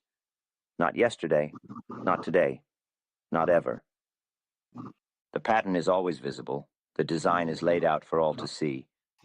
If you cannot see it, the failure is yours alone. You are looking at your screen, yes. You are staring at the quotations. But you are blind to the tape. You must accept this reality now before we go further. The market is psychological before it is economical. The price is merely the visible footprint of human emotion. When you understand how emotion repeats, you unlock the mind of the market. You begin to see the inevitable design. Subscribe now, like this video, and leave a comment. By doing that, you help more people see this message, and you let me know this work is not in vain. The costly lessons on timing and pattern recognition that defined Jesse Livermore's career were invariably learned through heavy market penalties, paid directly out of his capital. Fortunately, we have access to the ultimate training ground, the wisdom meticulously recorded by Edwin Lefebvre in 1923's Reminiscences of a Stock Operator. Reading this seminal work allows you to internalize the emotional and technical crucible of Larry Livingston's development without risking $1 of your own funds. However, to translate this foundational wisdom, the necessary prerequisites for navigating today's electronic environment, the Max Davidson edition is critical. His expert annotations bridge the historical gap, making the techniques of the original operator immediately actionable for the modern trader. A link to this essential edition is provided in the description below. We begin with the fundamental law, the eternal repetition principle. The market is not moved by news in the short term. It is not fundamentally driven by economics in the immediate moment. These things are mere window dressing. They are excuses deployed after the move has already begun. The market is moved by the collective action of men. It is moved by the crowd. Since men are eternally driven by the twin engines of hope and fear, the patterns they create on the price chart, the distribution phases, the accumulation cycles, the breakouts, the shakeouts, must and always will repeat. It is a law of nature, as reliable as the tide. Pattern recognition is not some arcane study of geometry. It is simply the study of predictable crowd psychology played out on the price chart. When the price moves up, men who bought too late feel hope. Men who sold too early feel fear. The tension between these forces creates the structure. You're watching a human drama unfold in numbers. You must stop trying to memorize the news headlines and start memorizing the emotional reactions to them. I learned this first in the bucket shops. The ticker tape never lies. It tells you exactly what men are doing, not what they are saying they will do. A pattern is history trying to replicate itself. Why? Because the same set of circumstances will inspire the same set of reactions from the average, poorly disciplined man. He will be greedy when he should be patient. He will panic when he should be resolute. Your job as a professional is to step outside that crowd and watch them perform their routine. The play is the same every time. The successful trader is a detached observer of these repeating cycles of hysteria. He knows the script. He knows the emotional peaks and valleys that cause the price to form certain shapes. Study the past. Study the charts of the greatest bull runs and the most devastating panics. You will find the footprints are identical. The names of the stocks change. The year changes. The pattern of human folly does not. If you can grasp that repetition is the foundation of all profitable speculation, you have already moved ahead of 90% of the men trading in the pit. They are chasing novelty. You are recognizing permanence. The patterns manifest themselves most clearly in the two core phases of market movement. The market only moves in two true patterns: preparing for a rise, which we call accumulation, or preparing for a fall, which we call distribution. All other movements are noise. They are minor corrections, fleeting spikes, or temporary reactions to trivial headlines. They are distractions meant to draw in the novice who craves action. The serious money, the smart money, the pool operators, the truly large interests cannot buy or sell quickly. They deal in massive blocks. They must take their positions over a period of time, quietly, deliberately, without alerting the public to their intentions. This necessary stealth creates the accumulation and distribution patterns. Accumulation is the long period of dullness. The price movement is contained within a narrow, choppy range. It is boring. It is frustrating. It drives the impatient man out. But this dullness is the key sign. The smart money is silently taking a position. They are absorbing all the floating supply of the stock offered by frightened or impatient holders. How do you recognize accumulation? Look for the price to refuse to drop despite bad news. When a market is weak, bad news sends it collapsing. But when a market is under silent accumulation, the price dips on bad reports only to spring back up to the middle of the range, seemingly effortlessly. The absorption is greater than the pressure. The hidden hand is catching all the shares. Conversely, distribution is the preparation for a fall. This happens at the top of a long movement. Here the price also enters a range, but now the large interests are unloading their vast holdings onto an optimistic public. They need enthusiasm to sell into. They need the crowd to believe the price will never stop rising. The pattern of distribution is recognized when the price cannot advance despite good news. The company releases excellent earnings. The press is positive, yet the price hits a high point and stalls. It moves sideways. It cannot gain altitude. Every time the price attempts to breach the high, new supply magically appears, pushing it back down. The distribution pattern is forming. The smart money is selling into the optimism. You must train your eye to see these two core patterns as distinct weather fronts. One signals planting season, the other, harvest. Do not confuse the two. If you trade based on the hope that a stock might be accumulating, you are speculating foolishly. A pattern means nothing without an objective point of confirmation. This brings us to the pivot point confirmation. My pivot points are not merely arbitrary resistance or support lines. They are critical price levels that, once breached with conviction, confirm that the established pattern is now viable. They are the execution signal. A price may bounce around in an accumulation range for weeks. This is the preparation. The pivot point is the price level, the high watermark, that when broken signifies that the accumulation is complete and the markup phase has begun. The pivot point is the door opening. You do not step through the door until it is fully open. Waiting for the pivot point prevents you from trading anticipation. You are trading based on what you think might happen. This is the vice of the amateur. Waiting for the pivot point forces you to trade confirmation.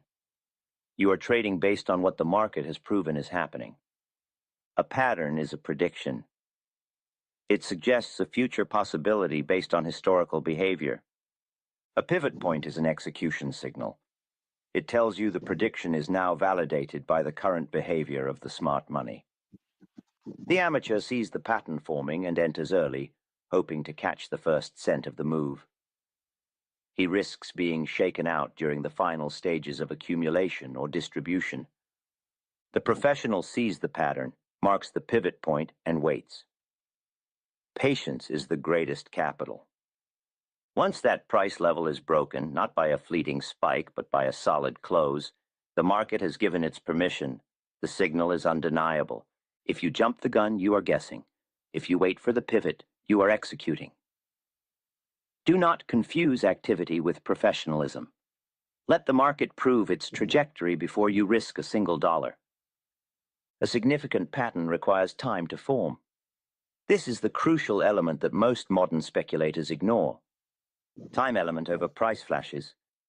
The market has a way of creating quick, sharp reversals or sudden spikes. These are often fleeting traps designed to draw in the impulsive trader. They look dramatic. They look like the start of something monumental. But they are usually false starts. The solid, reliable patterns, the ones that pay for your living, the ones that build great fortunes, are built brick by brick over days, weeks, or even months. They require sustained effort by large operators. You must measure the conviction of the pattern by the sustained effort behind the move, not the suddenness of the flash. A stock that climbs 50 points in one afternoon on rumor is highly suspect. A stock that consolidates carefully, absorbs all selling pressure, and slowly grinds up 10 points over 5 weeks, building a solid base, is ready for a sustained advance. The depth of the accumulation or distribution base dictates the height of the subsequent move. Think of it like a spring being compressed.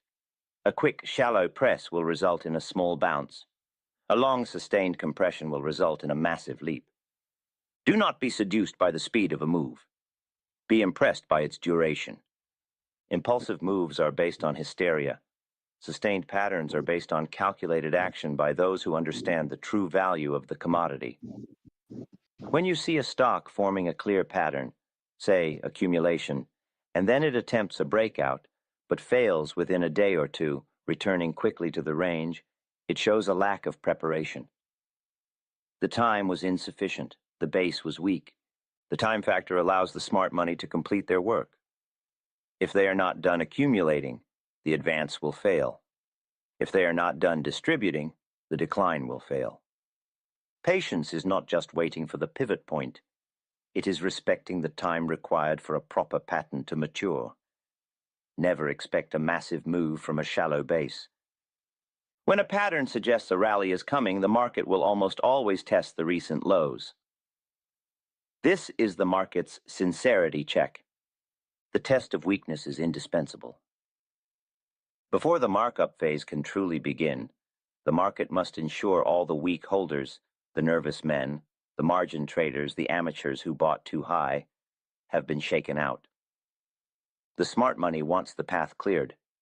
They do not want nervous hangers-on who will sell at the first sign of trouble, thereby forcing them to support the market unnecessarily. So, when the accumulation pattern appears complete, you often see a final sudden dip.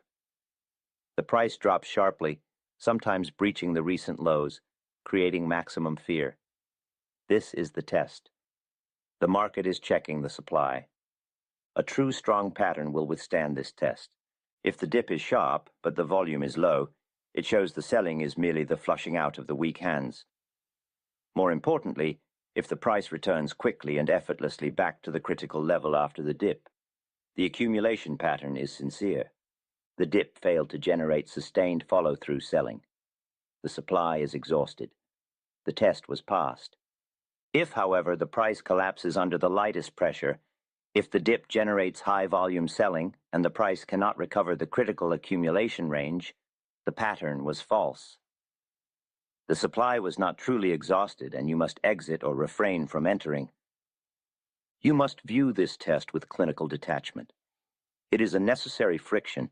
It is the market taking its temperature. If the market is genuinely strong, it will recover its feet immediately after being knocked down. If it is fundamentally weak, the knockdown will become a collapse. Never ignore the test of weakness.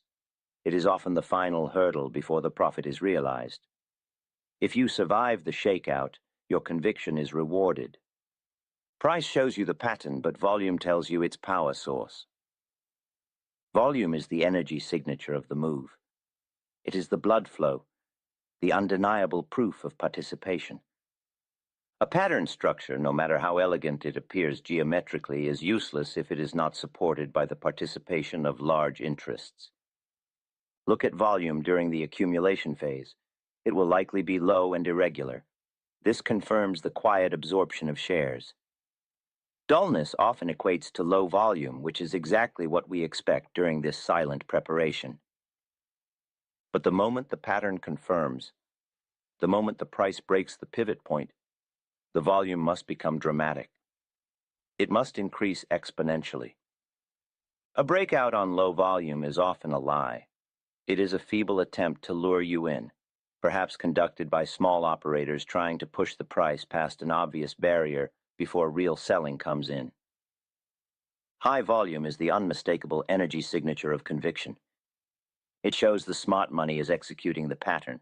It shows that large forces have decided the time is right, and they are committed to supporting the price above the pivot point. No confirmation is valid without volume. If a stock breaks a major overhead resistance level, a confirmed pivot point, and the tape remains slow, be highly suspicious. The move is not real. It lacks the necessary power. Think of it like launching a ship. Price breaking the pivot is the signal to sail. Volume is the depth of the water and the strength of the engine. If you sail a massive ship on shallow water with a weak engine, you will run aground. Conversely, look for volume during distribution.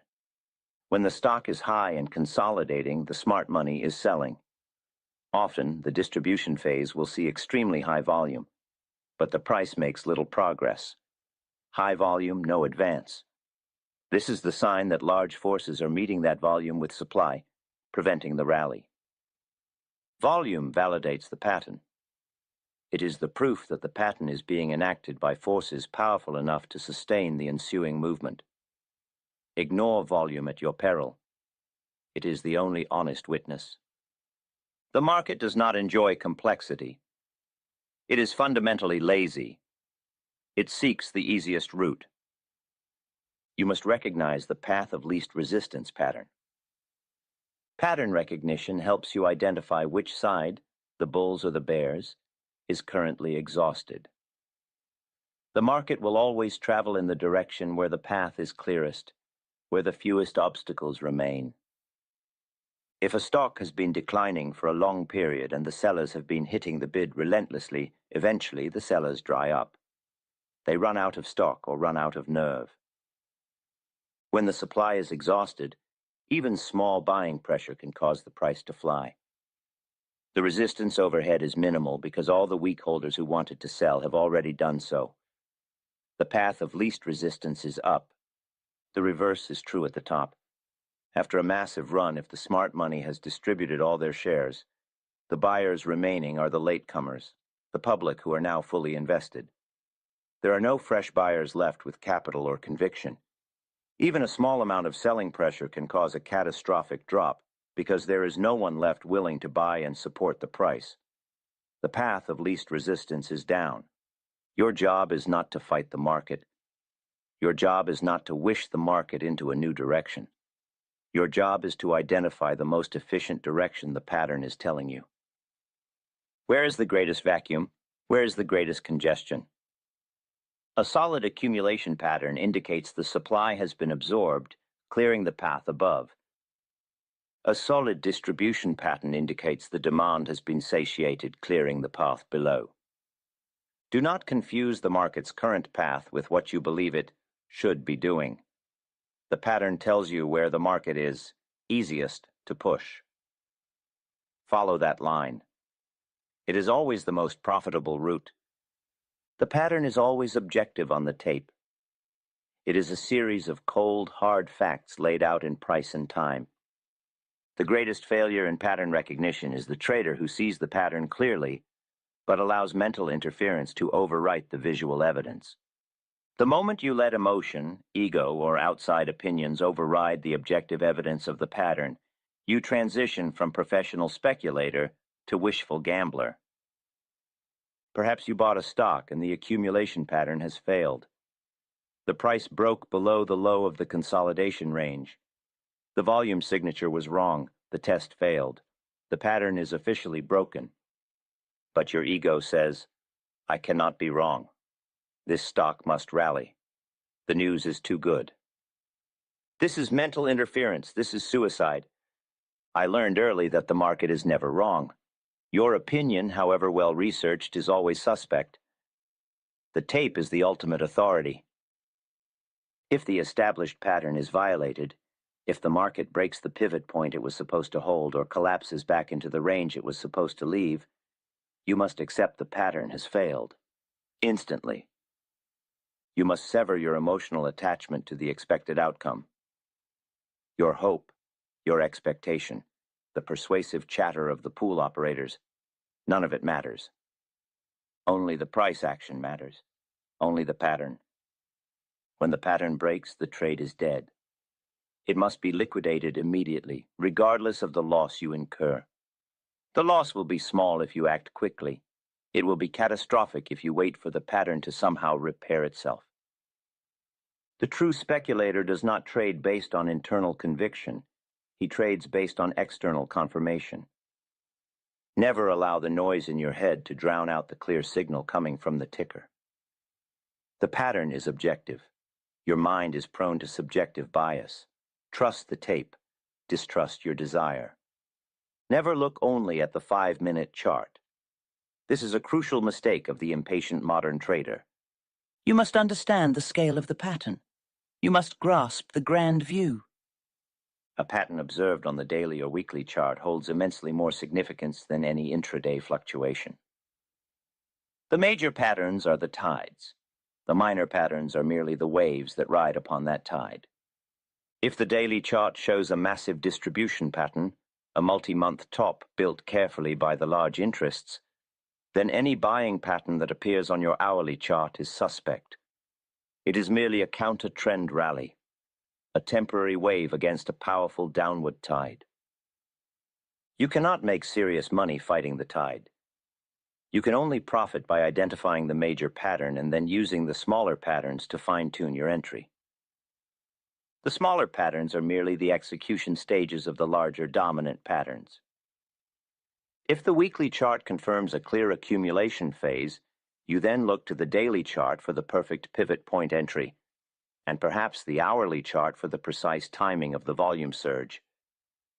But the overall direction, the risk management, the conviction behind the trade must be dictated by the largest possible view you can attain. The smaller patterns are deceptive. They invite overtrading and they encourage anxiety. They are noise if they are not interpreted within the context of the grand design. I spent years charting the market's behavior across months, noting the broad sweep of the market forces. This discipline taught me that minor setbacks do not invalidate major preparations. A major pattern gives you patience. You know the tide is coming in, so you can withstand the minor waves that might pull the water back temporarily. If you only see the waves, you will panic every time the water recedes. Always identify the primary pattern first. Trade in harmony with the grand view. Everything else is secondary. Seeing the pattern is only half the battle. This is where intellect stops and character begins. The final principle is the absolute discipline of execution. All the insight, all the charting, all the meticulous confirmation of volume and pivot points amounts to nothing if you cannot act when the signal is given. Hesitation is ruinous. Once the pattern confirms via the pivot point and is supported by the energy signature of conviction volume, you must act immediately.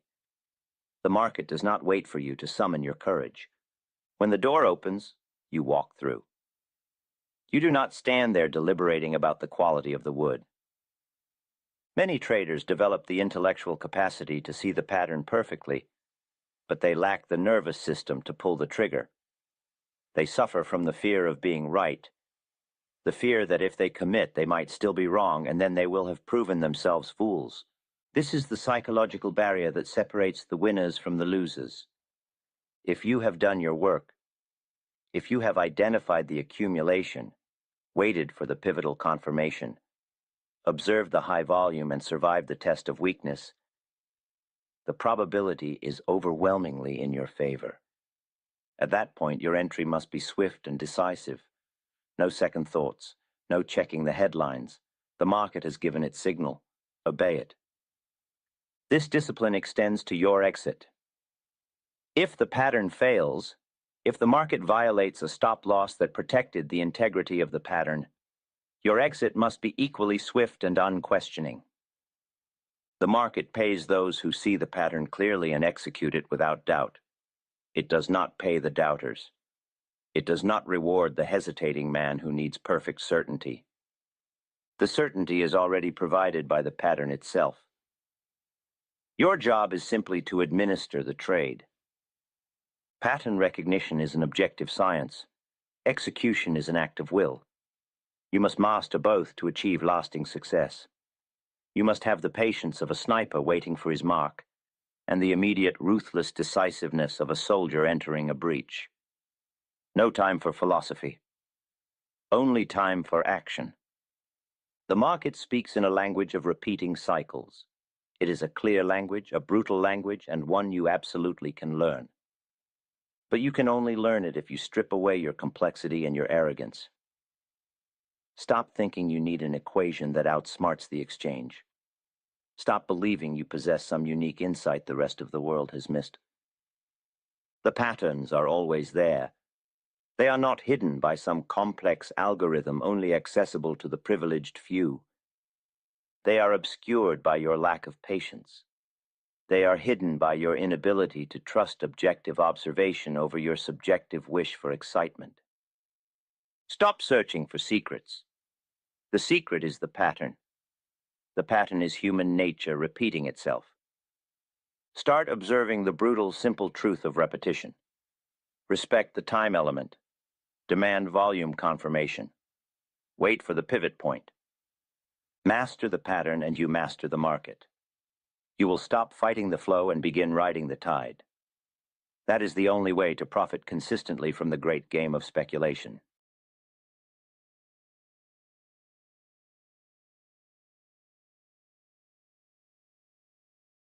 You spend fortunes on speed. You invest in swift wires, in brilliant screens, and in mechanical assistants designed to win a fraction of a second. You believe this machinery gives you an edge. But let me deliver the brutal truth of the street. All that technology, all that blinding light is actively obscuring the reality of the market. It is making you dull. You are relying on depictions of reality, not reality itself. You have filtered the signal into silence.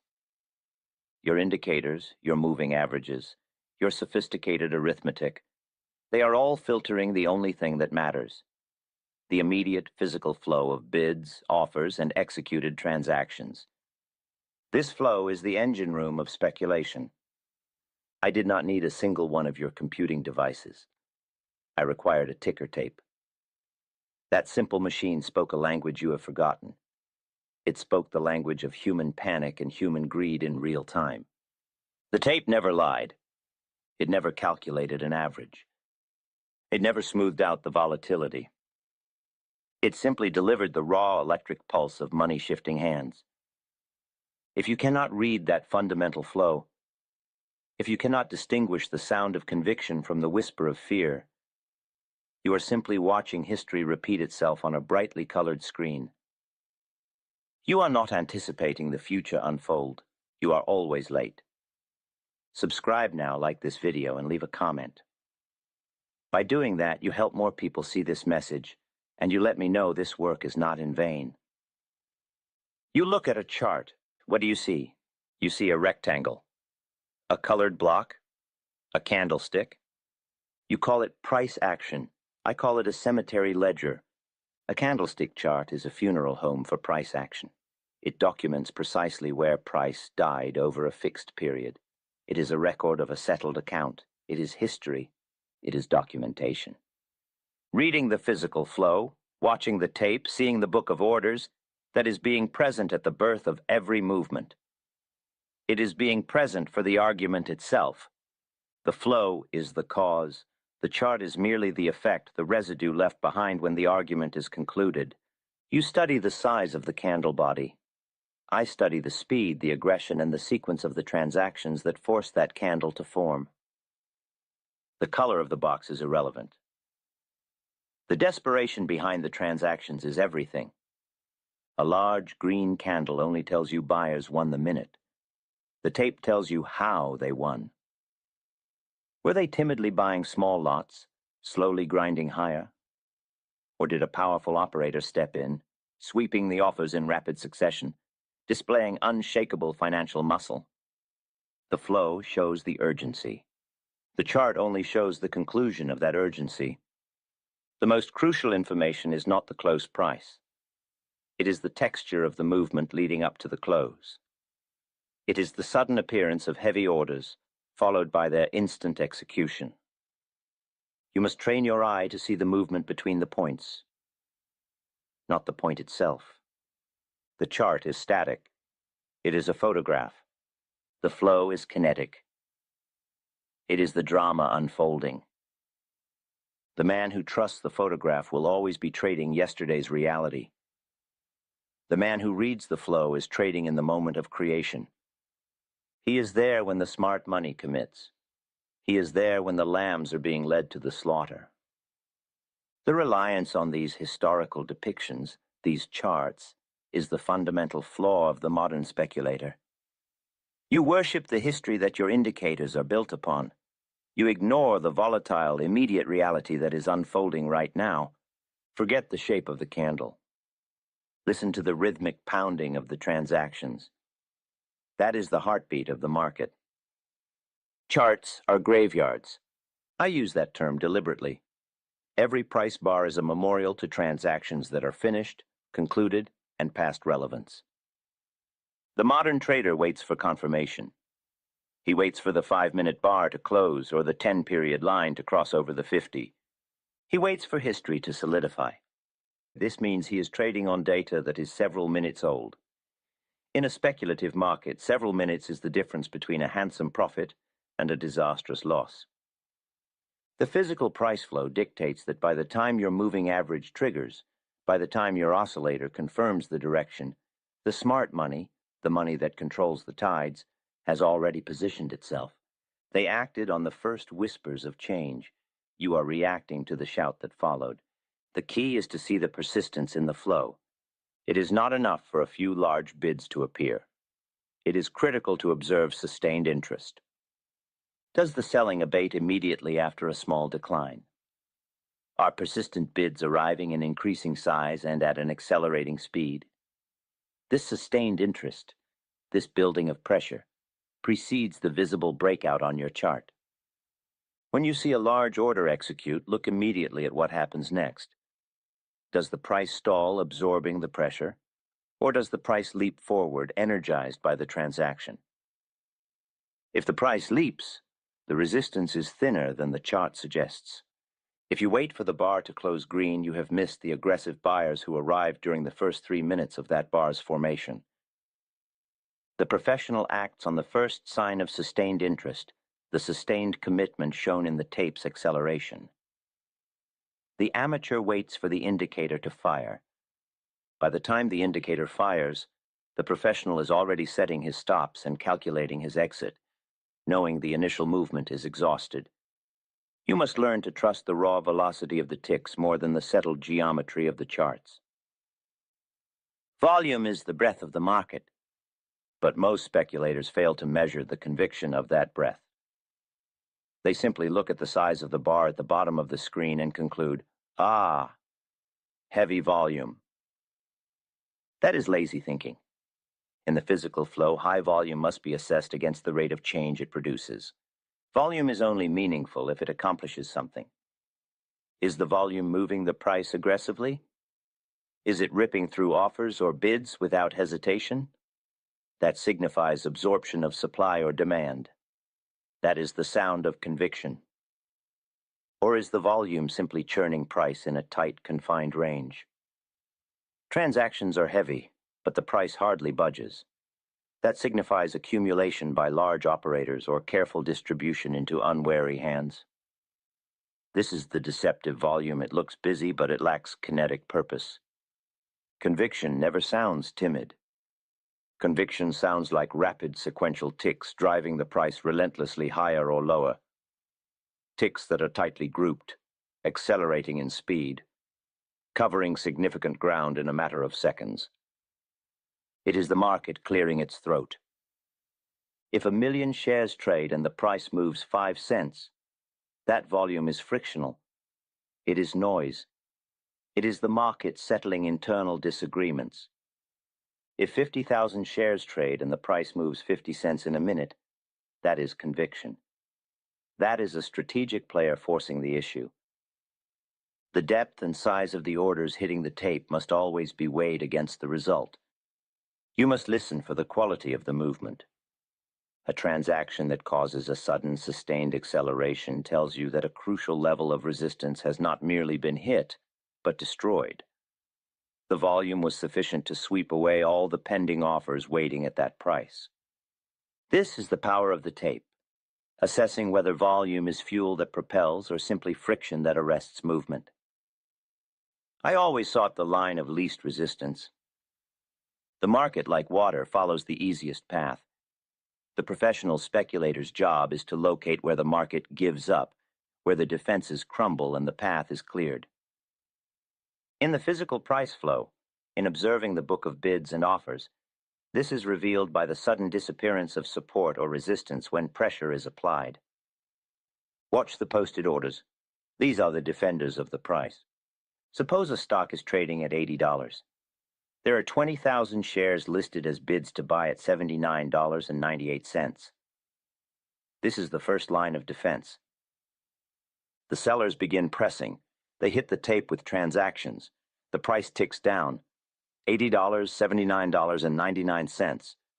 The key is to watch what happens to that 20,000 share bid at 79.98 as the selling momentum increases. Do the sellers eat into the bid slowly, transaction by transaction? That suggests measured retail selling. Or does the 20,000 share defense suddenly vanish? Does it instantly drop to 2,000 shares or disappear entirely, and the price instantly slips to 79.90? That moment, when the defenders retreat, when the visible liquidity dissolves, is the instant of maximum opportunity. That vanishing act signals the path of least resistance. The sellers have realized there is no sustained support beneath. The momentum will immediately accelerate, sucking the price downward. This slippage, the failure of the expected depth, is the purest signal the tape can give you. It tells you not only that the market is weak, but that the large, resting orders are canceled or pulled back by fearful professionals. The line of least resistance is found not in the strength of the attack, but in the weakness of the defense. The modern speculator relies on his computer to retain information. I relied on my memory. My mind was my analytical engine, my supercomputer. To truly read the physical flow, you must develop a market memory.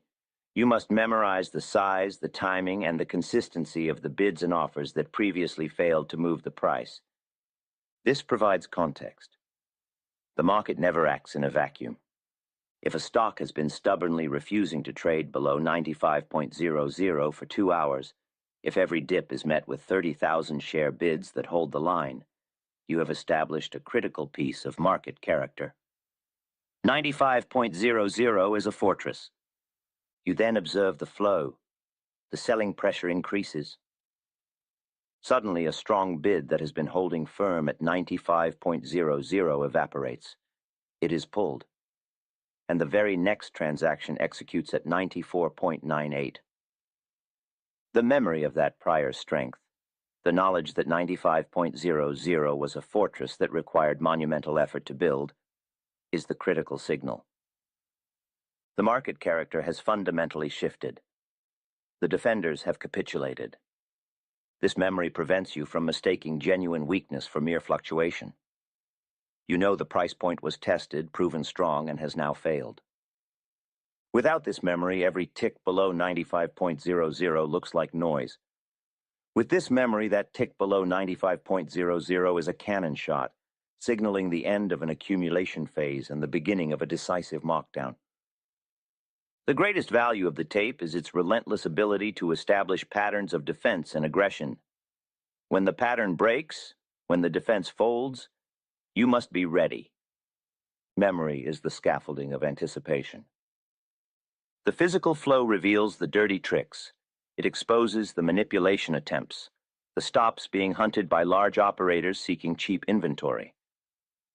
This behavior shows a specific signature on the tape. I call it the flinch. Large players need liquidity to enter or exit large positions. They know where the retail public and weak-handed professionals place their stops. Just below a visible support, just above a visible resistance. Watch for brief, aggressive flashes of volume. The tape shows rapid transactions that push the price just outside a known support level. Say a quick drive below 50.00 to 49.95. The intent is to trigger the sell orders sitting beneath the round number. But here is the distinguishing characteristic. The price does not follow through. It immediately recoils back to the mean. It reverses with urgency, often filling back up to 50.05 within seconds. The stock flinched. It dipped, collected the liquidity, and snapped back. The large player was sweeping the dust, collecting shares, not initiating a sincere directional move. A genuine breakout requires sustained volume and follow-through. It requires the price to stay broken. A stop hunt is a quick thrust, a rapid collection, and a rejection of the new low. If you're watching the tape, you see this failure to follow through instantly. The moment the bid evaporates and the price flashes lower, you watch the bids at the low. If new, large bids reappear almost immediately, sucking the price back up, you know the maneuver was insincere. The flinch is confirmation that the large money is accumulating, using fear to shake out weak holders. Never confuse a swift dip for a breakdown. Study the immediate recovery. The recovery is the truth. The bid-ask spread is the most honest measure of market fear and uncertainty. It is the distance between the highest price a buyer is willing to pay and the lowest price a seller is willing to accept. Chart traders ignore this metric entirely. They focus only on the last executed price. They are deaf to the conversation of liquidity. The spread is the expanding whisper. It tells you what institutions are truly thinking about the immediate volatility and the depth of the market. When the market is confident and liquid, the spread is tight, perhaps a single cent. Buyers and sellers are close, signaling deep confidence that they can transact without moving the price against themselves. But watch what happens during moments of uncertainty. A rapidly widening spread, even if the price is holding steady and without massive volume, signals institutional nervousness and reluctance to fill orders. The sellers are demanding a higher premium to part with their shares. The buyers are demanding a greater discount to commit capital. This rapid expansion indicates a deterioration of liquidity and signals immediate volatility risk. It means the available depth, the number of resting orders, is thinning out drastically. A single medium-sized transaction can then rip through the entire book. If the spread expands from 2 cents to 10 cents in 30 seconds, it does not matter what your chart looks like. The market is about to become disorderly. You must pull back. Conversely, A rapidly tightening spread signals returning confidence and increased market depth.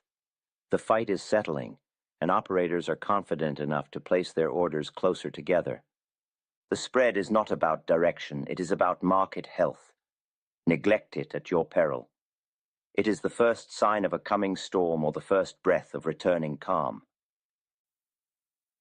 If you enter a position based on an insight derived from the physical price flow, the confirmation should be near instantaneous. This is the non-negotiable demand of the tape reader. If I observe the line of least resistance open up, if the offers vanish and the momentum shifts, I commit. And the very next sequence of ticks must validate my entry. If I buy, the price must immediately tick in my favor. The bids must hold firm and the transactions must continue to execute higher with aggression. If I buy and the stock hesitates for 30 seconds, or if the bids quickly thin out, or if the price ticks back to my entry price, the flow is telling me with brutal clarity that my timing is wrong. The flow demands strict, immediate validation. I do not wait for the 5-minute candle to close. I do not wait for the chart to confirm my decision. The tape is the confirmation. If the immediate transactions do not support the trade, the initial analysis was flawed, the timing was premature, or the observed momentum was exhausted before I could act. In that situation, I exit the trade immediately. Small loss. Move on. The chart trader, relying on delayed confirmation, waits for the moving average to cross back down. By then, his small theoretical error has become a substantial realized loss. The tape reader is disciplined by immediacy. The flow acts as an immediate truth detector. If the market does not endorse your decision instantly by moving in your favor, you have made a mistake. Honor the market's instruction. Cut the position. The conviction must be validated on the first 3 ticks. If it is not, it was false conviction. The modern speculator surrounds himself with complexity. He has 6 screens. He has a dashboard of blinking lights, 20 indicators running, and constant news feeds chattering in his ear. This environment encourages paralysis by analysis. It is designed for comfort, not observation. The deception of the dashboard is that it confuses information overload with wisdom. The physical flow demands simplicity. When I was in my prime, I needed only the tape, price, size, and speed. That was the entirety of the input. True observation is inherently uncomfortable. It requires intense, focused concentration on raw, unfiltered data. It is mentally exhausting. Your modern dashboard encourages intellectual contemplation. It allows you to ponder the divergence of the stochastic oscillator against the relative strength index while the price is running away from you. The raw flow forces decisive action. You cannot rationalize with the tape. It simply ticks. It forces you to make a binary decision based on the immediate action of institutional money. The comfort of multiple screens, the illusion of total information control, kills the vital observational sense. It dulls the intuition. The professional must embrace the discomfort of staring at the unadorned, chaotic reality of the flow. He must train his mind to filter out the noise and isolate the core signals. Is the speed increasing? Is the size committed? Is the direction holding? Strip away the complexity, remove the crutches. Focus only on the beating heart of the market, the execution of orders. Decisive action only comes from clear, focused input. The dashboard is designed to muddy the water. The ultimate power of reading the physical flow is the conversion of observation into unshakable conviction. This is the apex of speculation. When you observe a fundamental shift in the tape, the speed, the size, the relentless direction, you do not need outside validation. You do not need a broker's tip or a chart pattern to confirm your insight. The tape tells you precisely where the institutional money is defending its turf or where it is launching its attack. If you see a large distribution take place for 3 hours, and then you see the bids fail at the critical support level, and the subsequent transactions accelerate rapidly downward on heavy volume, the entire sequence aligns perfectly with a short thesis. Your conviction is absolute. It is built on empirical, real-time evidence of capital movement. This certainty is what allows the professional to execute the proper position size. The amateur, trading on external signals or delayed charts, hedges his bets. He takes a small position because he lacks confidence in his source of information. He relies on hope. The tape reader knows. He has watched the transaction unfold. He can commit capital decisively. The size of the position is determined by the clarity of the signal. When the flow aligns perfectly with your thesis, speed, size, and direction all confirm the movement. You have earned the courage to execute the position size that defines a professional operator. This conviction is the shield against fear and the engine of profit. It is born from witnessing the truth, raw and unfiltered as it unfolds on the tape. The foundational principles of market mechanics we have just analyzed, the reading of the physical price flow, are often acquired only through the costly errors and sharp market penalties inherent to speculation. Fortunately, the necessity of paying that price is mitigated by the historical record. In 1923, Edwin Lefebvre gave us Reminiscences of a Stock Operator, meticulously detailing the career and philosophy of Jesse Livermore, known therein as Larry Livingston. This essential text serves not merely as history, but as a sophisticated training ground for the modern mind, allowing one to internalize the discipline of price action vicariously. Crucially, the Max Davidson edition adds indispensable modern commentary, ensuring the wisdom codified nearly a century ago is fully translated and actionable for today's electronic markets. To equip yourself with this foundational wisdom and bypass needless on-the-job error, a link to this essential edition is provided in the description below. The market doesn't speak in colors, lines, or sophisticated arithmetic. It speaks in speed, size, and urgency. Your modern technology is designed to make you comfortable. It creates smooth lines and elegant graphs. But comfort in trading is a slow death sentence. You must embrace the raw, visceral reality of the market. You must learn to hear the conversation between panic and greed as it is being typed out, tick by tick. Learn to read the action, not the depiction of the action. The price flow is the immediate language of money. It is the voice of the house. Master that language, and you will master the game. You will never again rely on history to tell you what is happening right now.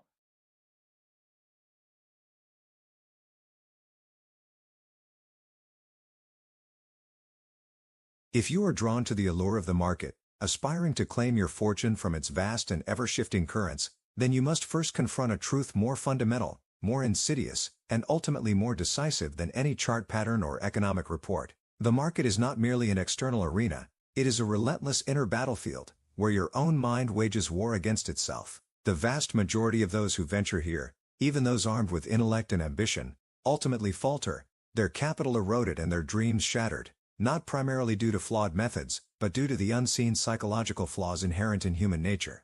This unforgiving crucible, this grand test of character, operates with chilling indifference to your hopes, your fears, or your personal desires. It perpetually tests your emotional fortitude, relentlessly probing for weakness, subtly exploiting every human tendency towards impatience, greed, hope, and ego. It is a master psychologist, designed to amplify your every internal flaw and to turn your most basic human emotions into powerful, destructive forces that guarantee your ultimate ruin. Subscribe now, leave a like, and write any comment. This way, you'll help more people see and hear this message, and I'll know that my work is not in vain. Initial successes, often born more of market serendipity than genuine insight, frequently serve as a prelude to a speculator's downfall. They breed a dangerous overconfidence, an illusion of infallibility that blinds one to the market's true power and one's own limitations. This hubris, a purely psychological failing, leaves one vulnerable to the subtle deceptions and brutal reversals that await those who mistake fleeting luck for enduring skill.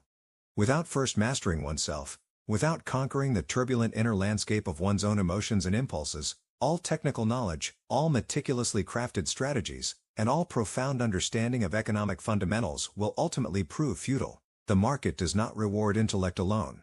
It rewards disciplined, objective execution, and such execution is impossible when the mind is a slave to its own uncontrolled passions. This arena is the ultimate test of human nature. It is here that the speculator's courage is weighed against their fear, their patience against their impulsiveness, and their humility against their pride. The true victories in speculation are not merely monetary, they are psychological triumphs, achieved by those who have waged and won the internal war against their own predispositions and weaknesses. The competitive landscape of the market ensures that any psychological vulnerability becomes an immediate liability. The smart money, the disciplined few, operate with cold, calculating detachment, ready to capitalize on the predictable emotional errors of the masses. Thus, the mind of the speculator becomes the ultimate competitive arena, where the battle for financial supremacy is first and foremost a battle for self-mastery. The external conditions of the market, whether it trends up or down, whether it is calm or volatile, are far less significant than the internal reactions they provoke within the speculator. The market does not care for your personal biases or your emotional states, it merely presents opportunities and risks. Your response to these, dictated by your psychological fortitude, is what truly determines your fate. This inherent indifference of the market to human emotion renders emotions not merely unhelpful, but actively detrimental. Hope keeps you clinging to losing positions, fear paralyzes you from acting on clear signals, greed compels you to overtrade or take excessive risks. These are not tools to be wielded, but internal enemies to be ruthlessly suppressed for the sake of survival and profit. True market mastery, therefore, begins with a profound journey of self-awareness. It involves meticulously identifying one's own psychological weaknesses, confronting them with unflinching honesty, and systematically dismantling their power over one's decision-making process. This path to mastery is forged in the crucible of personal experience, often through the bitter tuition of costly errors. Every significant loss I incurred, every devastating setback that threatened to annihilate my career, almost invariably stemmed from a psychological failing, an emotional lapse, rather than a miscalculation of facts or a flaw in my method. The market, in its unyielding wisdom, ruthlessly punished every deviation from strict discipline, forcing me to confront and conquer my own human nature. The journey to building enduring wealth in the market, to transforming from a mere gambler to a professional speculator, is fundamentally a psychological one. It begins with a profound understanding that the external market is merely a reflection of the internal war waged within every participant. To win the external battle, one must first win the internal one. This video will peel back the layers of this inner conflict, delving into the specific psychological pitfalls that lie in wait for every speculator, ready to sabotage even the most brilliant strategies. Prepare to confront the unseen enemies within your own mind, for only by recognizing and conquering these psychological traps can you hope to survive and ultimately thrive in the relentless arena of the market. Many aspiring speculators dedicate countless hours to meticulously studying market principles, devouring books on trend following, capital preservation, and risk management. They diligently absorb rules for entry, exit, and position sizing, believing that intellectual understanding alone is sufficient for success. Yet, I assure you, from the depths of my own hard-won experience, that while sound principles are absolutely essential, they are, in themselves, utterly insufficient. They are merely the blueprint. The execution depends on a variable far more volatile and unpredictable, the human equation. A perfectly designed trading system, an impeccable set of rules, or a brilliant analytical method, will inevitably break down when confronted with the raw, untamed forces of human emotion. Fear, greed, hope, impatience, stubbornness, and overconfidence, these are not mere abstract concepts, they are powerful, visceral impulses that, left unchecked, will invariably override logic, corrupt judgment, and compel actions that directly violate even the most carefully constructed principles. There exists a profound and tragically common disconnect between what a speculator intellectually knows they should do, and what they actually do when placed under the immense pressure of real-time market fluctuations, when their capital is on the line. The disciplined adherence to a stop-loss, the patience to wait for a confirmed signal, the humility to cut a loss, these are simple intellectual concepts, yet their execution demands an emotional fortitude that few truly possess. The market, in its chilling efficiency, is a master exploiter of this very disconnect. It masterfully sets psychological traps, luring traders into predictable errors by amplifying their inherent human predispositions. It plays upon hope to keep them in losing positions, upon fear to force them out of winning ones prematurely, and upon greed to tempt them into overtrading or risking beyond all reason. These are not random occurrences. They are meticulously designed tests of emotional discipline. Consider a well-built ship, engineered with precision, equipped with the finest charts and a meticulously planned course. Yet, if its captain is undisciplined, prone to panic in a storm, or driven by irrational impulses, that ship, despite its perfection, will inevitably veer off course and ultimately wreck. So it is with the speculator. Principles are the ship and the chart. Emotional control is the steady hand of the captain. Trading, at its very core, is not merely an exercise in mathematics or economic forecasting. It is an inherently psychological endeavor, a relentless test of character under immense duress. The external fluctuations of price are merely a reflection of this deeper, more fundamental struggle occurring within the mind of every participant. The ultimate competitive advantage is gained not by superior information, but by superior emotional control. The internal struggle is a constant, relentless, and often unseen battle, fought in solitude. It is the persistent war against oneself, against the very human tendencies that lead to predictable errors and consistent losses. To achieve true mastery, one must recognize that this inner conflict is as real, as demanding, and as crucial as any external analysis of market conditions. The pursuit of consistent success in the market demands a profound fusion of intellectual understanding and an iron will. Principles must not merely be known.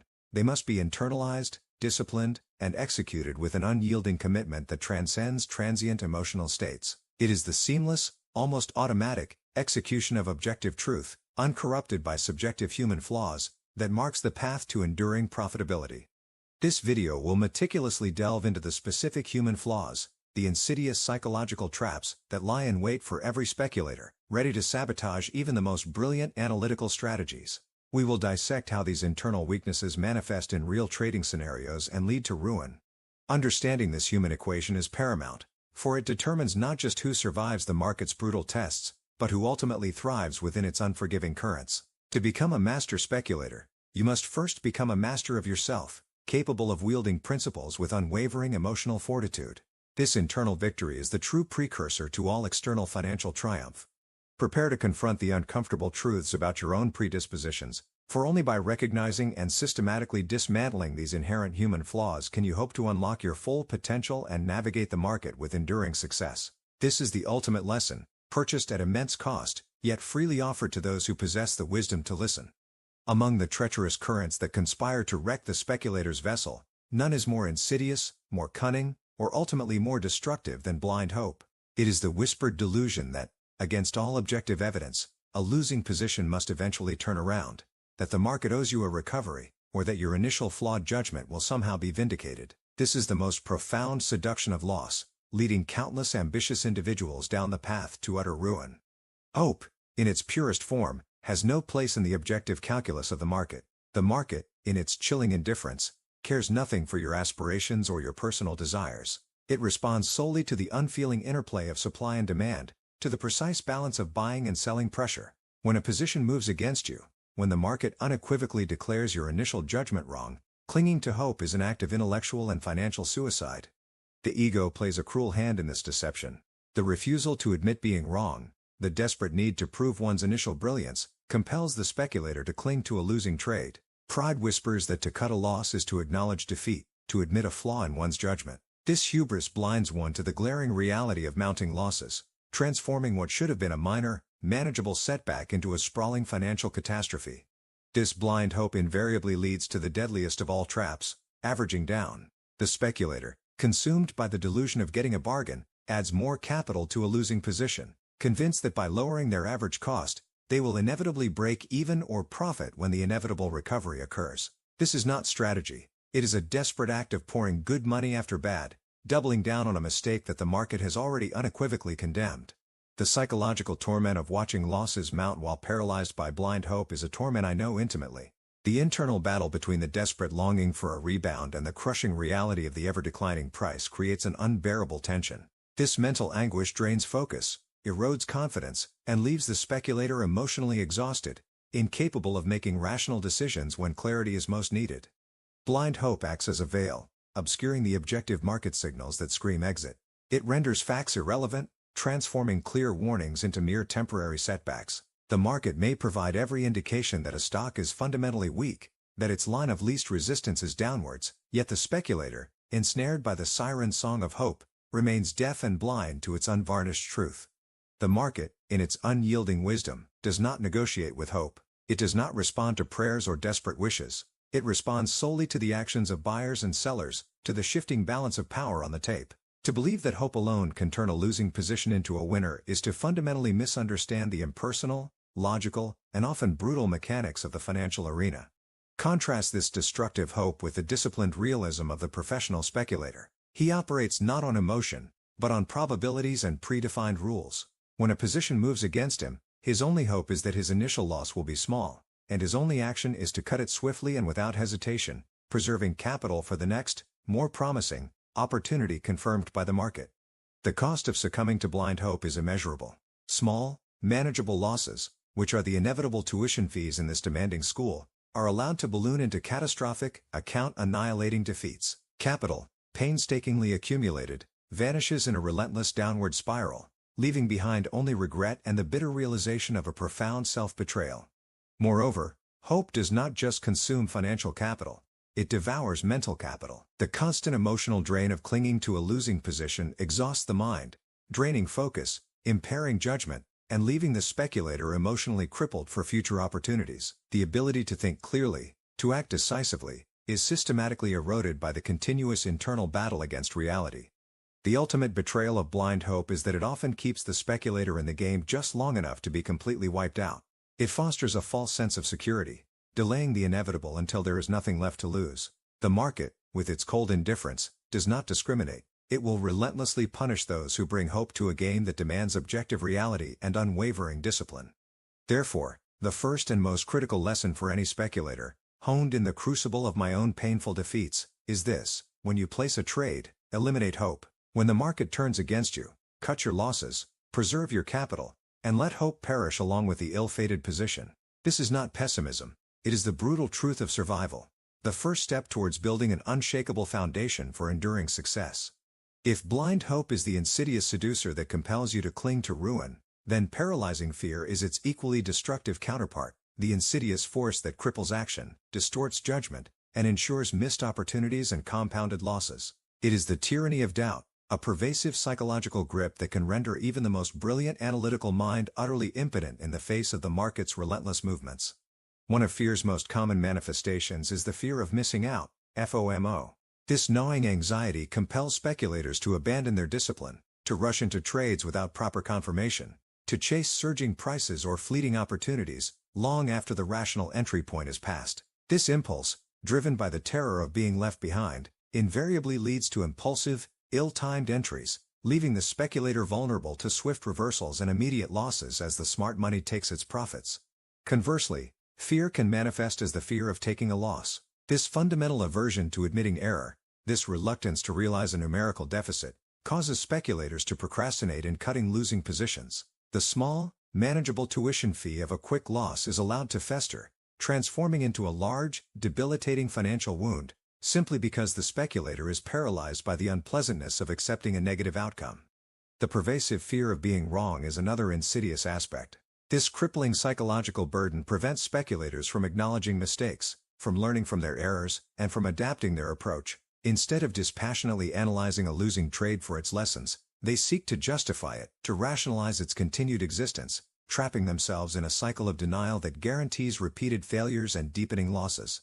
This pervasive fear can also lead to complete paralysis, a chilling state where even when clear, undeniable market signals emerge, the speculator remains frozen, unable to act decisively. The potential for profit is clear. The path of least resistance is established, yet the terror of committing, of risking, of potentially being wrong, renders them utterly impotent, watching as opportunities unfold without their participation.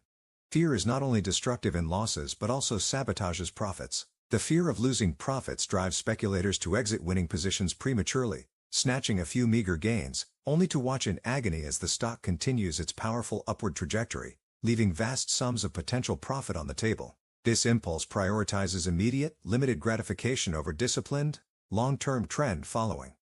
This pervasive fear systematically distorts perception, transforming clear, objective market signals into a bewildering cacophony of confusing noise. The mind, clouded by anxiety, loses its ability to interpret data accurately, to discern genuine trends from mere fluctuations, or to trust its own observations. Judgment becomes impaired, and decision-making devolves into a series of panicked reactions driven by irrational impulses rather than cold logic.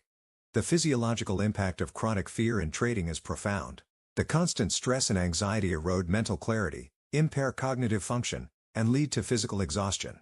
This sustained state of duress systematically undermines a speculator's ability to think critically, to maintain discipline, and to execute their strategies flawlessly, reducing them to a state of reactive, emotional vulnerability. Fear is also highly contagious, spreading rapidly among the masses and amplifying market panics.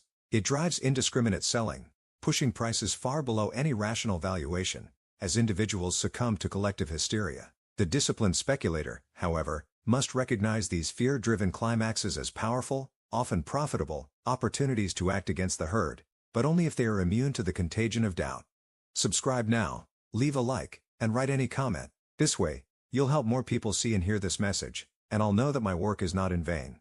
Contrast this destructive fear with the disciplined caution of the professional speculator. He approaches the market with respect, not terror. He understands that risk is inherent, but he manages it with calculated precision, through predefined rules and unwavering emotional control. He acknowledges fear, but he never allows it to dictate his actions or override his objective analysis. The cost of succumbing to paralyzing fear is immeasurable.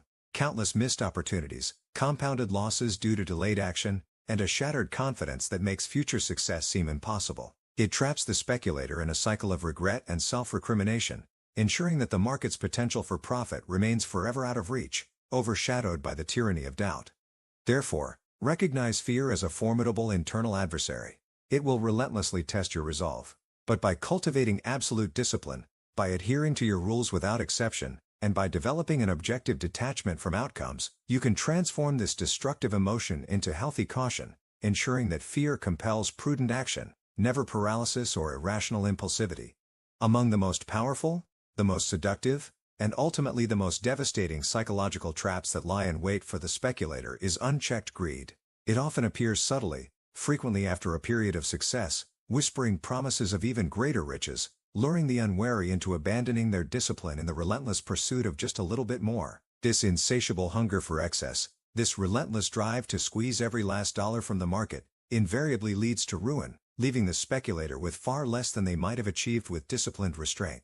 Greed compels the speculator to take excessive risks, to commit disproportionately large sums of capital to single positions, or to leverage their funds beyond all reason. The allure of amplified gains blinds one to the exponential increase in potential losses. The pursuit of easy money clouds judgment, pushing individuals to gamble with their entire capital in a desperate attempt to accelerate their fortune, fundamentally misunderstanding the methodical and patient nature of true wealth accumulation in the market.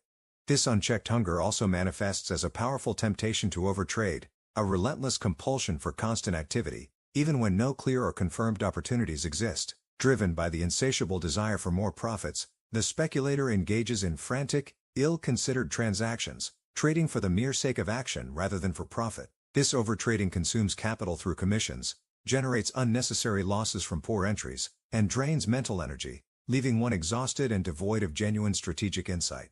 One of greed's most common and tragic manifestations is the refusal to exit winning positions, constantly hoping for the last dollar. The speculator, having ridden a profitable trend, becomes emotionally attached to their gains, convinced that the upward movement will continue indefinitely. They ignore clear market signals of exhaustion or reversal, driven by the desire to extract every possible cent.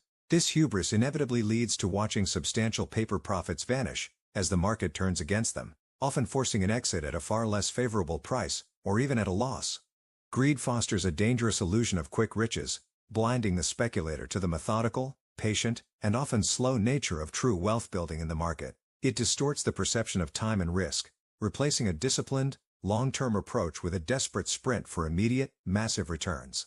This impatience with measured growth systematically undermines the very principles that ensure consistent profitability, leading to impulsive, irrational decisions. Greed also profoundly distorts judgment, turning rational analysis into mere wishful thinking. Objective market signals are reinterpreted through the lens of avarice. Warnings are dismissed as temporary aberrations. The speculator, driven by the relentless pursuit of more, sees only what they want to see, rather than the unvarnished truth displayed on the tape, leading to a profound disconnection from reality and guaranteeing future missteps.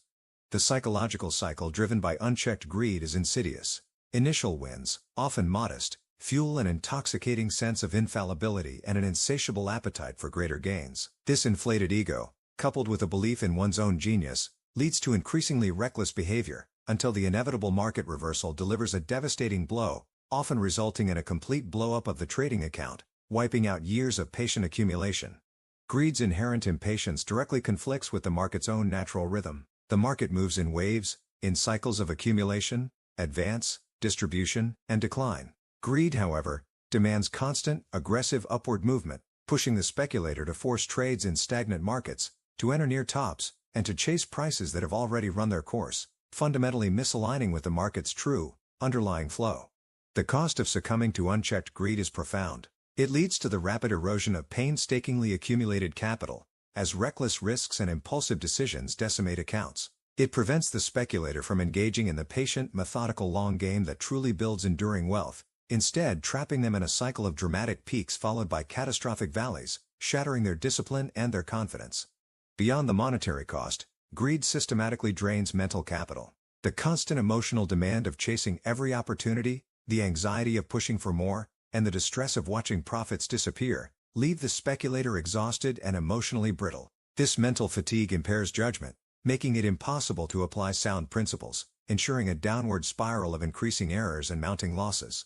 Greed is a relentless and unquenchable thirst. It is never satisfied, always demands more, and consistently pushes the boundaries of prudence. It whispers that enough is never enough, tempting the speculator to violate their own risk limits, to ignore diversification, and to abandon all sense of caution in the pursuit of an elusive, ever greater fortune, ensuring they eventually overreach and inevitably face severe consequences. Ultimately, greed's relentless pursuit of everything invariably leaves the speculator with nothing. It is a powerful, internal enemy that must be recognized, understood, and ruthlessly controlled. For in the unforgiving arena of the market, the discipline of knowing when to say enough and when to walk away from a profitable position is the ultimate safeguard against ruin and the true precursor to building lasting, sustained wealth. If unchecked greed compels the pursuit of excess, then destructive impatience is its insidious accomplice, a psychological trap that consistently leads to premature action, missed opportunities, and profound regret. It is the overwhelming urge to constantly do something, to force the market to conform to one's own timeline, rather than possessing the iron discipline to wait for clarity and for the opportune moment to present itself unequivocally. This costly haste invariably sabotages even the most well-intentioned strategies. Impatience prevents the speculator from waiting for clear signals, for confirmed setups, for the moment when the market unequivocally declares its intention. The market moves in waves, in cycles of accumulation, advance, distribution, and decline. True profits are made by aligning with these larger movements, not by attempting to snatch every small fluctuation. Impatience, however, compels constant activity, driven by a restless energy that cannot tolerate periods of strategic inaction. The urge to constantly be in the market is a pervasive manifestation of impatience, often driven by boredom or the paralyzing fear of missing out, FOMO. The speculator, unable to tolerate idleness, places trades out of a desperate need for activity, even when no discernible opportunity exists. This leads to impulsive, ill-timed entries, generating unnecessary commissions and exposing capital to random market noise, rather than profitable trends. This destructive haste frequently leads to rushing entries, committing capital before thorough due diligence has been completed, before all confirmation signals have aligned, or before the market has clearly established its path of least resistance. Such impulsive entries often place the speculator on the wrong side of a minor fluctuation or a false move, leading to immediate losses and significant mental strain, as the position struggles to find its footing. The profound cost of being early, of acting out of impatience, is multifaceted. It involves tying up valuable capital in non-performing or losing positions, suffering whipsaws that erode confidence and deplete funds, and experiencing the psychological torment of watching a position move against you, simply because you lack the discipline to wait for the optimal moment. Patience, in speculation, is a form of active capital preservation, protecting resources for genuine opportunities. Impatience does not only affect entries, it also sabotages exits. It can lead to cutting winners too soon, snatching small profits while leaving vast sums on the table, simply because the speculator lacks the patience to ride a powerful trend to its logical conclusion. Conversely, a lack of patience with pain can paradoxically cause a speculator to hold losers too long, delaying the necessary cut because they are unwilling to tolerate the immediate discomfort of realizing a loss, hoping it will recover. The psychological pressure of waiting, of tolerating strategic inaction during periods of market indecision, is immense. It is a constant struggle against one's own restless mind, against the societal conditioning that equates activity with progress. Yet, this internal discipline is paramount. The speculator must cultivate the fortitude to sit idly by, observing the market with a detached, almost scientific patience, until the precise moment for action is delivered by the market itself. Impatience inevitably leads to overtrading, the compulsive desire to make constant transactions, even when the market offers no clear edge. This activity is driven by a restless need for stimulation, rather than by objective opportunity. Overtrading consumes capital through commissions and spreads, generates unnecessary losses from poorly conceived entries, and rapidly depletes the mental and emotional reserves required for disciplined speculation. Moreover, impatience profoundly disregards the market's own natural rhythm and its inherent cycles of accumulation, advance, distribution, and decline. It attempts to force profits where none exist, to extract gains from periods of consolidation, or to predict reversals before they have clearly manifested. This fundamental misalignment with the market's natural flow ensures that the speculator is perpetually offsides, battling against the dominant forces rather than flowing with them. The consequence of destructive impatience is a relentless cycle of frustration and loss. The speculator is constantly reacting to events rather than anticipating them, forever chasing the market, often entering near the end of a move or getting caught in abrupt reversals. Missed opportunities, unnecessary losses, and a profound erosion of confidence become the defining characteristics of their trading journey. Patience is not merely a virtue in speculation. It is an active, vital discipline, a cornerstone of successful trading. It is the ability to wait for clarity, to allow the market to confirm its intentions, and to act only when the probabilities are overwhelmingly in your favor. This discipline ensures that your capital is deployed with maximum efficiency and minimal risk, preserving it for the truly significant opportunities. Ultimately, haste makes waste in the unforgiving arena of the market. Destructive impatience guarantees that fortunes are squandered through impulsive, ill-timed actions. The disciplined speculator, however, understands that patient observation, strategic inaction, and waiting for the undeniable moment are the true precursors to capturing monumental profits, ensuring their actions are always aligned with the market's precise and deliberate unfolding. Among the most devastating psychological traps that ensnare speculators, leading to relentless losses and ultimate ruin, is crippling stubbornness, a pervasive refusal to admit error, particularly when one's initial judgment has been proven wrong by the market. This deeply ingrained human tendency, fueled by ego and pride, compels the speculator to cling desperately to a losing opinion, even when objective market signals unequivocally declare its invalidity. It is a futile battle against an impartial, all-powerful force, a struggle that guarantees defeat. The illusion of being right, of having superior foresight or insight, can be an intoxicating and ultimately destructive force in the market. The speculator, having committed to a position based on a personal conviction, becomes emotionally invested in that conviction's veracity, rather than the cold, hard reality of price action. Pride whispers that to cut a loss is to acknowledge intellectual defeat, to admit a flaw in one's infallible judgment. This hubris blinds one to the glaring reality of mounting capital erosion, transforming what should have been a minor, manageable setback into a sprawling, account-annihilating financial catastrophe.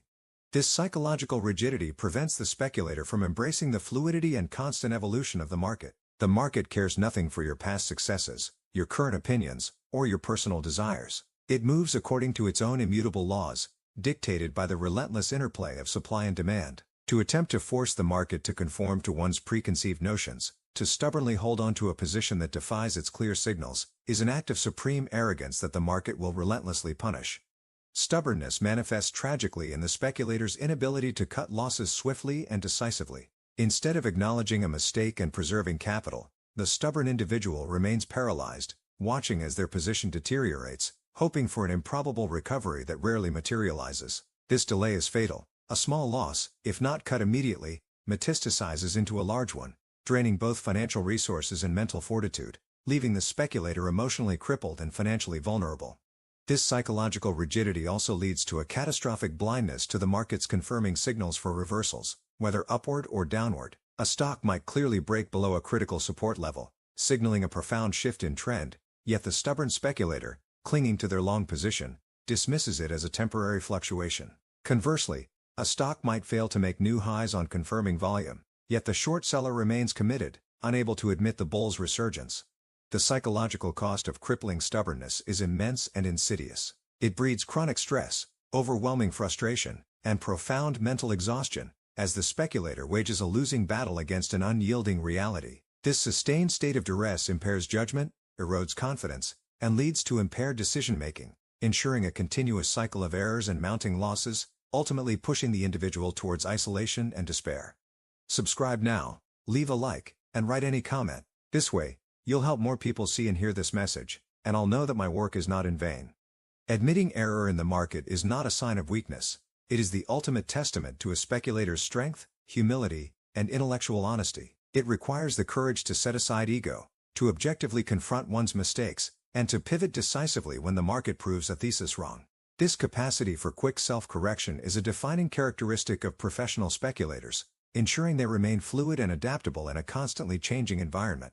The market, in its profound indifference, will relentlessly humble all who attempt to fight its truth. It demands humility, flexibility, and a dispassionate respect for its supreme authority. Those who cling to their opinions, rather than submitting to the market's facts, are destined to experience its brutal lessons repeatedly, as their stubbornness leads them deeper into financial and psychological ruin. The consequence of crippling stubbornness is devastating. It guarantees the compounding of losses, as capital is continuously committed to a flawed idea. It blinds the speculator to new, emerging opportunities, as their resources remain tied up in decaying positions. And it systematically consumes mental capital, leaving the individual emotionally drained and intellectually fatigued, unable to recognize or act upon genuine signals. This psychological trap often creates a vicious cycle. Initial stubbornness leads to significant losses, which in turn reinforce the desperate need to be right next time, compelling even greater rigidity and an intensified refusal to admit future errors. This self-defeating loop perpetuates the very behavior that leads to ruin, trapping the speculator in a prison of their own making, where ego triumphs over logic. Therefore, the discipline of humility, the willingness to acknowledge mistakes swiftly, and the flexibility to adapt to the market's undeniable truth are paramount for survival and enduring success. The market does not reward stubbornness, it rewards intellectual honesty and a ruthless commitment to reality. Only by embracing this truth can the speculator hope to navigate its treacherous currents. Ultimately, crippling stubbornness ensures that the market's bitter tuition is paid not in small, manageable installments, but in catastrophic, career-ending bankruptcies. It transforms a potentially temporary setback into an absolute, irreversible disaster, leaving the speculator with nothing but the bitter ashes of misplaced pride and the profound regret of having fought a battle that could never be won. Among the most seductive and persistently alluring psychological traps that lie in wait for the unwary speculator is the temptation of tips and outside, unverified information. The promise of easy money, of a shortcut to riches revealed by someone with inside knowledge, is an almost irresistible siren call. Yet, I tell you, from a lifetime spent navigating the market's treacherous currents, that relying on such hearsay is a direct path to profound disappointment, consistent losses, and the ultimate destruction of your capital. The allure of tips fundamentally undermines the very foundation of independent judgment and objective observation, which are the absolute prerequisites for genuine success in speculation. Instead of meticulously studying the market's own actions, of dissecting price and volume, the speculator places their trust in the unverified words of others. This outsourcing of critical thinking inevitably leads to blind gambling, as decisions are made without personal conviction or a clear understanding of the underlying forces at play. The source of these tips is often dubious at best, and malicious at worst. They may originate from genuinely uninformed individuals who mistake luck for insight, from biased parties with their own hidden agendas, such as those promoting their own positions, or from outright charlatans seeking to profit from the credulity of others. In my early days in the bucket shops, these tips were often manufactured precisely to lure unsuspecting gamblers into traps, designed to capitalize on their hopes and their ignorance.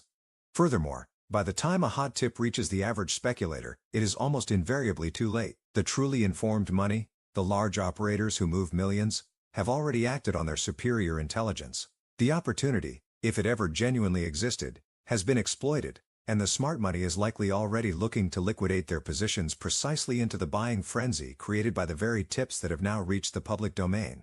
To act on such belated information is to be perpetually relegated to chasing the market, forever a step behind. Relying on tips fosters a profound and detrimental dependency. It prevents the speculator from engaging in the arduous but necessary process of genuine market education, of cultivating their own observational skills, and of developing a personal, verifiable system based on objective facts. This reliance ensures a perpetual state of intellectual helplessness, where one's financial fate is placed entirely in the hands of others, rather than being forged through one's own hard-won understanding. Perversely, there can be a subtle psychological relief in accepting tips. It allows the speculator to shift responsibility for their losses. If a trade based on a tip goes wrong, the blame can be conveniently attributed to the tipster, rather than to one's own flawed judgment or lack of discipline. This avoidance of personal accountability prevents genuine learning, ensuring that the cycle of relying on others and suffering losses continues unabated, perpetuating a state of perpetual financial vulnerability.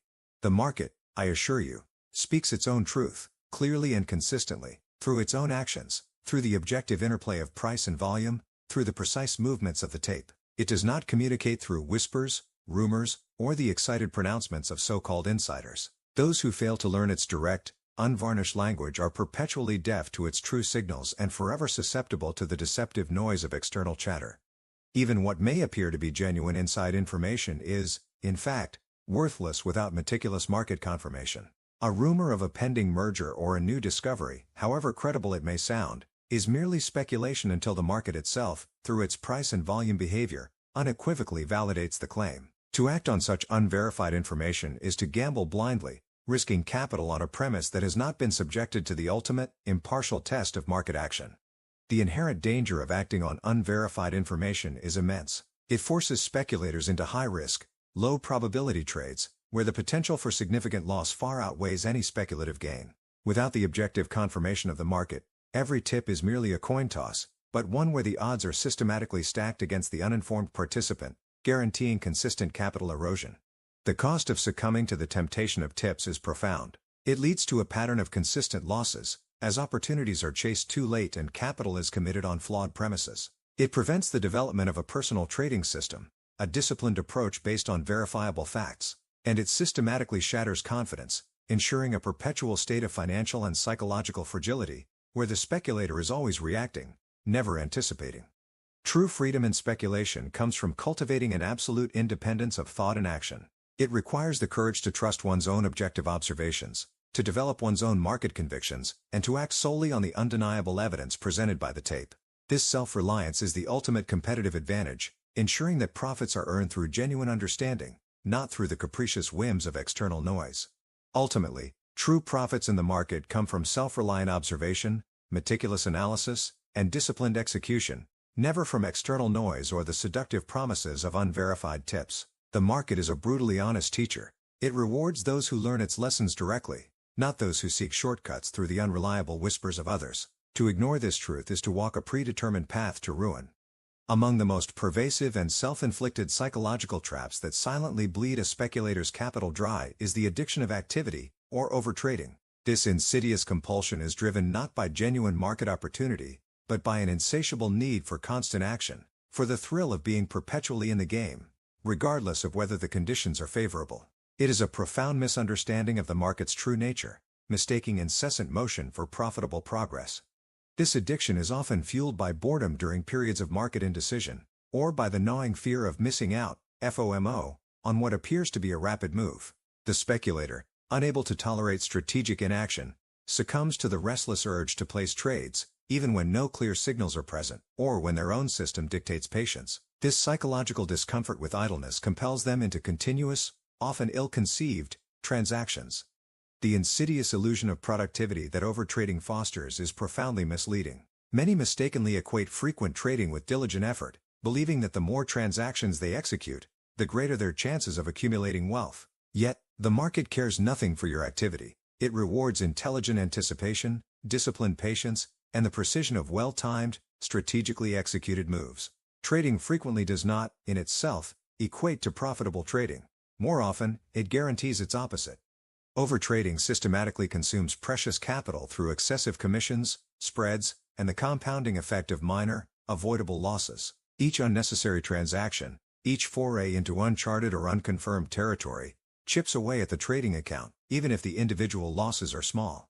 This constant bleed, often underestimated, can rapidly deplete funds, leaving insufficient capital for truly significant opportunities when they finally emerge.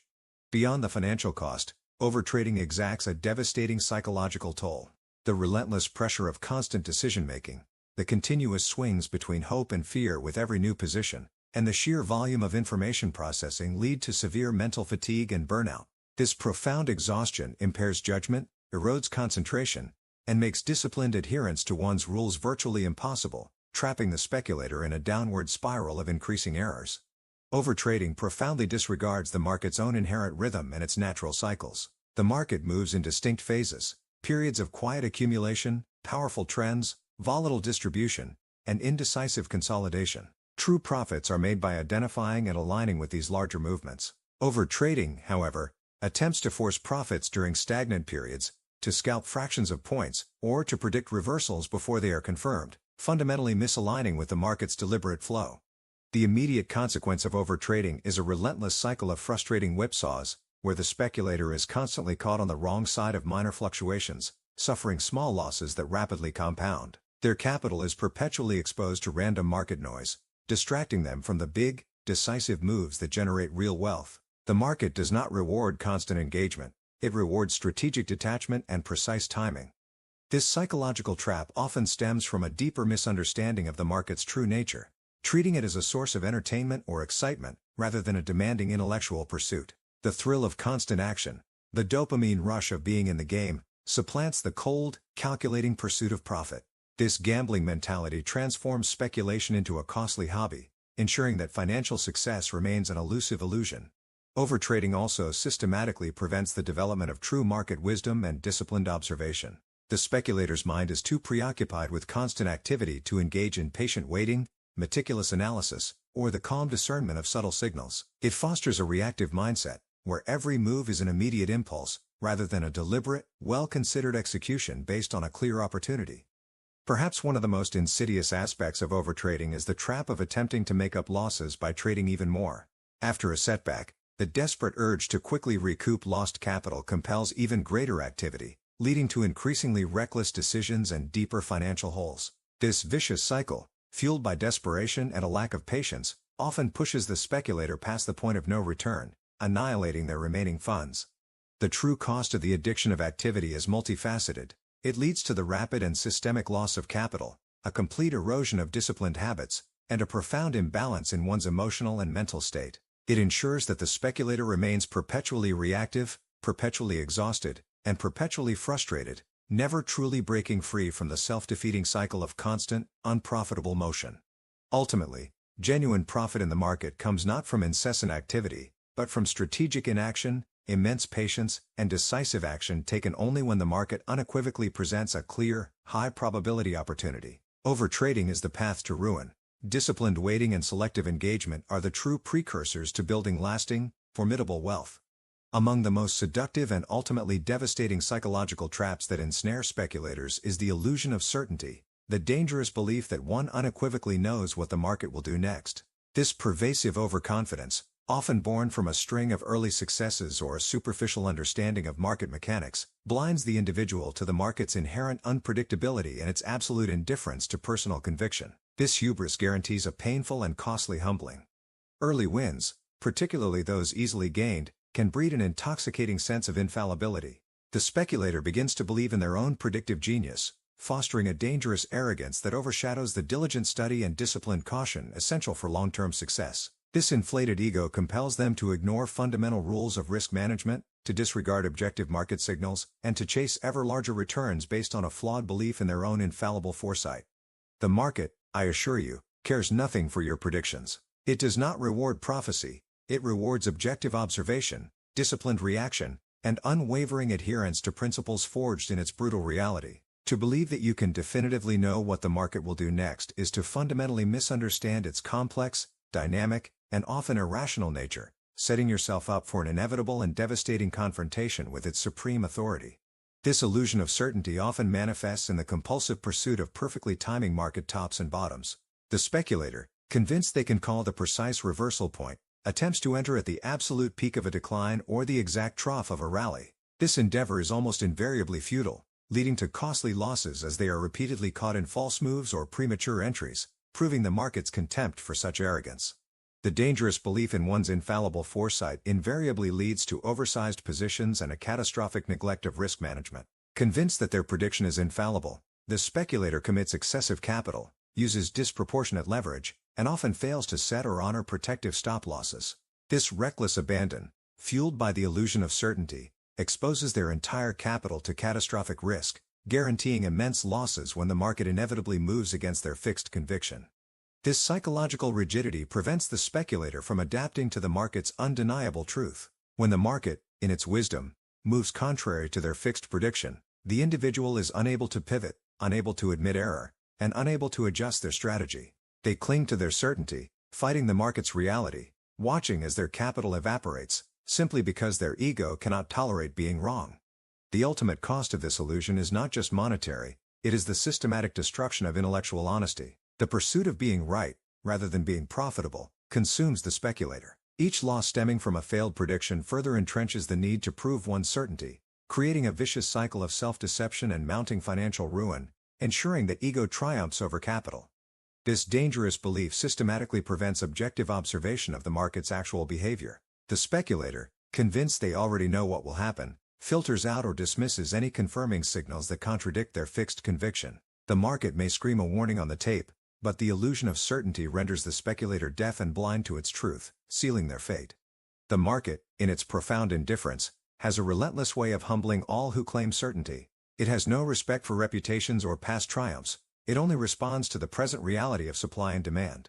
Those who approach it with arrogance, convinced they can divine its future movements, are destined to experience its brutal lessons repeatedly, paying dearly for their hubris. The consequence of succumbing to the illusion of certainty is profound. It leads to catastrophic losses, often wiping out years of hard-won gains. It shatters confidence in one's own judgment, creating a deep psychological scar. And it perpetuates a cycle of repeated errors, ensuring that the speculator remains trapped in a prison of their own making, where the ego's demand for certainty triumphs over the market's unpredictable reality. Ultimately, humility and intellectual flexibility are paramount for survival and enduring success in the market. The market is the supreme authority. It cannot be predicted with certainty, only observed and reacted to with discipline. The disciplined speculator embraces this truth, recognizing that true mastery lies not in knowing what's next, but in mastering oneself and responding objectively to the market's unfolding story. Having meticulously dissected the insidious psychological traps that lie in wait for every speculator, the path to enduring success now becomes clear. It is a relentless, uncompromising pursuit of inner victory, forged through the cultivation of iron discipline. The market, in its profound indifference, cares nothing for your aspirations or your intellectual prowess. It merely presents opportunities and risks. Your ultimate triumph hinges entirely upon your capacity to master yourself, to relentlessly conquer the human predispositions that lead to predictable and devastating errors. This iron discipline is not an innate talent bestowed upon a select few. It is a meticulously cultivated skill, honed through conscious effort, unwavering commitment, and the repeated, often painful, lessons exacted by the market. It demands a profound level of self-awareness, an unflinching honesty in confronting one's own emotional vulnerabilities, and a systematic dismantling of their power over rational decision-making. The speculator must become their own most vigilant guardian, perpetually policing their thoughts and impulses. Subscribe now, leave a like, and write any comment. This way, you'll help more people see and hear this message, and I'll know that my work is not in vain. The bedrock of this discipline is an unwavering adherence to a predefined trading plan and a set of immutable rules. These rules, meticulously crafted from objective market analysis and hard-won experience, must be treated as sacred, never to be violated under any circumstance. When the market is in motion, when emotions run high, the intellect's calm foresight, embedded within these rules, must reign supreme over the impulsive demands of hope, fear, or greed. Cultivating iron discipline means embracing a profound level of emotional detachment. It is the ability to observe market movements with the cold, scientific objectivity of a surgeon, rather than the fervent hope or paralyzing fear of a gambler. This detachment allows the speculator to make decisions based solely on facts and probabilities, unclouded by personal biases, transient emotions, or the seductive whispers of the crowd, ensuring actions are always rational, never reactive. This disciplined approach fosters a consistency of action that fundamentally alters the speculator's trajectory. Instead of erratic decisions dictated by shifting moods, discipline ensures a steady, methodical execution of a proven strategy. It eliminates the destructive whipsaws of impulsive trading, minimizes unnecessary losses, and allows for the precise and confident capture of significant market moves, ensuring that effort is systematically translated into profit. The true test of discipline often occurs in the face of adversity. When a trade moves against you, when a period of losses threatens your resolve, or when the market appears chaotic, true discipline compels you to adhere to your rules, to cut losses swiftly, to wait patiently for clarity, or to remain strategically out of the market. This unwavering commitment in the face of challenge is what separates the enduring few from the vast majority who inevitably succumb to emotional despair. This internal victory over one's own psychological predispositions is the ultimate competitive advantage in the market. While others battle external conditions or chase fleeting tips, the disciplined speculator is engaged in a continuous process of self-mastery. This inner control ensures that every ounce of analytical prowess, every insight gained from market observation, is translated directly into profitable action, uncorrupted by human frailty.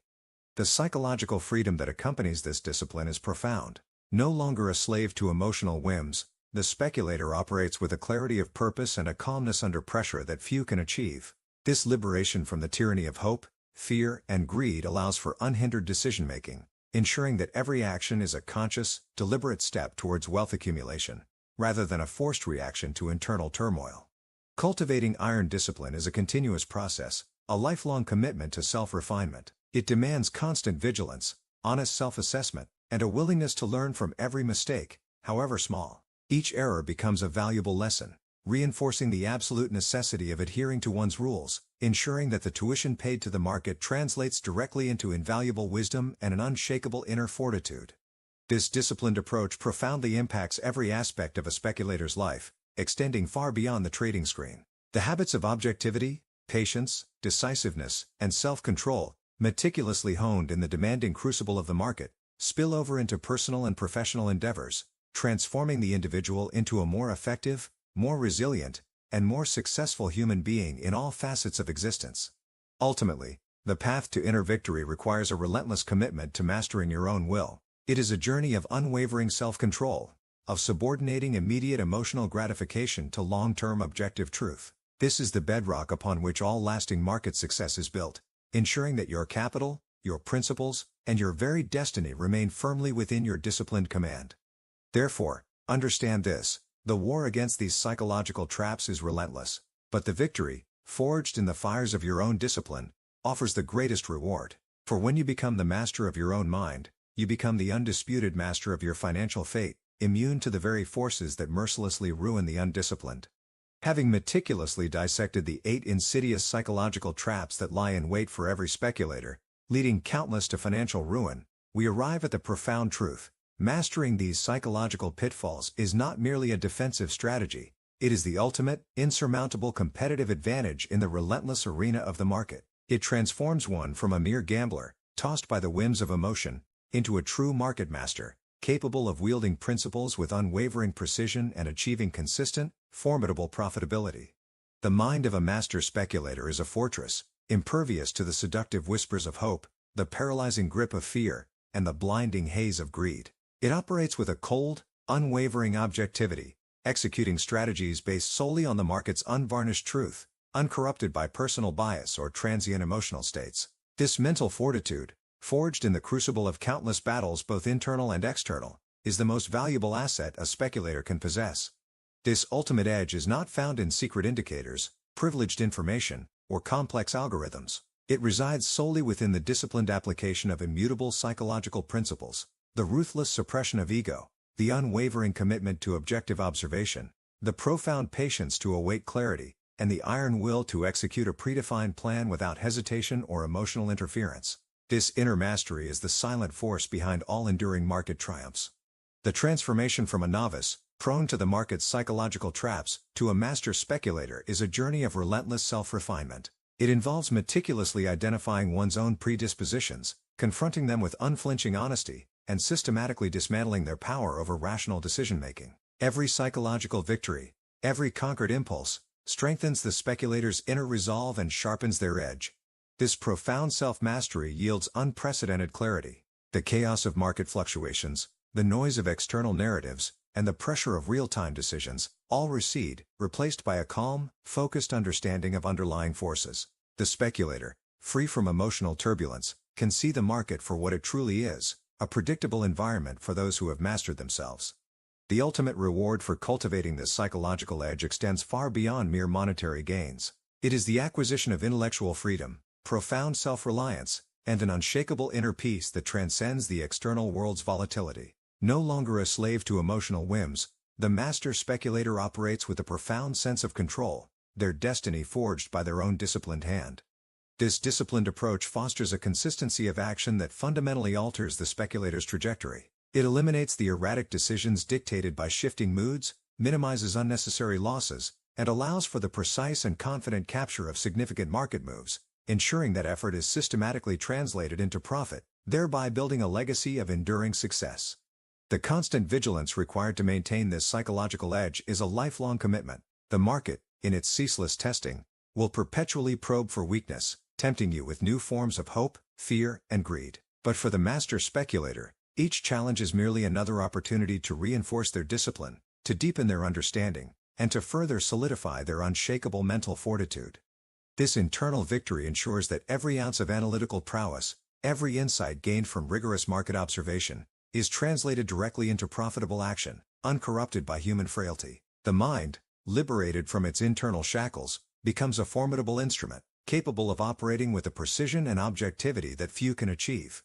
The true legacy of a master speculator is not simply the millions accumulated, but the indomitable spirit forged through relentless self-mastery. It is the profound wisdom gained from overcoming one's own limitations, the resilience cultivated through confronting devastating losses, and the unwavering discipline that ensures consistent triumph in an unforgiving arena. Therefore, understand this critical truth. The battle for financial supremacy begins and ends within your own mind. The market will offer endless opportunities for profit, but only to those who have first won the war against their own psychological predispositions. This is the ultimate lesson, purchased at immense cost by those who came before, yet freely offered to those who possess the wisdom to listen and the courage to act. This is your blueprint for enduring success. By diligently identifying and systematically dismantling these psychological traps, you will unlock your ultimate edge, transforming yourself from a mere participant into a true commander of your financial destiny. The path to becoming a professional speculator begins and ends with the mastery of yourself.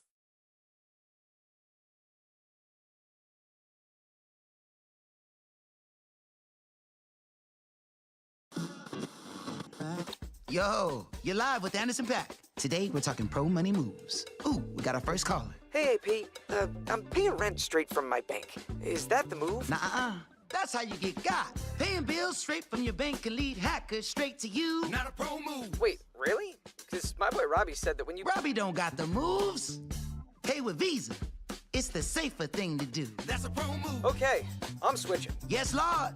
Visa, the safer way to pay. All right, everyone. Well, we are going to get started here. Thank you guys for tuning in. The topic of today's class is scaling strategies for averaging up and averaging down. This is a live broadcast. Thank you guys who are tuning in live.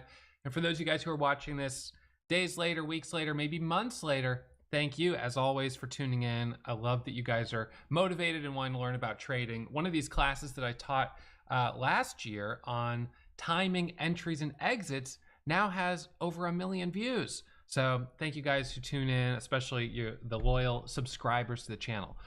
All right, so let's go ahead and dive in. I know you guys, some of you have been tuned in here waiting for a few minutes. So this is a class that is certainly great for beginner traders, but I'm gonna tell you right now that scaling is a little bit more advanced than your very simple strategy of one entry, one exit. And I'm gonna talk about the reasons why I would approach scaling, and let's just go ahead and look at the topics for today's class. So number one, what is scaling? Some of you already know, so we'll go through that fairly quickly. I'm going to talk to you, number two, about when to avoid scaling. When is scaling not appropriate? And then inversely, when is scaling appropriate? Number three. Number four, I'm going to share with you how to scale into trades. And number five, how to scale out of trades. So those are the 5 topics that we're going to cover in this class. And I'm excited because today you guys are going to get a chance to download a live trading archive of me trading OCEA. This is a stock where I made a little over $10,000, and during the whole trading session I was using a scaling technique to try to maximize on the opportunity. So right down in the link, there'll be a link right down in the description. We'll also pin it to the top of the comments. So if you guys, and I'll show you this live trading archive a little bit during this episode, but if you want to download it to rewatch the whole thing on your own, by all means, please do that. And everyone who downloads that OCEA live trading archive, the scaling in and out case study, you'll also get a copy of my technical analysis series. All right, so those are a couple of cool things that we put together for you guys, especially for this class here today. So without any further delay, let's get into it and cover the topic of what the heck is scaling. Scaling is a position management strategy designed to help maximize profits. A trader who does not scale will have one entry and one exit for each trade they take. A trader who scales will add several times until reaching full position, and then when they sell, they'll sell several times until they've closed the position. Now, I have my whiteboard here ready to go. So a beginner trader is going to typically focus on a buy, and let's just say we've got a pattern here. Stock pops up, it pulls back. They're getting in right there. That's the entry. It goes up to here, and they're taking one exit right there. All right, so that's their exit. That's going to be very typical. A beginner strategy, one entry, one exit. More experienced traders, what they're going to do, what I'm going to show you on this, is as the stock is pulling down, we might take what I would call a starter down here. Now, you're going to be in at a little bit of a lower price before you have confirmation, which carries more risk, but it's a smaller position.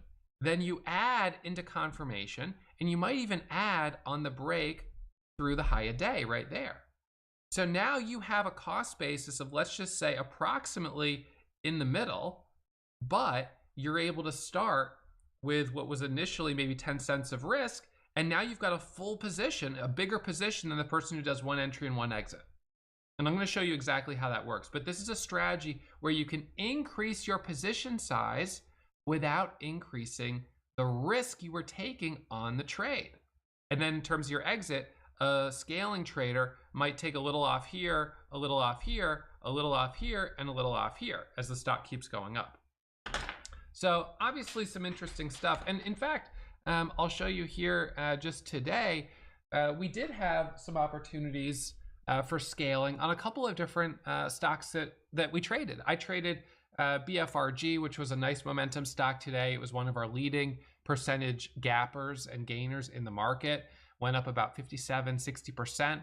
CDILX is going up right now. These are the types of stocks that if you're not scaling, you're going to be leaving a lot of money on the table. All right, so let's switch back here to the slides.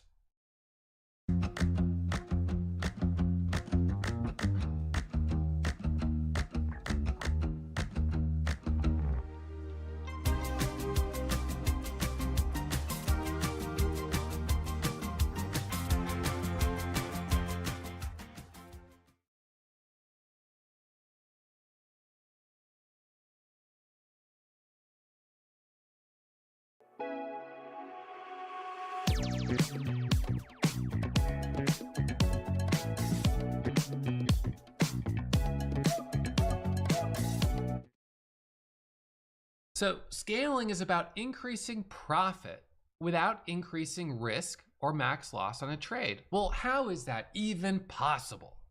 I don't believe it. Okay, well, let me show you. This is how it works. A non-scaling trader is going to take, and this is just, you know, as an example, an entry of, let's say, 1,000 shares at 950 with a stop at 940. That means they're risking $100 on that trade. If they get an exit at $10, that's 50 cents a share, they're going to make $500. This is non-scaling. Now, a trader who is scaling, let's just say, will take an entry at 950, same 1,000 shares, stop is 940. So they're still risking only $100 on the trade. But at $10, this is where we see a difference. Instead of selling, they're adding another 1,000 shares. This is when I'm already up 500. And this is going to highlight the risk here as well. So now the cost basis moves up to 975. right? So your average price is $9.75, but you're holding 2,000 shares, and at the current price of $10, you're still up 25 cents. So now you can set a stop at break even, which means now you're holding a 2,000 share position and your risk is back to break even. That means you're actually not risking a loss. Now, you have to be a little bit careful about this because as you obviously know, if you've been trading for a while, we do have the risk of, for instance, a stock that's pulls back like this, starts to pop up, and then does one of these dramatic candles like that. And you added at 10, and then it dropped below your 975 average, and you got slippage on the exit. So you did end up taking a loss. So there could still be some risk, but the idea here is that you take your entry. So let's say you're in at, let's say this is 975, and this right here is $10. Sorry, that's 950. That's $10 right there. So your average is right in the middle. This is your cost basis. Now, a conservative trader, a beginner trader, is doing the right thing by taking the whole thing off the table at 10 rather than adding. But a more aggressive trader who's trying to capture more potential is going to add at 10. Its new stop is 975. And now with 2,000 shares, if this thing goes up to 1025 right here, they're going to end up making $1,000. And what was the risk on the trade? Initially, they were still only risking 100 based on the initial entry at 950. By the time they were adding to a 2,000 share position, their risk was back to flat, stop at break even. But the thing here that could be a little confusing is that you are risking giving up your unrealized profit because you're up $500 and you're choosing not to sell it and take that $500 off the table. So that's where the risk comes in a more significant way. And so I'm going to talk as we go through this class about the times when I think it's appropriate to scale and the times when it's not as appropriate to scale. So you can see here on this example, and I'm going to let my dog in. This is the problem with sitting close to the door, is she knows I'm here, so she goes in and out. So here in this example, you were able to increase your size to 2,000 shares, and on a 50-cent winner, you made $1,000 instead of 500. So you were able to increase your profit without substantially increasing the total amount you were risking when you first were taking the trade. You were still risking only $100. Okay. Now, hey, by the way, for those of you guys who have been tuning in for a while, I really do appreciate you hitting the thumbs up. We have something that we do over at Warrior Trading. We ask our students to give us their testimonials and things like that. And we have over 2,200 of these testimonials. 92% are excellent, 5 out of 5. So for those of you tuning in, perhaps for the first time, I would, I hope that this is a good intro to being a bit of a student of Warrior Trading, even though it's on YouTube. I hope it gives you a little bit of a sense of the way I teach, my personality, and I hope maybe you guys make your way over to Warrior Trading and check out one of our classes, Warrior Starter, Warrior Pro, over 2,200 testimonials, 92% being 5-star. They've got to be onto something. All right, so now let's talk for a second about when to avoid scaling. So during my small account challenges, I do not scale. When I'm doing a small account challenge, I almost always take the approach of one entry and one exit, especially during the beginning of the challenge. So why would this be the case? With a small account, taking one entry with full size, then getting out with one exit is a more conservative way to trade. This is about being consistent, locking up lots of consecutive base hit winners. Small accounts are proof of concept and confidence builders. So let me say that again. A small account is not about making a lot of money. It's about building a track record of success. A track record of consistency creates confidence. That's what gives you the motivation to keep studying, to keep trading, and to consider funding a larger account where you can make a little bit more. Trading with a $500 account, there's no 6-figure trade or 7-figure trader who resets their account to $500 at the beginning of each month. So if you're trading in a $500 account, just consider it proof of concept. And as many of you know, my average trades right now, and this is just giving you some context here. So my average winners are $1,400. Why don't you take a guess at my average winner in terms of number of cents per share? How much do you think I'm making on my average winners in terms of cents per share? And this is using a scaling strategy. My average winners are 14 cents per share. So you could do the math here. My average share size is 10,000 shares, just like that. So if you're a beginner trader and you're trading with a $100 account, you're trading with a $100, with 100 share size. Let's say you're trading with 100 shares. Your average winner of 14 cents, it's only going to be 14 bucks. You're trading with 1,000 shares, average winner of 14 cents is 140. You're trading with 10,000 shares, your average is going to be 1,400. You're trading with 20,000 shares, your average is 2,800. You're trading with 40,000 shares, right? You can continue to scale up. Now, at a certain point, you're going to run into liquidity issues, but scaling from 100 to 1,000 to 5 to 10,000, for stocks that I trade, that's not difficult. And that's because I focus on stocks that have high relative volume.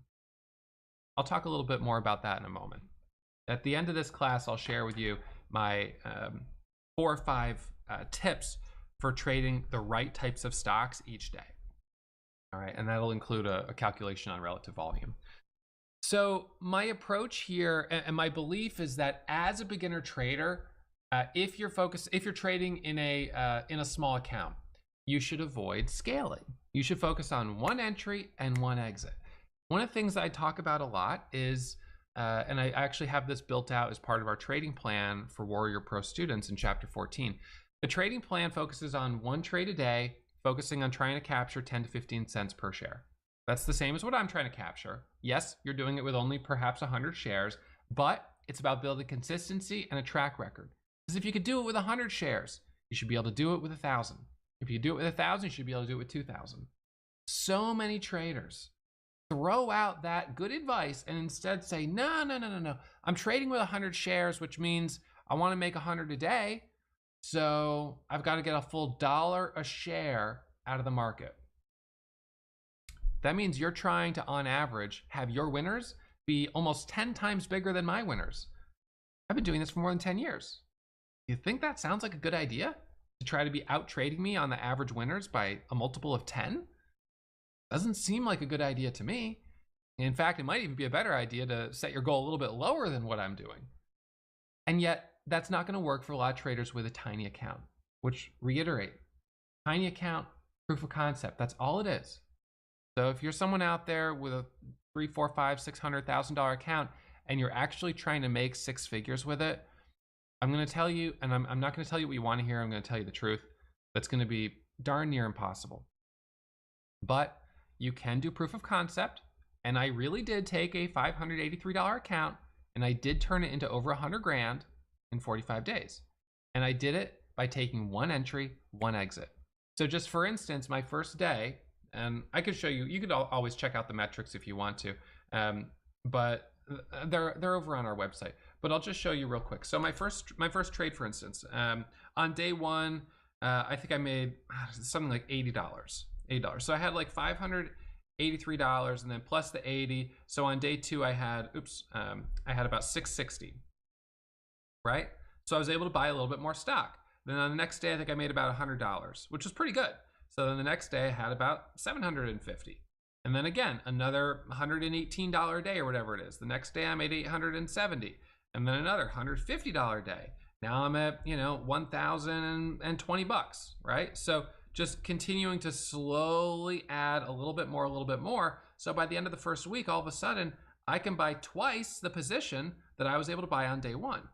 Just focusing on one entry, one exit, trying to grow the account.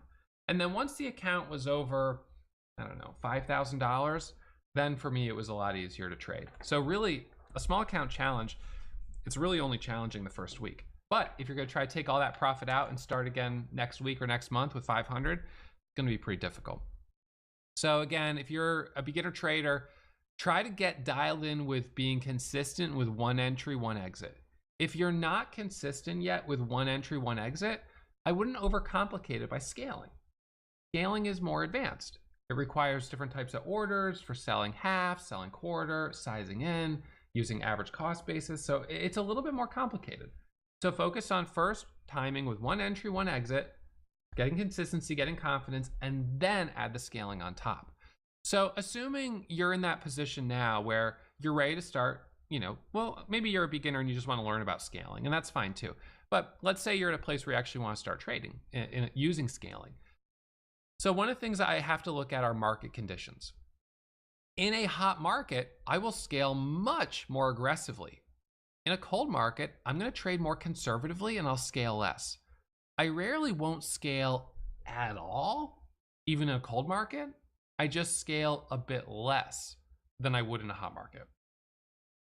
So in a cold market, I'm a bit more cautious about scaling because I don't want to bring my average cost too high. What ends up happening quite a bit more during a cold market is, we'll see a stock pop up, it'll pull back a little bit, and then it'll pop up, but it'll do a double top, and then it rejects, right? So adding here and taking profit here really is the right approach. Adding here and adding here, cost basis is here, you're gonna keep getting stopped out break even. And so after that happens a number of times, you start thinking, you know what, market's feeling a little cold. I think instead of adding right there, I'm just gonna go ahead and sell it. And that's the right move. So you do have to adapt your scaling strategy to market conditions. Now, I still try to scale out a little bit to capitalize, but I'm a bit more cautious, I suppose, on scaling in because I don't want to bring that cost basis too high, because then that's when I'm going to start finding myself getting stopped at break even. If you're holding crypto and never used it as collateral, that's about to change. You can now trade with leverage against your existing crypto holdings. Up to 10x leverage spot margin, long or short, with 48 eligible collateral assets. Regulated spot margin is now live for US clients on Kraken Pro. On a platform you already know. Unleash your trading potential.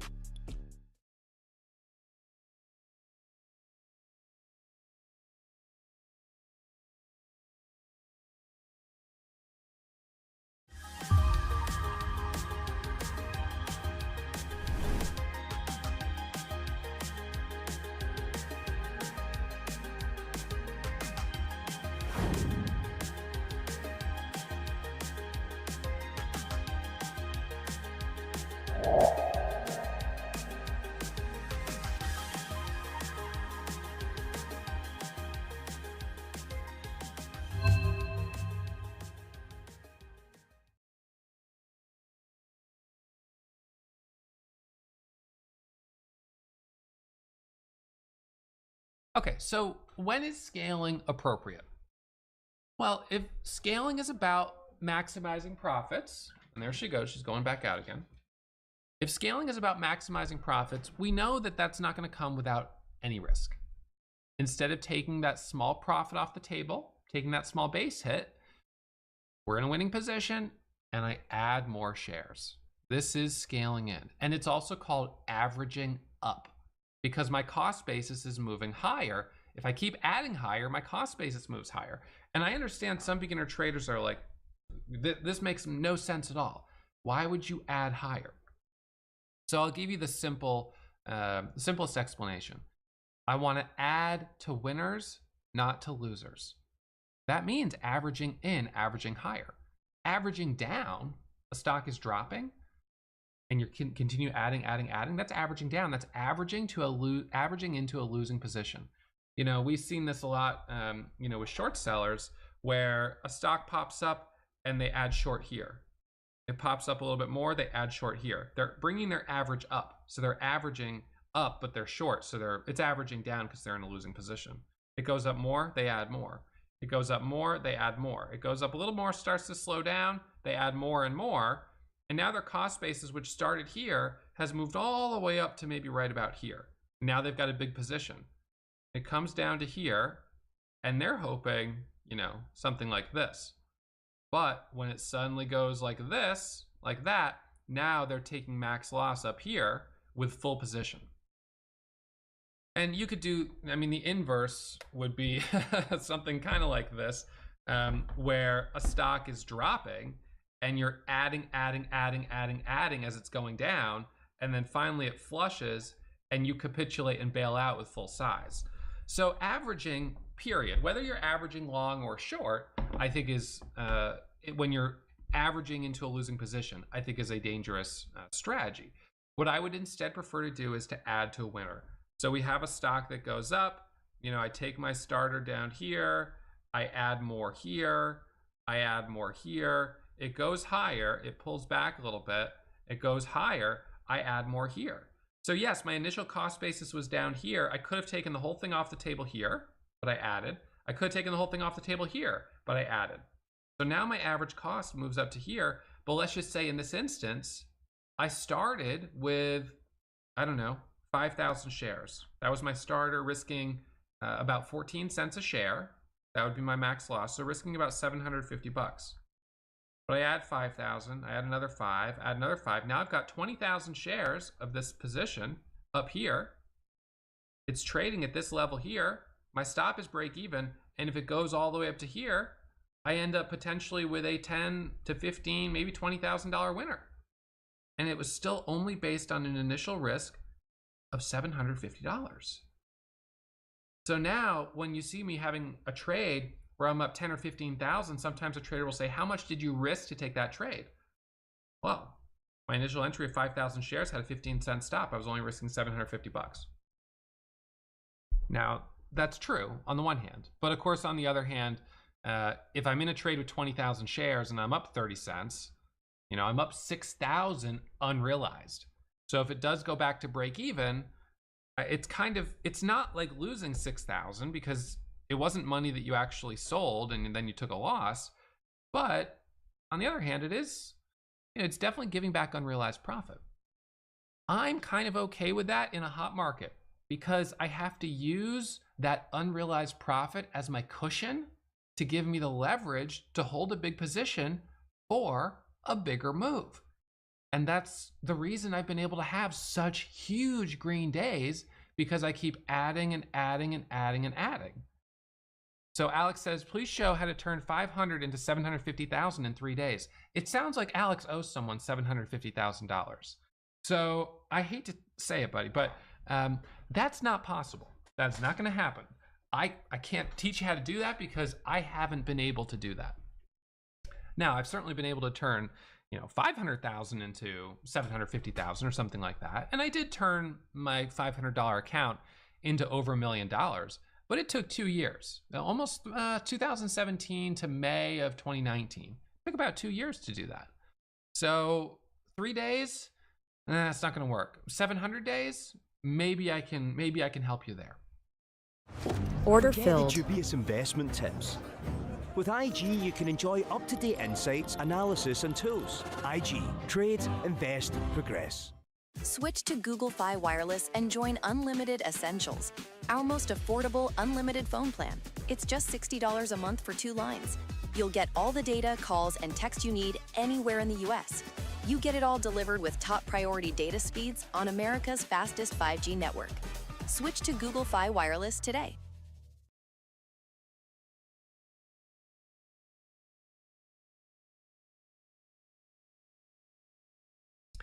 All right, so the long and the short of it here is that scaling does sacrifice a base hit. So you have to ask yourself, and this has to be a very honest question with yourself, is when are you comfortable risking giving up that unrealized profit? So like for me, if I'm in a cold market, then I'm going to be in this kind of approach of like, I call it kind of like hit and run trading, like base hit. Get in, get out. Get in, get out. Do not overstay my welcome. Just get green, get out, get green, get out. And that's going to be a little bit more of like add starter, add to it once. So I start with 3,000, I go to 6,000, and then when I'm up 20 cents, I take the full 1,200 off the table and I'm like, that's good enough for me. All right, I'm not going to push it too long. That's going to be an approach that I'm going to use during a colder market. In a colder market, what gets me through is remaining consistent, even if it's only on small green days, just kind of grinding on small green days. But when the market starts to heat up, that's when I'm going to start to recognize, look, we're seeing some really big winners. I'm not going to start with a 25,000 share position, but if I'm willing to risk some of the unrealized profit, I could scale into 25,000 shares. And heck, if we end up getting a 50-cent move into a halt and it gaps higher, I could make 25 grand on one trade. It's time to step up to the plate. That requires a pretty deep connection with market sentiment and also a good understanding and self-awareness of your own confidence and kind of where you're at. Because one of the things that's really important is that you're constantly trying to keep yourself at the top of your game whenever you're trading. So even in a cold stretch, you're still trying to stay at the top of your game so you're ready when things start to look better. So preserving your emotional mindset, keeping yourself feeling confident is very important. So building consistency, but yeah, if things are starting to improve, then you want to start to step it up. So one of the things I talk about is trying to trade right at the edge of your comfort zone. Don't get too comfortable because then you're not pushing yourself hard enough. But if you push yourself too hard, you could fall and you could lose confidence. So just trading kind of right at the edge of your comfort zone, both in share size, in quantity, in time of day, sort of all of that. That's where you're going to experience the most growth. So I want to show you, I have a couple different episodes, or little clips I'm going to show you here as we go through this class. I asked some of my all-star students about their favorite strategy, because, you know, I have, of course, some of these students who have been doing quite well. And why don't you hear from them about some of their techniques? Just for a 1 minute long video.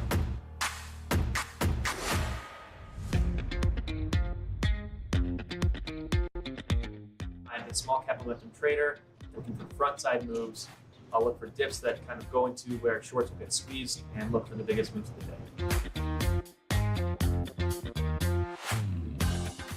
My strategy, I would say, is momentum-based strategy, stocks going straight up. Essentially, as Ross trades are like small cap stocks. I'm a small cap momentum trader. I short sell small cap equities, and I tend to look for momentum stocks that are making big intraday moves, and I short sell them and scalp them for a mean reversion trade on the short-term trend line. My favorite strategy is going to be trading the theme in small caps. All right. So I could turn down the audio a little bit on the next one, but sorry. So that gives you just a little bit of a sense of some of the different traders that we have in the community. Generally, though, I'm a momentum trader. And so most of the students that I have at Warrior Trading are also momentum traders. So that means we're focusing on trading stocks that are moving quickly. And that is a strategy of buy high, sell higher, looking for those continuation squeezes. And in order to trade momentum effectively, you really have to scale. However, requirements to start scaling. We do need bigger moves. I mean, if you're seeing a stock that's only going up, 10, 15 cents, you don't have enough room to scale in, right? I mean, you just don't. It's a difficult market to scale in. Now, if we're seeing stocks squeezing up 50 cents, $1 a share or more, that's where we're getting an opportunity to start scaling. So let me show you just a real life example here. This was, this is a CDLX today. So the range is from 450 up to 6. So you've got more than enough range there to scale if you wanted to. BFRG earlier this morning, this one presented some great opportunities. And you can see here we had this break of 750 that gave us a squeeze into a halt up to 8 and then a dip and a rip up to 9. So here again, you've got $1.50 a share. So when you're seeing bigger moves like that, that's where you're definitely going to have the opportunity to start scaling in and out a bit more. On the other hand, I don't know if there's a good example. Well, maybe even Seco today. This one was a little bit cheaper. So it didn't really give us quite enough range. And so, one of the things that I would point to here, my strategy is it's based on metrics. It's based on historical data. And the way I was able to accumulate all of that data was through a long period of trial and error. And you guys have the benefit that when you learn from me or you learn from anyone who's proven profitable, you have the benefit of sort of piggybacking off of all of the experience that they've accumulated. So I'll just show you this here. This is, let's see, 23,000 trades. 23,000 trades, over $12 million of gross profit. So there's a lot of data in all of this right here. This is going to tell you the day of the week I trade the best. It's going to tell you the price of the stocks I trade the best, right? So I know with a lot of certainty when I should be the most.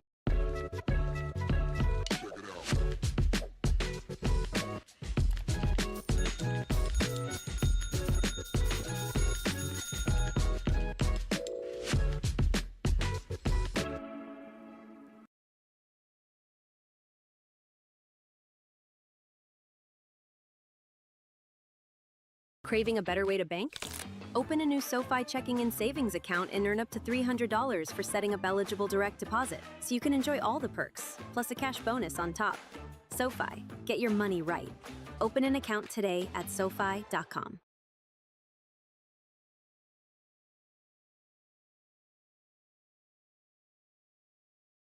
Most aggressive. This is based on historical data. So if you're a trader that's brand new, you know, and perhaps you're trying to trade on your own, you may simply find that that you don't have the track record to really feel a lot of conviction in anyone's strategy, which is one of the benefits of being able to be part of a community of traders and sort of piggyback off other people's experience. So requirements to scale, probably first and foremost, is that we do need bigger moves in the market. If you're seeing really small moves, it's going to be difficult. I wouldn't say that hotkeys are necessarily a requirement for scaling. You can scale in and out just by point and click. I wouldn't say direct routing is a requirement. I would really just say volatility, and maybe perhaps another one is liquidity. You know, if you're in a market where you're scaling up to 20,000 shares, if you have to panic out and sell the whole thing, you do want to make sure you could do that without getting a ton of slippage. So some of these stocks end up, you know, they make big moves and you could scale in, but they don't have a lot of liquidity. So accumulating to a really big position, it could be difficult to unwind that position.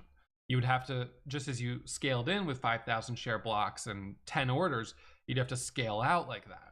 So that makes it so, you know, when you start accumulating a bigger position, it's kind of like a big boat in the harbor. You kind of have to be a little bit more careful how you move. You can't move in and out quite as quickly. And if you do, you're going to get slippage on your orders. So that is something to be aware of when it comes to scaling. But naturally, there are a lot of benefits to scaling. If you ever want to trade a larger positions, scaling allows you to move into and out of the market with less slippage than one big block order. So like a 30,000 share order that's sent as a market order, that order needs to find a match the second you press the buy or sell button. And if there are not buyers and sellers ready to absorb your order, you're going to get slippage. Now, if you scaled into that same 30,000 position with 6 orders of 5,000 shares, it would allow you to move into the market a little bit more slowly. You would be able to find matches. It's easier to see a 5,000 share match. You wouldn't have the same level of slippage. And if there were a hidden seller, maybe there's a big hidden seller, an iceberg order, you'd be able to spot it faster with small size before you buy a big block of 30,000 shares from them. Now, you might not have a problem selling to a hidden buyer, but on the other hand, if there's a hidden buyer there, why would you want to sell? Because maybe that hidden buyer's going to keep moving their price up, and that's an indicator that there's some real strength in it. So scaling has the sort of added benefit of helping you dip your toe into the market a little bit so you can visualize with your order whether or not you're buying from a hidden seller. So the way I look at hidden sellers, you know, we've got our level 2 here. So we've got the bid and we've got the ask. And let's just say this is $6 and this is $6.05. You know, it might be showing only 1,000 shares and this might be showing, you know, 2,000 shares. But then all of a sudden you press the buy button. So you press a buy order for 5K shares. And you see on the time and sales window right here, so you see your 5,000 share block go through, but it goes through right at 6:05. And that seller doesn't change. So that means there's a hidden seller right there. So you press the 5,000 share buy button again, goes through again, still doesn't budge. So now you know there's a big seller right there. On the flip side, if you hit the bid at 6 and that 2,000 didn't change, you would know there's a hidden buyer there. So scaling in and out allows you to kind of get a feel for the market, and you can sense whether or not there are hidden buyers or hidden sellers. And you can sense it with 5,000, 3,000 share positions just as easily as you could with 30,000. So you might as well try it with less size, because once you know that there's a hidden buyer or seller, you're gonna use that information to your advantage. So the share size for scaling, I suppose it's also a requirement that you have a certain number of shares. If you're trying to scale with less than 1,000 shares, if you're with a broker that charges commission, I don't think that that's going to be really efficient. But if you're trading with more than 5,000 shares and certainly more than 10,000, I think you will see a benefit from scaling, both in the fact that you'll have less slippage and in the fact that it gives you the chance to kind of take the temperature of the market. Now, I think Jack asked a question about, in terms of averaging in, if I have a specific technique that I use to calculate how many shares I'm going to add and sort of what prices. And I'm going to talk about that in a minute when we're looking more in detail of scaling in, averaging in. Now, what some traders will do is trade around a core position. So this is a little bit of a different technique for scaling. The idea here is that, let's say you buy 2,000 shares and you're holding it, but then while you're holding that 2,000 share position, so, we'll just go on the whiteboard here again. So let's say, the stock squeezes up, it pulls back, and you buy 2,000 shares right here. Okay, then it goes up and it pulls back again. So let's just say you haven't sold it at all. And now you're like, well, shoot, this is another setup right here. So scaling around a core position could mean you buy, and then as soon as it goes up here, you sell. So you buy another 2,000 and then you sell 2,000. So for a moment, you had 4,000 shares. And then you drop it back down to 2,000. And that's fine. The only problem with doing this is that as soon as you press the buy button here, your cost basis goes from here to here, right? And then when you sell 2,000 shares there, that's fine. You book some profit, but you've screwed up your cost basis a little bit. So that's something to be aware of. You can't hold one position and then sort of leave that to the side and then trade other positions unless you have 2 accounts, which you could do in that instance, but that's not going to be as common for most traders. So you can trade around a core position. So you have a core position, and then when you see certain areas, you do quick trades, you add, and then you take profit. So you're kind of doing little trades there. But like I said, the downside is that it'll increase your cost basis. The tabs you open here are also here. Choose Chrome to share tabs across devices.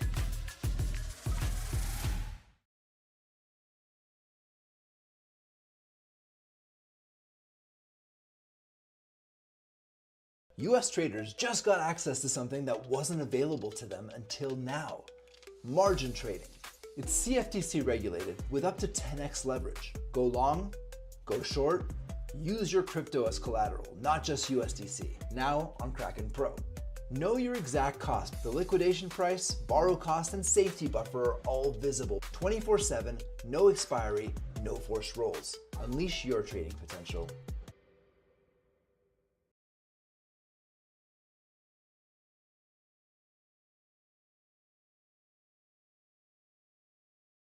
When I'm in what I'd call flow state trading, I'm hitting the buy and sell buttons really based on what I'm seeing on the level 2 and the time and sales. It's based on this volatility. And this is high-speed breakout trading, scalp trading. It typically involves a lot of scaling in and scaling out. So we'll review the live examples of this as we get into the OCEA live trading archive, because that's going to show you that scaling kind of in real time. And then you guys will also have a chance to download that if you want to download it and rewatch that full live trading archive, because that full live trading archive is about an hour long, and I'm not going to show the whole thing. I'll just show little parts of it here in this episode. I also watch very closely psychological price levels when trading a fast-moving stock, including half dollars and whole dollars. And that actually reminds me. Let me show you an example. I'm going to switch actually to this screen. I'm going to show you an example really quickly of what you could have taken as a scalp trade on. This was let's see, a trade just yesterday. So let's see. All right, so here I'm going to pull up this live trading archive for you. So this is a stock, and just to help you get oriented, we're looking at the level 2 on this, and you can see that there's a seller at 10. For some of you guys, this is like a little bit, well, this is gonna be a very quick example. But right here, you've got a seller at $10. It's showing 31,000 shares on the ask, 310, and then you add the 2 zeros. That's the way they display level 2. So there's 31,000 shares on the ask here. And this could have been a trade where if you already had a core position, you could have said, you know, if this seller breaks, it's probably gonna pop. And let's just look at what happens when the seller breaks. So it falls, you know, it taps it, and then it pulls back, drops down to 983 by 990. Then it comes back up to 98, back up, there you go. And look, someone just bought 5,000 shares. So see how that 5,000 share order went through? So someone bought 5,000 shares there. And maybe what I'll do, just to make this a little bit easier for you, let's see. I'll just make this a smidge bit bigger. Just so you can see it well. All right, so screen capture. All right, how's that look? Is that easier for you guys to see? All right, so let's watch this here. All right, so we're gonna rewind 10 seconds. Okay, so what we're gonna see is 31,000 shares on the ask. 5,000 share order goes through, it goes from 31 to 26. The math checks out. All right, so it doesn't look like there's a hidden seller. Someone is selling, but it doesn't look like a hidden seller. And then another 5,000 share goes through, and it goes to 21. Okay, now there's another buy order, another 4,000 shares, and it goes to 15. Here we go, boom. So now some people are jumping in to anticipate the break, and watch what happens. Holy moly, that just went to 1070. Wow, that is a breakout. There's 5,000 shares for sale at 1070. So 1065 on the ask. So that could have been one of those times where you jumped in at 10 and you sell at 1050 for 50 cents a share, or 1060, 60 cents a share, whatever it is, maybe 1040, 40 cents a share. And then you do that quick trade where you add to the position and then you get back out. Now, one of the things that I like about using the level 2 is that it helps me see those little areas. So that little spot there, that quick breakout or scalp trade at 10, that's a whole dollar level. That's what we would call trading based around a psychological level, $10. And we use the combination as a scalp trader, as an aggressive day trader, of looking at the level 2, reading the tape, and predicting what was gonna happen. Now, any of these predictions, they come with, you know, obviously, you have to have a certain level of experience to accurately predict what's going to happen in these moments. Gaining that experience is a process of, you know, continuing to trade every single day and be here, you know, getting in that screen time. So those psychological levels can be the type of places that I like to take a quick trade to add, and I would call that flow state trading. Now, I want to give you another second here, and let me get my mouse here, to hear about a couple of the favorite setups of some of our students. So listen to this real quick.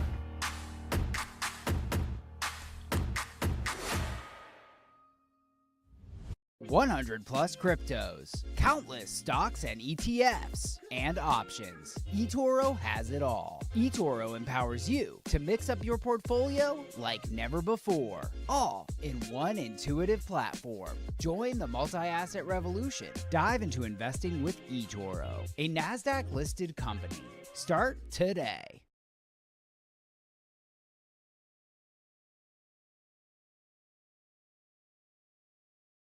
Hello? Whoa. Mama Gorgon 85 lives here? Yep. That's my mom. The absolute legend who went from gaming on her phone to ruthless online streaming slayer with no mercy for any living thing is your mom? Hey guys. Apples with peanut butter? How is this possible? With AT&T Wireless and Home Internet. Hey, text me if you need anything. Level up your connection with AT&T Wireless and Home Internet, now available across the nation. No, she's so nice in real life.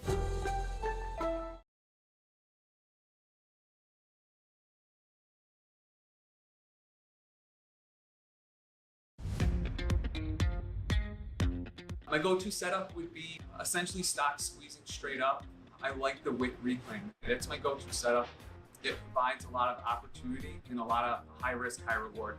It's essentially how I like to trade.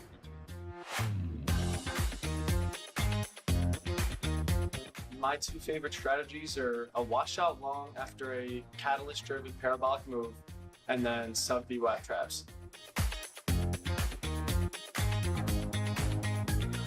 My favorite intraday setup would be a stock that is spiking up on momentum, making a strong extension on a short time frame, and I'm looking to short that extension back down to the trend line, usually the 13 EMA on a 2-minute time frame. I'll take partial profits there, and if it continues to fade, taking profits at and below VWAP.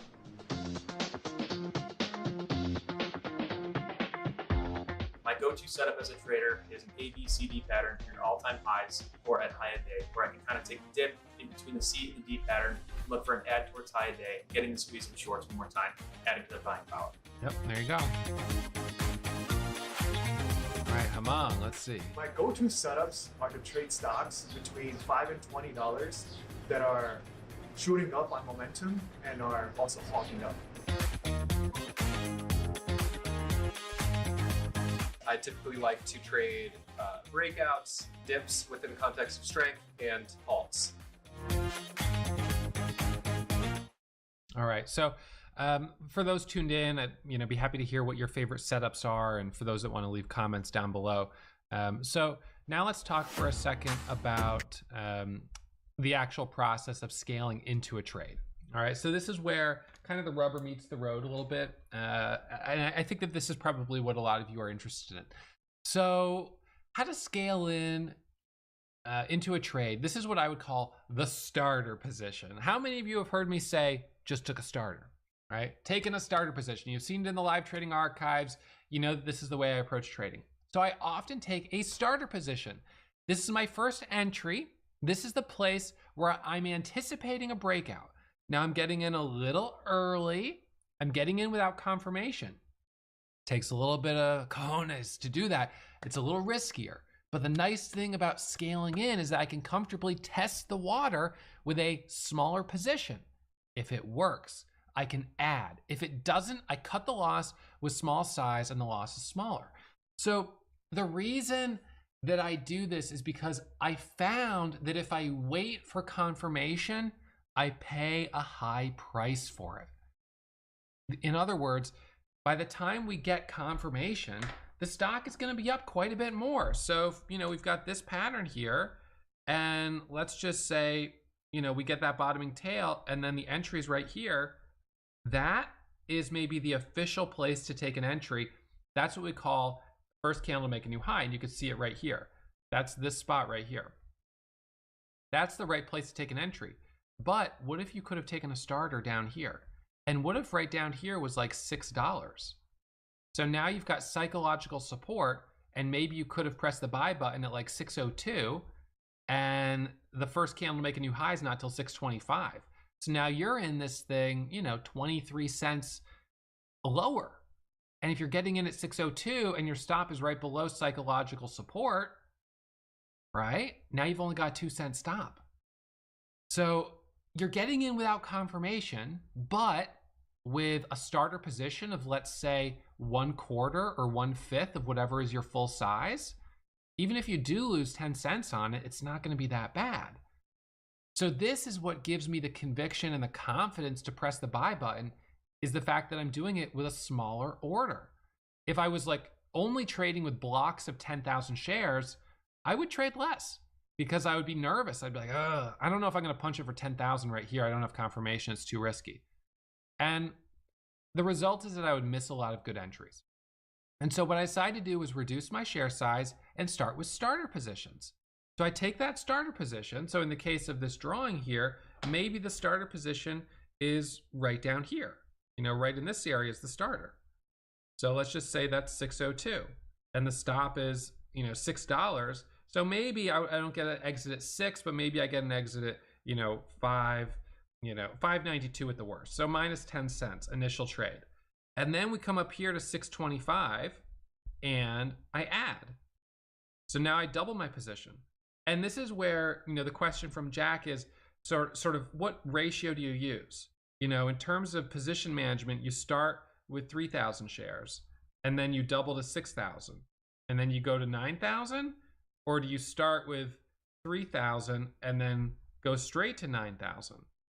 You know, so it's like what, or do you start with 6,000 and then add 3,000? So these would be 3 different ways that you could scale into a trade. I don't have a sort of methodology that I use where I'm using it at the same time every time. I'm sorry to say, because I know that that might be more helpful, but what I do is I base it just on what I'm seeing on the price action, number one. And in terms of the total quantity, I'm basing that on how well I'm doing on the day and how well I'm doing on the week and on the month. If I'm feeling confident, I might take a starter down here with, and I usually use 3,000 share blocks. 3K is my sort of, that's my block that I usually use. So I might punch this, you know, times 2 and have 6,000 shares right down here. And then this, I might add 3,000, but I could also go ahead and add another 6,000. So I could do either. I could either double it or just increase to 3,000. And then if it comes up here to the high of 650, now up there, I probably wouldn't add another 6,000 because the problem is that's 50 cents away from my initial entry. Probably wouldn't do that, but I would be willing to add up there. So that may be where I'm adding, you know, just kind of the quarter position. So this might look like, you know, starting with 6,000, doubling to 12,000, and then adding a little bit more and then selling half. And then selling a quarter or another half of what I'm still holding, and then another half and another half. So that might be kind of how my positions look on a more typical basis. Now, yes, there are times where I'll really start with a tiny position, but if I'm starting with a tiny position, I'm usually not going to be able to get all the way to my full size. Kind of how much I start with will dictate how high I'm able to size. So, you know, if this first order here is 3,000 shares, I might be able to get up to, you know, 15 to 20. If this first order is 10,000 shares, I might be able to get up to 40,000, right? So it really depends on, and whether I'm going to do 3,000 or 10,000 is going to be based on factors such as what are the spreads of the stock? What's the price of the stock? How much am I up on the day? Do I already have a profit cushion? You know, is the market really hot? So there's a lot of things that I factor in there, which I suppose is probably the benefit of being able to listen to me trading in real time, because you get to hear that market commentary, that play-by-play, and kind of my real Don't let student debt hold you back. Refi at SoFi.com/refi. SoFi, get your money right.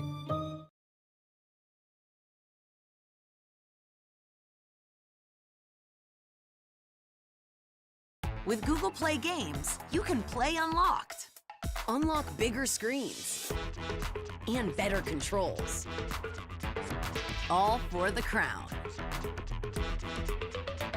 Go play on mobile and PC with Google Play Games. Download now.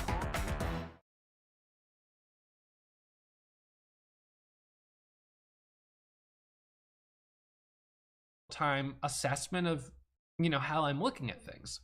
So girls got to go out again. This is just that this is like my typical day. A lot going inside and outside. So now for what it's worth, there's a lot of different patterns that we can use. So like this pattern that I was showing you right here, this is a standard pullback pattern that I trade all the time. But that's not by any means the only pattern. There are so many different variations of these patterns, but these are all, I would say, these are patterns of a momentum day trader. someone who's trading momentum. We buy high, we sell higher. We're looking for stocks that are moving quickly, right? You know, that's what we're looking for. So if a stock is moving quickly, the first time it starts to pull back, that presents an opportunity to add on the dip for the next leg higher. One of the things that I would also encourage, if you're out there and you've been, you know, trading for a while, I would encourage you to think a little bit just for a moment about, you know, what are traders maybe like me or others who are profitable, what exactly are we doing? If you think about that, because if you were doing everything that I was doing, down to the most minute detail, you would presumably be trading very similarly to me. Profits would be similar as well. So if there's a disconnect, then you're going to see a very different result. So the question is, what are you doing differently? What are you doing that's different from what I'm doing or someone else? And it's not to say that I'm not trying to give you some, you know, I want to be very careful and very clear to disclaim that trading is risky and my results are not typical. But I think if just on a very basic level, if you looked at someone who's successful and you were doing everything they were doing, you should also find success. And I think what a lot of beginner traders struggle with is, without perhaps being totally aware of it, they start doing little things differently. But all those little things they're doing differently, they add up. And that cumulatively can create a very big disconnect between the result you see and the result someone else has. So finding your edge is important. I think one of the edges that I have as a trader is an ability, just like we saw with this example of this trade from yesterday, an ability to see this type of price action and read the tape, and having the hand-eye coordination to respond to it quickly. That may be an aptitude that I naturally, you know, came to this table with, and I'm grateful for that. It doesn't mean you couldn't study and get better at hand-eye coordination, get better at reading the tape. I think if you wanted to try to trade as aggressively as I do, you would probably want to improve that skill. But it's just to say that, you know, I think that that's an edge that I have, especially in a fast-moving market, being able to read the price action, read the tape. But these patterns are also a big portion of it. The patterns for me are the basis, and then the level 2, that's the precise timing of when to actually press the buy button. So another example here could be talking about when to add. All right, so once I have my starter position, I'm closely watching the tape in the level 2, time and sales. And what I want to see is I like to see these sort of squeezes up and then a momentary pause. That momentary pause can be the formation of a micro pullback, as you see right here. Pops up, it pulls back just for a second. That's an opportunity to add. It tries to let shorts off the hook, and then they're not off the hook, and off it goes, you know, pulling away. Sometimes they form it's almost hard to read. It's just in the bottoming candle, the bottoming tail. But this is something that we would be able to visualize on the level 2. You know, you notice that in this example, of course, you know, the chart is right there. You can see the chart, but what we're really focusing on is the level 2. That's what gets so interesting there. So the chart is the basis, but then the level 2 really helps with those precise entries and exits. So when to keep adding. All right, so this is probably, this and the next slide are two pretty valuable ones. So these are about when to keep adding and when to start selling. If I have just taken a position, now I'm going to be very closely watching the level 2 for signs of continued strength. What does continued strength look like? Green on the tape. We want to see more buy orders coming through. This reflects strong buying volume. It reflects the imbalance between supply and demand. There's a lot of demand. There's a lot of green on the tape. What does green on the tape look like? Let's go back to this video right here. The green on the tape is, and we'll just rewind this here just for a second. So that's green on the tape. Right there is green on the tape. And you know, for what it's worth, I have this ticker tape machine that's from like the 1880s or something, 1890s, maybe 1900. It's an old-fashioned ticker tape machine. It would print out every execution that went through the tape. So tape reading is not new. This is something that traders active traders have been doing for a very long time. Reading the tape, seeing those orders going through. Green on the tape, that's what we like to see. So number 2, I like to see the number of shares on the level 2 decreasing as orders are coming through. In other words, not a hidden seller. So what we saw at 10.30 or $10, how it went from 31 to 25 to 21 to 14 to 10. You know, it dropped down. That's what we want to see. The price naturally should be moving up, and hopefully fairly quickly. The stock should be hitting new highs, and it should be on the high day scanner. Being on the high day Momo scanner is good. That means other traders are going to notice it. It continuing to hit new highs means it's continuing to put pressure on anyone who's short. So if I see all of that, green on the tape, number of shares on level 2 is decreasing, the price is moving up, the stock is hitting new highs, then I'm going to be watching any of those momentary dips to continue adding. I'm going to continue to average up to continue to scale into the position. At a certain point, obviously, I have to switch from adding to selling. I can't just add indefinitely. I mean, at a certain point, you have to switch. So when do you switch? When do you know when to start selling? All right, well, when to stop adding? This is going to be very market dependent. In a hot market, we'll see stocks continue to go higher and higher and higher. I mean, I'm not even kidding. You know, you look at some of the stocks, you know, just as an example from last year that we had. We had, you know, HKD, and I'll just back this out for a second. So last year we had HKD, a Chinese IPO stock. This thing goes from, I don't know, like $14, $15 a share, all the way up to $100 a share. That's pretty crazy, right? It went to 200, to 300, to 400, to 500, 6, 7, 8, 9, up to 1,500, 2,000. This hit a high of $2,500 a share. I'm not kidding. That's crazy. HUDI, this one made a pretty explosive move as well. Not quite as big. You could see in November, there was this move there. That was November. So, you know, in a hot market, you don't want to underestimate how much a stock could go up. I mean, we could definitely get more than 14 cents a share. But, you know, again, having said that, we also have cold markets where extensions can be a lot smaller. So if I see a sign of weakness, I can either sell the full position, I could begin scaling out quickly, or I could also sell slowly and wait to see if strength resumes. The decision will be based on my cost basis, my total profit, both realized and unrealized, and market sentiment. If it's a hot market, I'm going to try to hold it as long as I can. If we're in a colder market, I'm going to be a bit more conservative and take the profit off sooner. So how to scale out of a trade? Well, if I've taken a position and I'm fully scaled in, and then suddenly I don't see any of my signs of strength, that's a problem. Breakout or bailout would tell me to exit.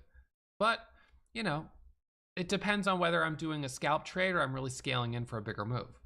But even worse than not seeing a sign of strength would be seeing one of the following clear exit indicators. These are clear exit indicators when you're scalp trading, when you're taking trades with a 5-cent stop and you're looking for 10, 15 cents of profit. If you've had a trade and you're up 50 cents a share, these don't necessarily apply. So it depends on how, you know, how much you're up versus your cost basis. But a big seller on the level 2, right where I got in, that's not great. Now, a big seller on the level 2, but I'm already up 50 cents, I can give it a chance to see if it breaks. The obvious appearance of a hidden seller. Well, a hidden seller, regardless of how much I'm up, we just don't know how big that sell is. We don't know how big they are. So that can be an indicator to start to consider unwinding a position. A large burst of red on the tape indicating a surge of selling and a possible false breakout, you know, where the stock kind of continued and then topping tail. Place trades with simple order management tools. Access over 40 built-in indicators plus custom indicators. Get real-time updates, latest market news, and insights. Get started at ninjatrader.com. If you've been trading leverage on platforms that aren't regulated in the US, you know what you're giving up. CFTC regulated, crypto collateral with 48 eligible assets, not just USDC, and up to 10x leverage, long or short. 24/7, no expiry, no forced rolls. Regulated spot margin is now live for US clients on Kraken Pro. Unleash your trading potential with Kraken Pro.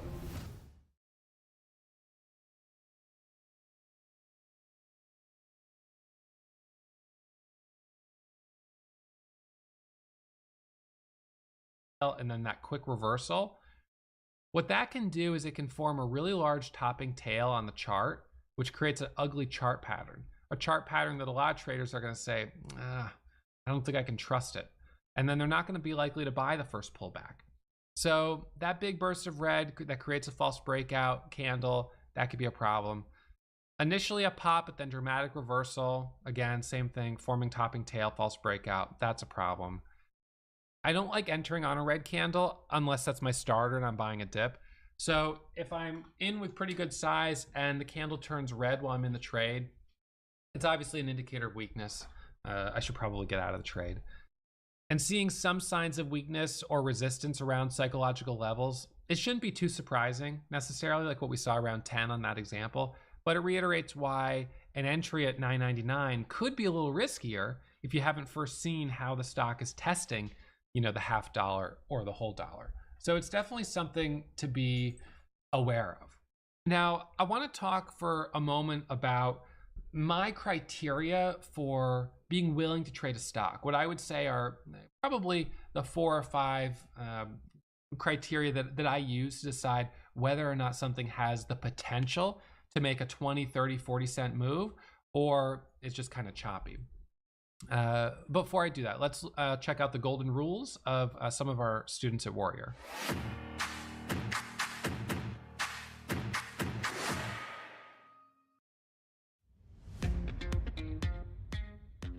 My golden rules are to keep my red days to a minimum and to keep studying the markets. I really put a really big emphasis on studying the markets every day to stay up to date, which in turn helps me keep my red days down to a minimum.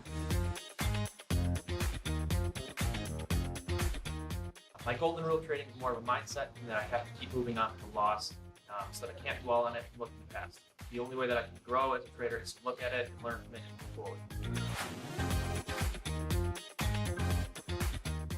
One of my golden rules is good habits will make you much more rich than any single day P&L.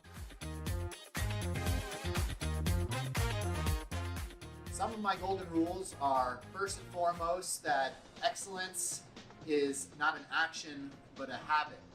So therefore, it's not an act, but something that I do every single day. I also believe that trading is 80% patience and 20% execution. So 80% of the time I'm sitting on my hands, waiting for my setup, and then 20% of the time I'm executing and managing that trade.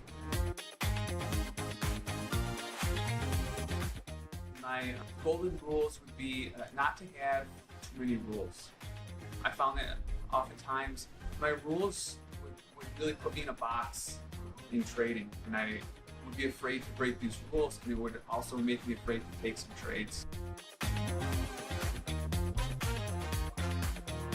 All right, so let me show you on the whiteboard here what I would say are probably my my top criteria for considering a stock to be worthy of trading.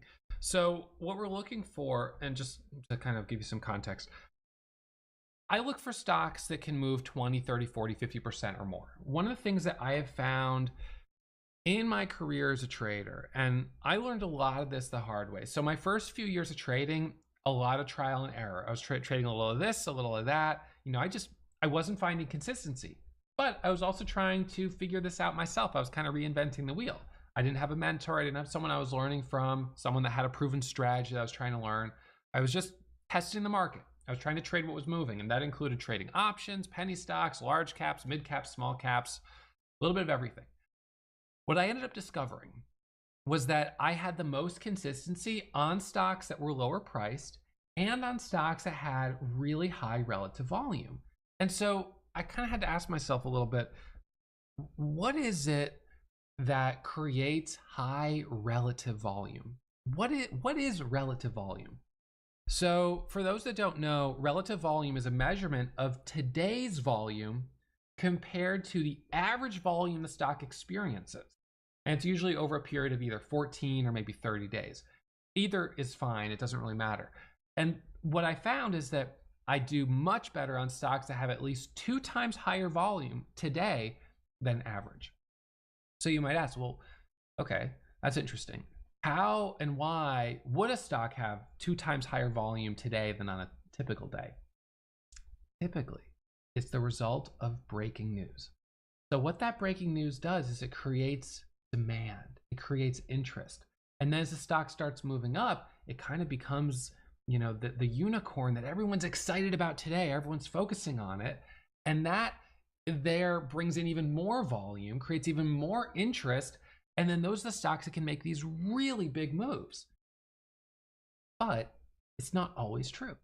There are times where stocks have news and they don't make big moves. There are times when stocks have news and they drop. So how do you kind of figure out, you know, which from which? And ultimately, stock selection is an opportunity for you to further reduce your risk as a trader, because if you're really trading the right stocks each day, you're going to find them to be a lot easier than trading the wrong stocks. So let's talk a little bit about some of the characteristics of these stocks that make, you know, plus, you know, 20 to 30, you know, % moves, or even higher. It could even go up as much as 200% or 300%. So number one, relative volume, I'm just going to say RV, needs to be at least 2 or higher. So that means twice the relative volume of a typical day. Number two, I would say the stock has to be up at least 10% for me to even consider it. Typically, the process of going from up 0% to up 5, 6, 7, 8, 9%, 10% is what starts to create that early increase in volume that's going to give you a 2 times relative volume by the time you start taking the trade. Number three, prefer news. Now, a news PR. Now, this isn't a requirement. Sometimes you'll have a stock that's up 10% with 2 times relative volume because the sector is strong, and that can still be worth trading. But I do prefer news because this usually gives traders and the big traders, the whales out there, more confidence. And we're little baby fishies, right? So we're just a little baby fish here. That's kind of a bad fish drawing. Anyways, there's a little fish, he's smiling. But we're just in the kind of wake of these big whales. This is going to be one of these whales here. That's his little tail, right? There. So, oh, and he's like hungry. He's looking for something. So we're just little baby fish, and we just feed off kind of what the wake of the big whales. So I'd prefer to see breaking news. Number four, I have found that we see the biggest percentage moves on stocks that are between $2 a share and kind of like $10 a share, but up to 20 is okay. The problem with trading over 20 is that unfortunately you start to get big spreads on the level 2, which, you know, we could look at this example here. The spreads did start to get a little bit bigger on this one. Where was it? Right down here. So you start to get these bigger spreads on the level 2, you know, 1045 by 1060. That creates more risk. It's a little harder to manage risk. So, you know, that can be a little bit of a problem.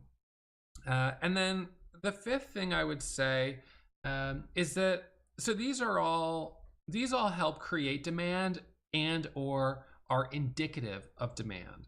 So let's just say these are 4 criteria of demand, right? And now we need an imbalance between supply and demand. So supply right here, that is float, which is the number of shares available to trade. And I find that the stocks that make the biggest moves, especially the ones, like if we're looking for a 10 to 20% move, a stock with a float probably of, you know, under 50 million shares, 50 million shares or less is fine. If you're thinking something maybe has the potential to go, you know, 200 to 300%, you're probably going to be looking at a float of under 10 million, maybe even a float of under 5 million shares. The lower the float, the higher this can be. I have just found that to be consistent for a number of reasons. I'm not going to get into all of them right now, but you know, there's days where we sit down and we look at the scanners, and you know, my top gap scan And let's just see, you know, today, for instance, let's back this out. So today, if we look at the scanners, and these are the tools that are available for members at Warrior Trading. So the leading gapper was 63% and the float was 7.7 million. BFRG was the second leading gapper at 45% with a float of 1.6 million. And you can see that's the stock that I trade. Shipt knows that no order is ordinary. When you order produce, Shipt sees the meals and memories you'll produce with it. Not just soap in your cart, it's what washes away the day. Not paint, but strokes of genius. That's why shoppers with Shipt deliver same day and shop the same way you would. Use code SAVINGS to become a Shipt member for half off, only $49 at shipt.com/offer. Terms apply. Traded and made the most money on. Why did I trade that one instead of Seco? Because of the price. I know I don't do as well under $2. That's based on a lot of data, right? So I've got a lot of data here that says under 2, not really my strong spot. Between 2 and 10, great. Between 10 and 20, okay. Above that, you know, profitable. But anyways, this is a lot of data that helps support these decisions. They're not just, they're not just willy-nilly. So anyway, so BFRG, 1.6 million share float, and the stock goes up, you know, went up like 55, 60% today. And then you have something like CDLX, 23 million share float. We got to move on it. Wasn't quite as big, but you know, we did get a move on it. These ones down here with higher floats, 153, 500 million. No, you're not going to get much on that. Maybe you'll get 5 or 10%, but most traders are going to be so focused on these ones up here that these just take a back burner. Now, if one of these was our leading gapper gainer, then you would have probably a lot of people watching it. So there is something to be said just for whatever is the leader often tends to be one of the best. It's kind of funny the way that is. It's just sort of, it's just sort of the way traders are looking at, these big momentum stocks. So now let's talk a bit about the correct exit. The correct exit is almost always going to feel too soon. If you hold too long, you'll look back and say, I should have sold at this price. But in the moment, if you had sold there, you would have considered the exit to be too soon. So learning to recognize that the right exit will instinctively feel a little too soon is really important. This is true with winners and it's true with losers. When scalp trading, it's important to trade quickly. I want to enter before it's obvious, right? Because otherwise I'm going to pay that higher price for confirmation. So taking a starter and then adding before it's super obvious and exiting before it's super obvious. If you wait until it's obvious, both in entry and exit, you pay a price of slippage because that's when everyone's going to be moving in and out. That's when you're going to see these big spikes and drops. So using the subtle tape reading skills to enter and exit just before breakouts means you're learning to anticipate what a stock is going to do. And this is really the spot where you can find a lot of success as a trader, but it takes time to get there. There's no question about it. Now, I'll tell you, when it comes to leaving money on the table, as a beginner, you will leave money on the table every single day. Unfortunately, most beginner traders not only leave money on the table, they give back profit.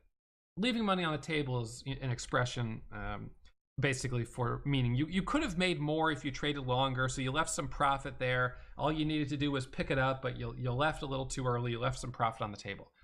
But leaving money on the table is not as bad as giving back profit. A lot of beginner traders give back profit and they end up red, which is not great.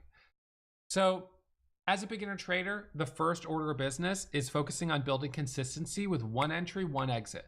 That's the trading plan that I teach our students in chapter 14 of our classes. So Warrior Pro class down to chapter 14.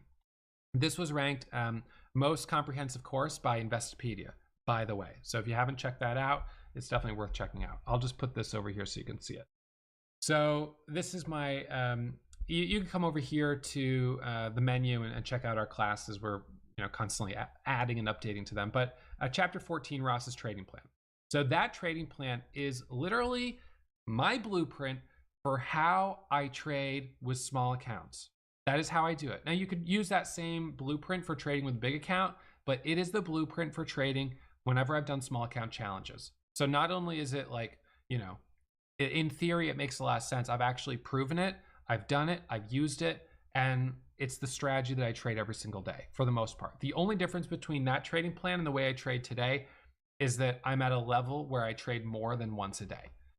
So as a beginner trader, you are going to leave money on the table, right? Your goal right now is just try to be consistent, one entry, one exit, build consistency, build confidence. With that, you're going to want to start to scale up. That's the right time to do it when you have some, you know, momentum. You know, but at the same time, I think that you have to recognize that FOMO can kick in. When you see a stock make a really big move and you feel like you left money on the table, you can start to get FOMO. You can start to act on those emotions. You can start to overcompensate for missing a trade, and that can lead you into a spiral. So one of the things that's just so important is to remember you are not comparing yourself against anyone except for yourself. Just try to do a little bit better each day. Doesn't matter how much someone else made. Just try to do a little bit better each way. You don't yet have the benefit of educated intuition. I have educated intuition. I've been trading for so long. I know very well when it's time to stop and walk away. But you need to rely on a very strict set of rules that will dictate when to sell and when to walk away each day. And yes, you're going to leave money on the table. And yes, you're going to have days where you feel like you walked away too soon and sold too soon. I'm giving you these guardrails and these rules because I want to support you on your journey to trying to be more consistent. And these are rules that rein you in to help focus on consistency. Once you have consistency, you'll have the confidence to start taking the training wheels off, right? That's natural. But if you're overconfident and you go in too hot, too big, you're going to end up losing and you're not going to be happy. Spring smells amazing, unless you're allergic to it. When pollen tries to turn your yes into a maybe, reach for Zyrtec. Zyrtec starts working at hour 1 and lasts for 24 hours. So whether you're heading out for a long walk, a tea time, or just opening the windows, you can say yes to the season. Okay, let's go. Seize the day with Zyrtec. So let's look at this live trading archive here, and I'm going to put the link right here in the chat for you guys to check out. So for those of you guys that, and maybe I'll put the link in the description, I'll pin it to the comments so you guys can check it out. This is going to be a link that you guys can download. Let me, hey, I know I have a couple members of my team watching the chat here. Can one of you guys post the link for me? I just don't have it on my, right in front of me. So we're going to post the link here for these free resources that we've put together for you. So you're going to get access to my live trading case study of OCEA, which we're going to pull up right now. And I'm also going to give you guys access to my technical analysis series. So I want to show you this case study, but I also don't want to overwhelm you and go into too much on it. And I want to give you the chance to watch it on your own time, because this has already been a fairly long class. So why don't I show you a couple trades from this, and then you guys can download this live trading archive and you can rewatch it as many times as you want. All right. Okay. So let's do that. All right. So let's see. So we're going to go full screen here. So on this day, and let me see if I can find, I'm going to look for my first good example. So this is the first example of scaling in right here. Okay. So we're going to back this up. All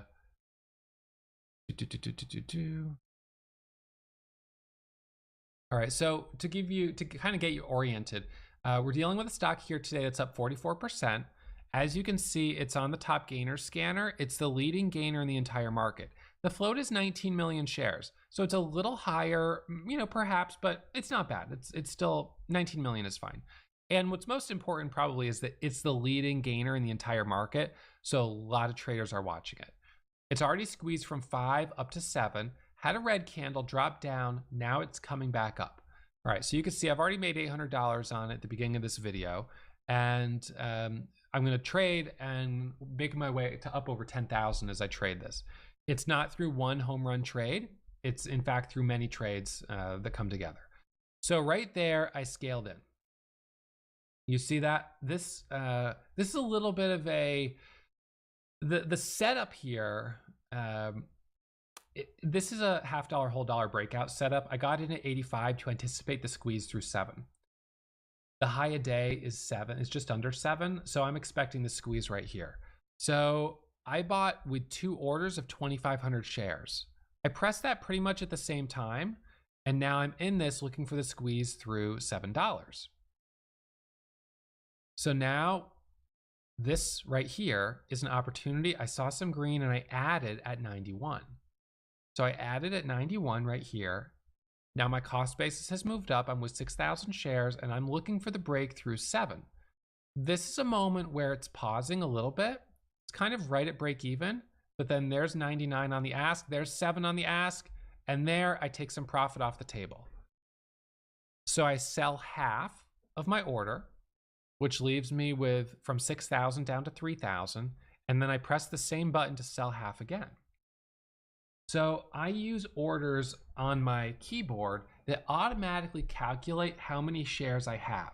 So if I press sell half and I'm holding 10,000, I sell 5,000 shares. If I'm holding 5,000, I press sell half, it sells 2,500 shares. I'm holding 2,500, I press sell half, I sell 1,250, right? So on and so forth. So it automatically calculates the shares for me. All I have to do is press the button. And that's really important because it allows me to be quick. On the bid, you'll notice a 17,000 share buyer right here. So we've got a buyer on the bid. And it gets sold into, but it doesn't break. And so I add back. This is one of those times where I'm taking a starter at 705. This is not the place where I would take full size, but it's a nice starter position at 705. Support is right around 7.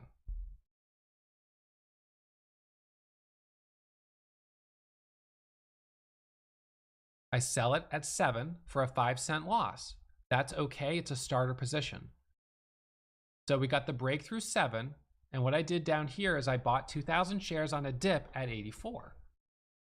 So now I'm in on a dip and looking for the pop back up over 7. And these are the types of trades that I'll take all the time. This is tape reading, buying a quick dip, taking some profit as it comes back up. Dip and then profit, dip and then profit. So let's look at another one here. So this looks like we might have a good one.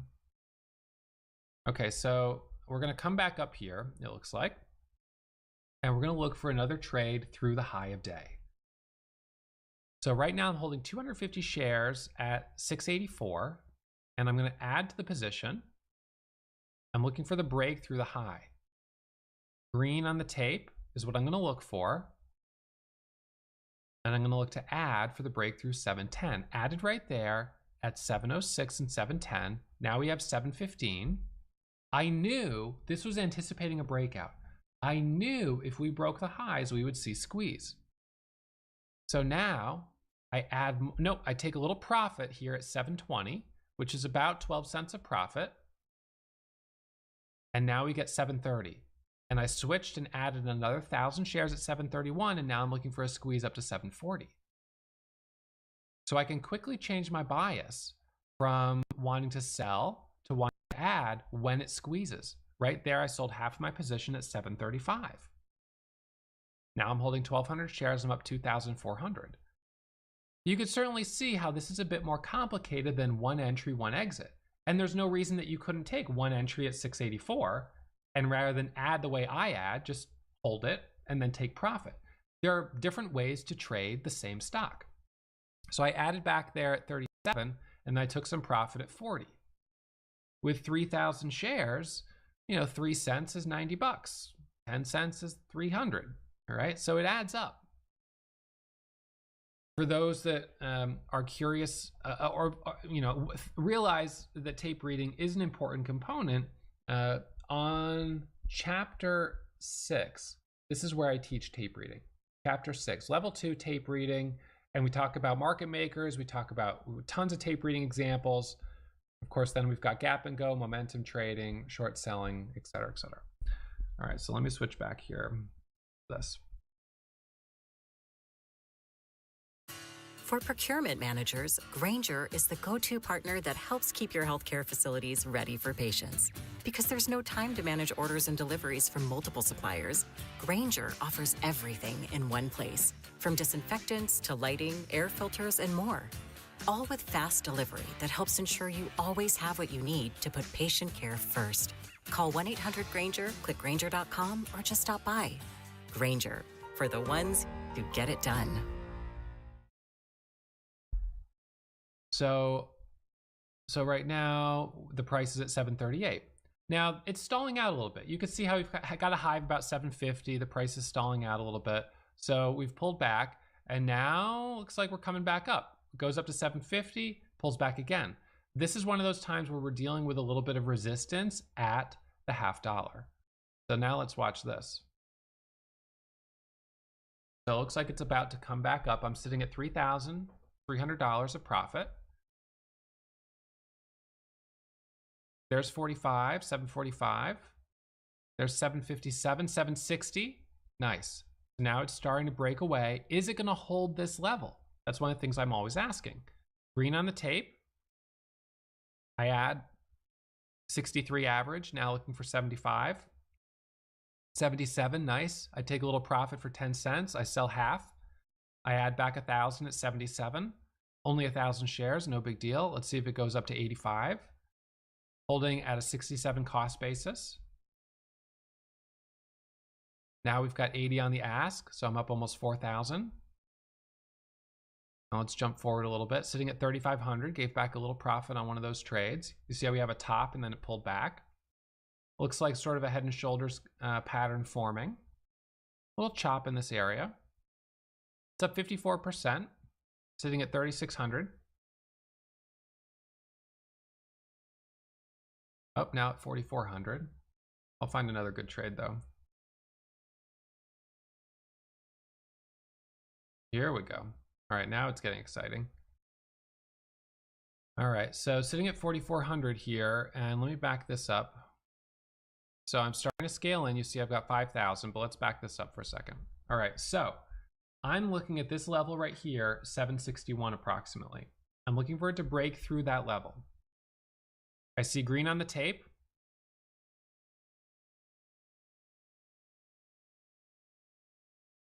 Good.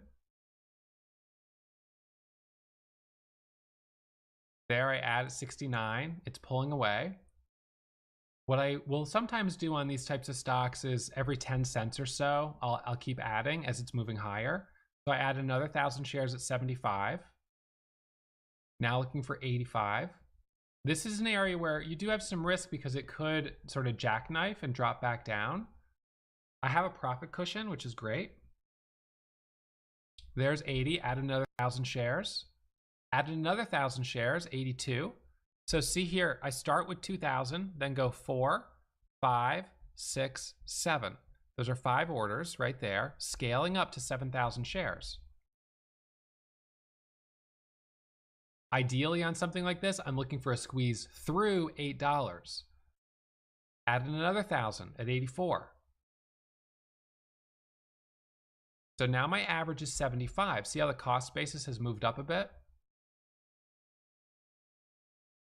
It is stalling out a little bit right here. So you're seeing a mix of green and red and some sellers. In that spot there, I added, and then I took some profit off the table. I added at 84, I took profit off at 89 and scaled back down. So I added right there. I was hoping it would squeeze right through 8. It went up to 90, got an exit 89. Okay, now we're back up to 8. I've added 6,000, almost 7,000 shares at $8.99, $7.99. There's 808 on the ask. We're straddling the $0.50 whole dollar. This sometimes happens. Up 6,700 now. We're up to 818. And like I said, there are some traders who would take the approach of just adding their position and just holding the whole thing for a big move. The problem is you never know how high these are going to go. That's the problem. Now we're up to $8.80. Let me back that up. I got a nice trade in there, it looks like.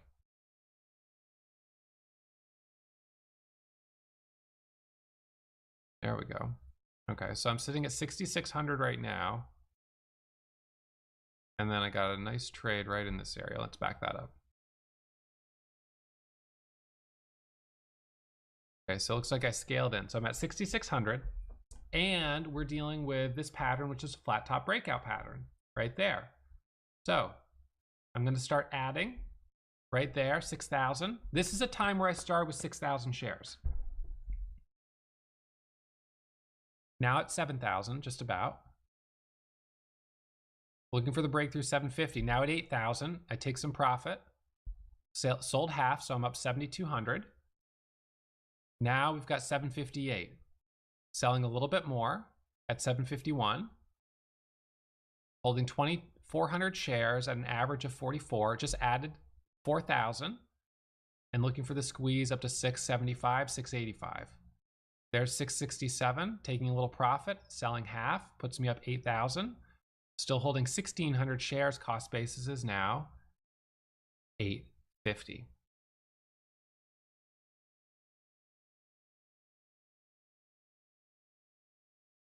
Put the order at 72 right in here in my order entry window.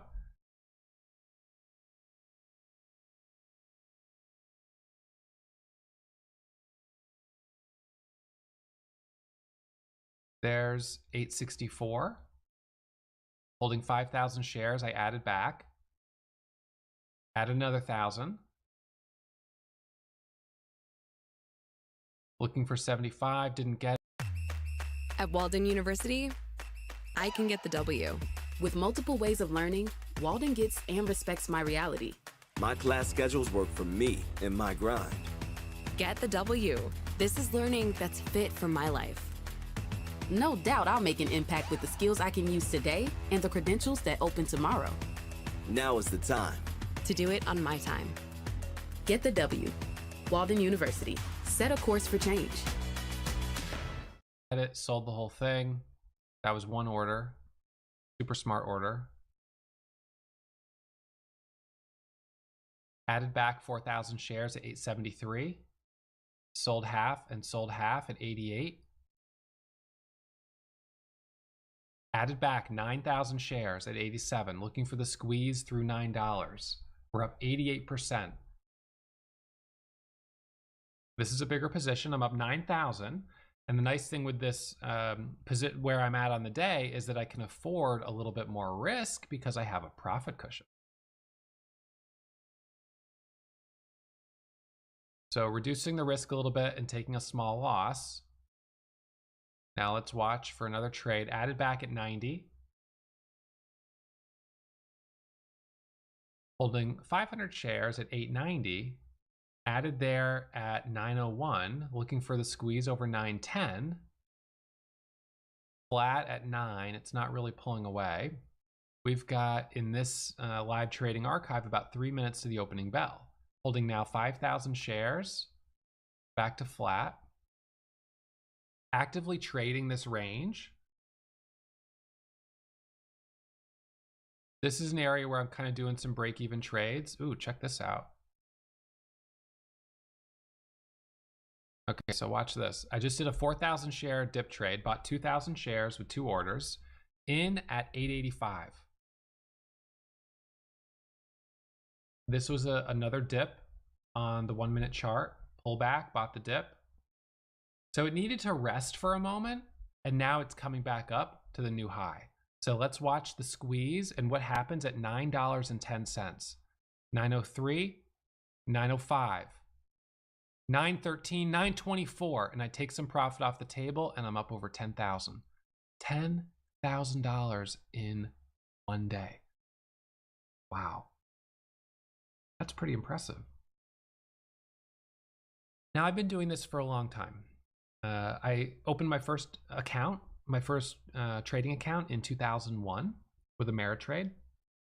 I didn't find a lot of success during that period of time, but I did get a taste of the market. And then I came back into the market after the Great Recession, and I was looking for kind of some source of income.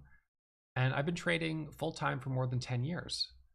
OCEA, this was a good example of a stock that was strong pre-market and then at the open sold off. $10,500 here. There's dip opportunities, but this is broken its ascending support trend line, so the risk is higher. Today we had, this was an example from a few months ago. And again, I'd encourage you to download it and rewatch it, because there's a little bit more here that I didn't cover, and I also skipped over some sections. Watching those types of episodes, I really think is super valuable, because it really gives you a good sense, a good kind of look into exactly what I'm doing as I'm moving in and out of these trades. And there's no question that trading carries risk. This isn't something that's risk-free. My results are not typical. Trading is risky. There's no guarantee that you'll find success. Whether you trade on your own, you'll learn from me. I certainly think that if you're wanting to learn more about the market, it makes a lot of sense to learn from someone who is proven profitable. And you guys have heard me talk about this quite a bit, but the fact is there's a lot of people out there. There's a lot of imposters out there. There's a lot of people out there who talk a big game, but are not actually profitable. They're influencers. They're just trying to make money on the advertising, whether it's YouTube advertising or whatever other platform they're on. And that's their goal, is making money on the ads. They don't actually make money trading. So if you have any curiosity about whether or not I make money trading or how much I make, you're of course welcome to come over to Warrior Trading. You'll see in the footer on our website my performance. You'll also see over on my biography, you'll see down here a link to my audited broker statement right here. So this is the actual audit, and I have it right here as well, just so you guys can see. My firm belief, and this was at the end of last year, so I have the newest audit that's going to be released soon. I do them annually, so it's an annual audit of my trading profits. So I'm over $10 million in net profit, and I started with less than 600 in my account, and this is real money. My firm belief is that the only reason other people aren't putting out something like this for themselves is because they can't. So if you've been learning from someone and you're wondering how much they make and they're not telling you, they're not being transparent, there's probably a reason for it. So anyways, think carefully about who you're learning from. Make sure you're absorbing information from someone who actually puts their money where their mouth is, knows what they're talking about, has some experience. I think that's really important. So I want to thank you guys for tuning in to today's episode. If you want to check out a couple other episodes, if you are subscribed to my channel, you can look at some of our most popular episodes. We have timing entries and exits, which was a really popular one that I uploaded. I taught that as a live class just like this one about a year ago. So check that one out. There's, of course, my beginner's guide to day trading strategy, which has over 10 million views. There's how I turned $583 into $335,000 in 1 year. That one's got 2.3 million views. So anyways, come check out our channel. I think you guys will find a lot of really great content. And I want to thank you as always for tuning in, for being here. Hopefully you hit the thumbs up. Hopefully you're subscribed to the channel. And I'll be trading first thing tomorrow morning, as always. So come on over to Warrior Trading, check out the classes, check out some of the tools that we have available for our students. We've got the scanners, we've got charts, we've got, of course, the mentoring, we've got the live market commentary, we've got the community. It's a great place to trade, it's a great place to be. So hope to see you guys over at Warrior Trading, and thanks again for tuning in to today's class.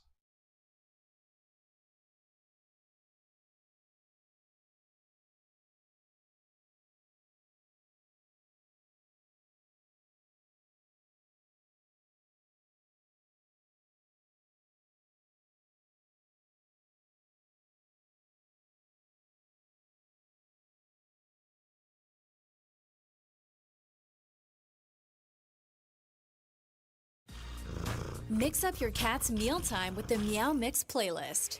Meow Mix has epic soundtracks for cats to jam out to, great eats, and tasty beats. The perfect mix of delicious flavors to help you connect with your cat. Plus, take the remix quiz and discover your cat's zodiac sign and matching recipe. Meow Mix Original Choice Cat Food. The only one cats ask for by name. Tap the banner to try now.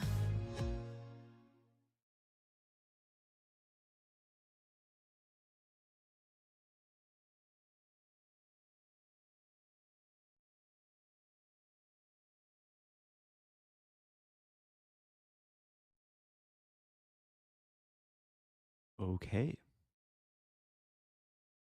I think I'm live. Hello, hello. I've been doing this for a while now. Every time I click go live, I'm always, or not always 100% sure if it's working, but I think it is. I have an excellent connection according to my OBS and YouTube studio. Hello to everyone who has been waiting for me. See a few people in Twitch chat, a few people in YouTube chat. Do let me know if things look and sound okay. Title Tuesday starts in just over a half hour. So giving myself a little bit of time to warm up and also chat with people. Welcome back, Alexa played Nickelback. Happy 31 months. Welcome back, Jaggeris, Bavarian Pole, Zindar V, Evergreen Emperor. Got Nicholas Hubin, Tim Mitchell. It's interesting the difference between Twitch and YouTube chat, because YouTube chat is a lot of like normal names, and then Twitch chat it's a lot of just usernames. Patty Mole, thanks for subbing. 37 months. Got Yorkie99 with 19 months. Hope everyone is doing well. Currently watching a game between... Wait, what? Is it broken? Yeah, it's broken. I was watching a game, but it's like the time... Oh, it's over actually. Okay. What do you want? Maybe it's just not broken. Yeah, black is losing things. So, my rating did take a dip over the last couple weeks. I think about 2 weeks ago, I peaked at just over 2,900. Now I'm just under 2,800. Thank you, James Black. Saying hi, YouTube. YouTube can say hi back, maybe.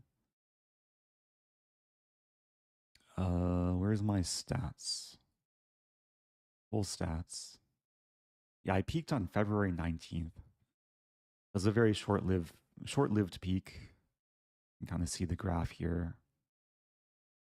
I'm not sure exactly what happened. I feel like I had too many sessions where I was like unfocused, not in good form.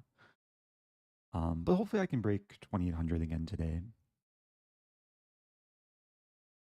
Zindar V with 35 months.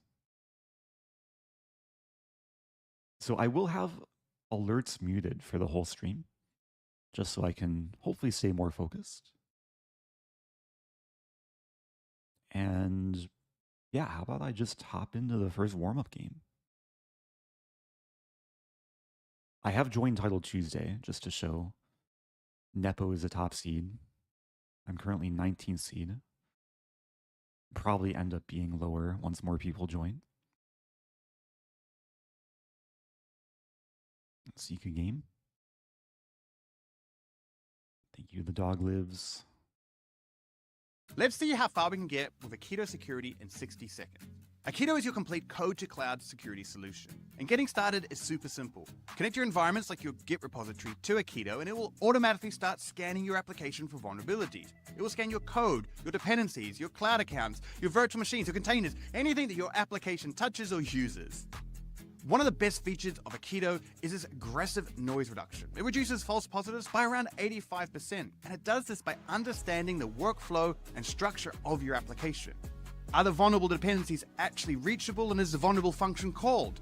Or if it finds a vulnerable coding issue, it will build out a call tree and make sure that it ends in a vulnerable sync. Some of the features I love are its AI remediation. Aikido doesn't just find vulnerabilities, it actually gives you the code to be able to solve them. And features like breaking change analysis will make sure that upgrading to the latest version of a dependency won't break your entire application. I'd love to tell you about our bug bounty validation or our AI pen testing, but I've run out of time. But you can check it all out for yourself today for free at aikido.dev.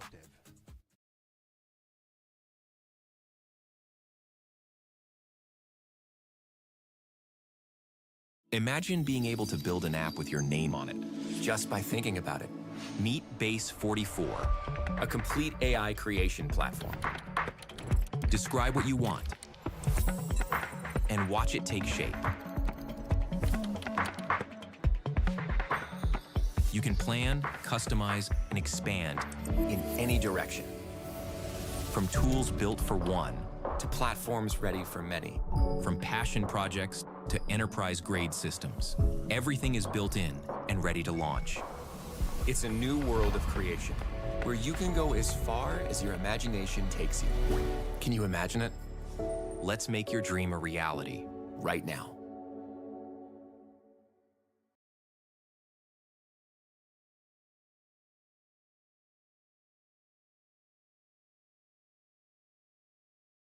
Okay, here we go. First game. This is not Title Tuesday yet, so a bit less pressure. Also no increment. We have a Catalan. 92. It's a trickier line. The castle first. Thank you, Mad Hatter, with the super chat. Oh, Fang Duster, how's it going? Warm greetings, yeah. Hope Liverpool is treating you well. Also, warm greetings from St. Louis. Like very warm weather today. In the 70s Fahrenheit. I think I have to play this. Could maybe take on d4. But knight d5 is very standard to block the diagonal.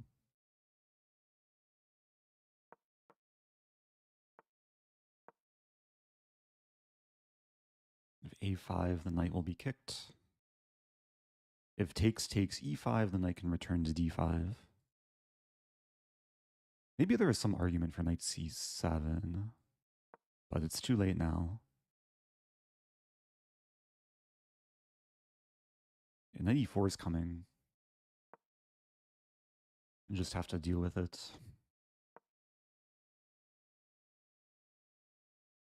And z5 is a dream. c5 immediately? Maybe queen c7 first. Just defending the bishop, so there's no weird tactics. Okay, now c5.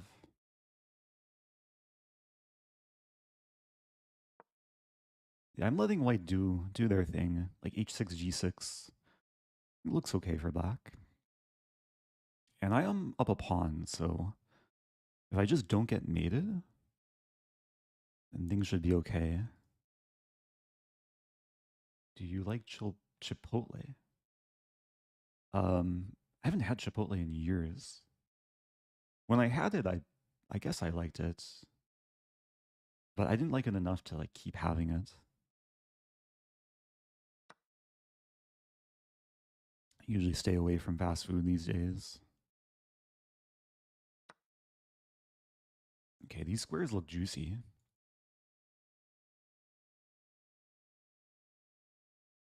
And I really don't mind trading. We trade knights, trade bishops. Then we simplify a bit.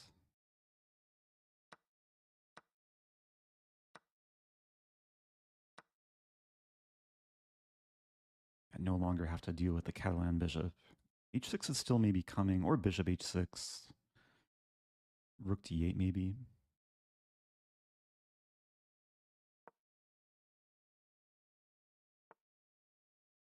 Oh, okay.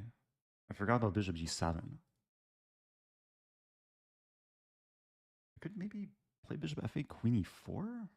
I could also play g6. Should be okay. It's a wake-up call, though.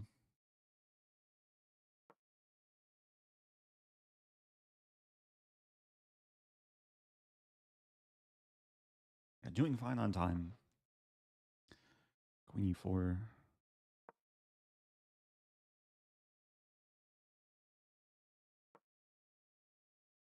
And dark squares look weak, but because I have a dark square bishop, it's, I mean, it should be okay.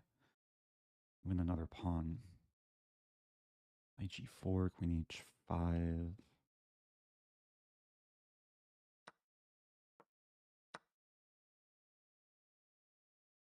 Just want to trade queens now. Or maybe win another pawn.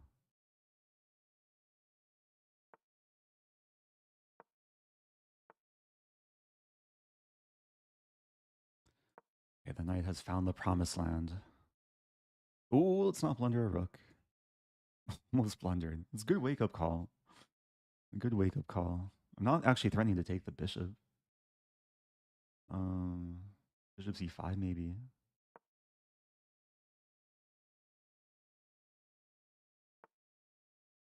King g7. Okay, maybe I can use the h-file.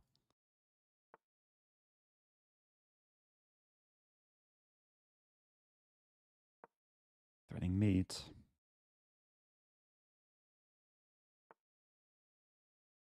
And now the bishop is kind of trapped, but not really. Okay, we trade. Where's my tactic? Can I triple up? Let's triple up. I could have taken the rook, but no need. Trade. Trade some more. Defend the pawn.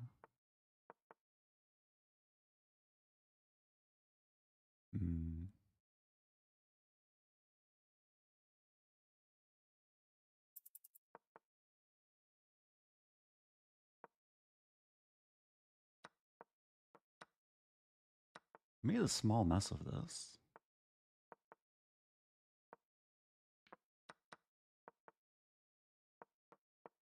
I really made a mess of this.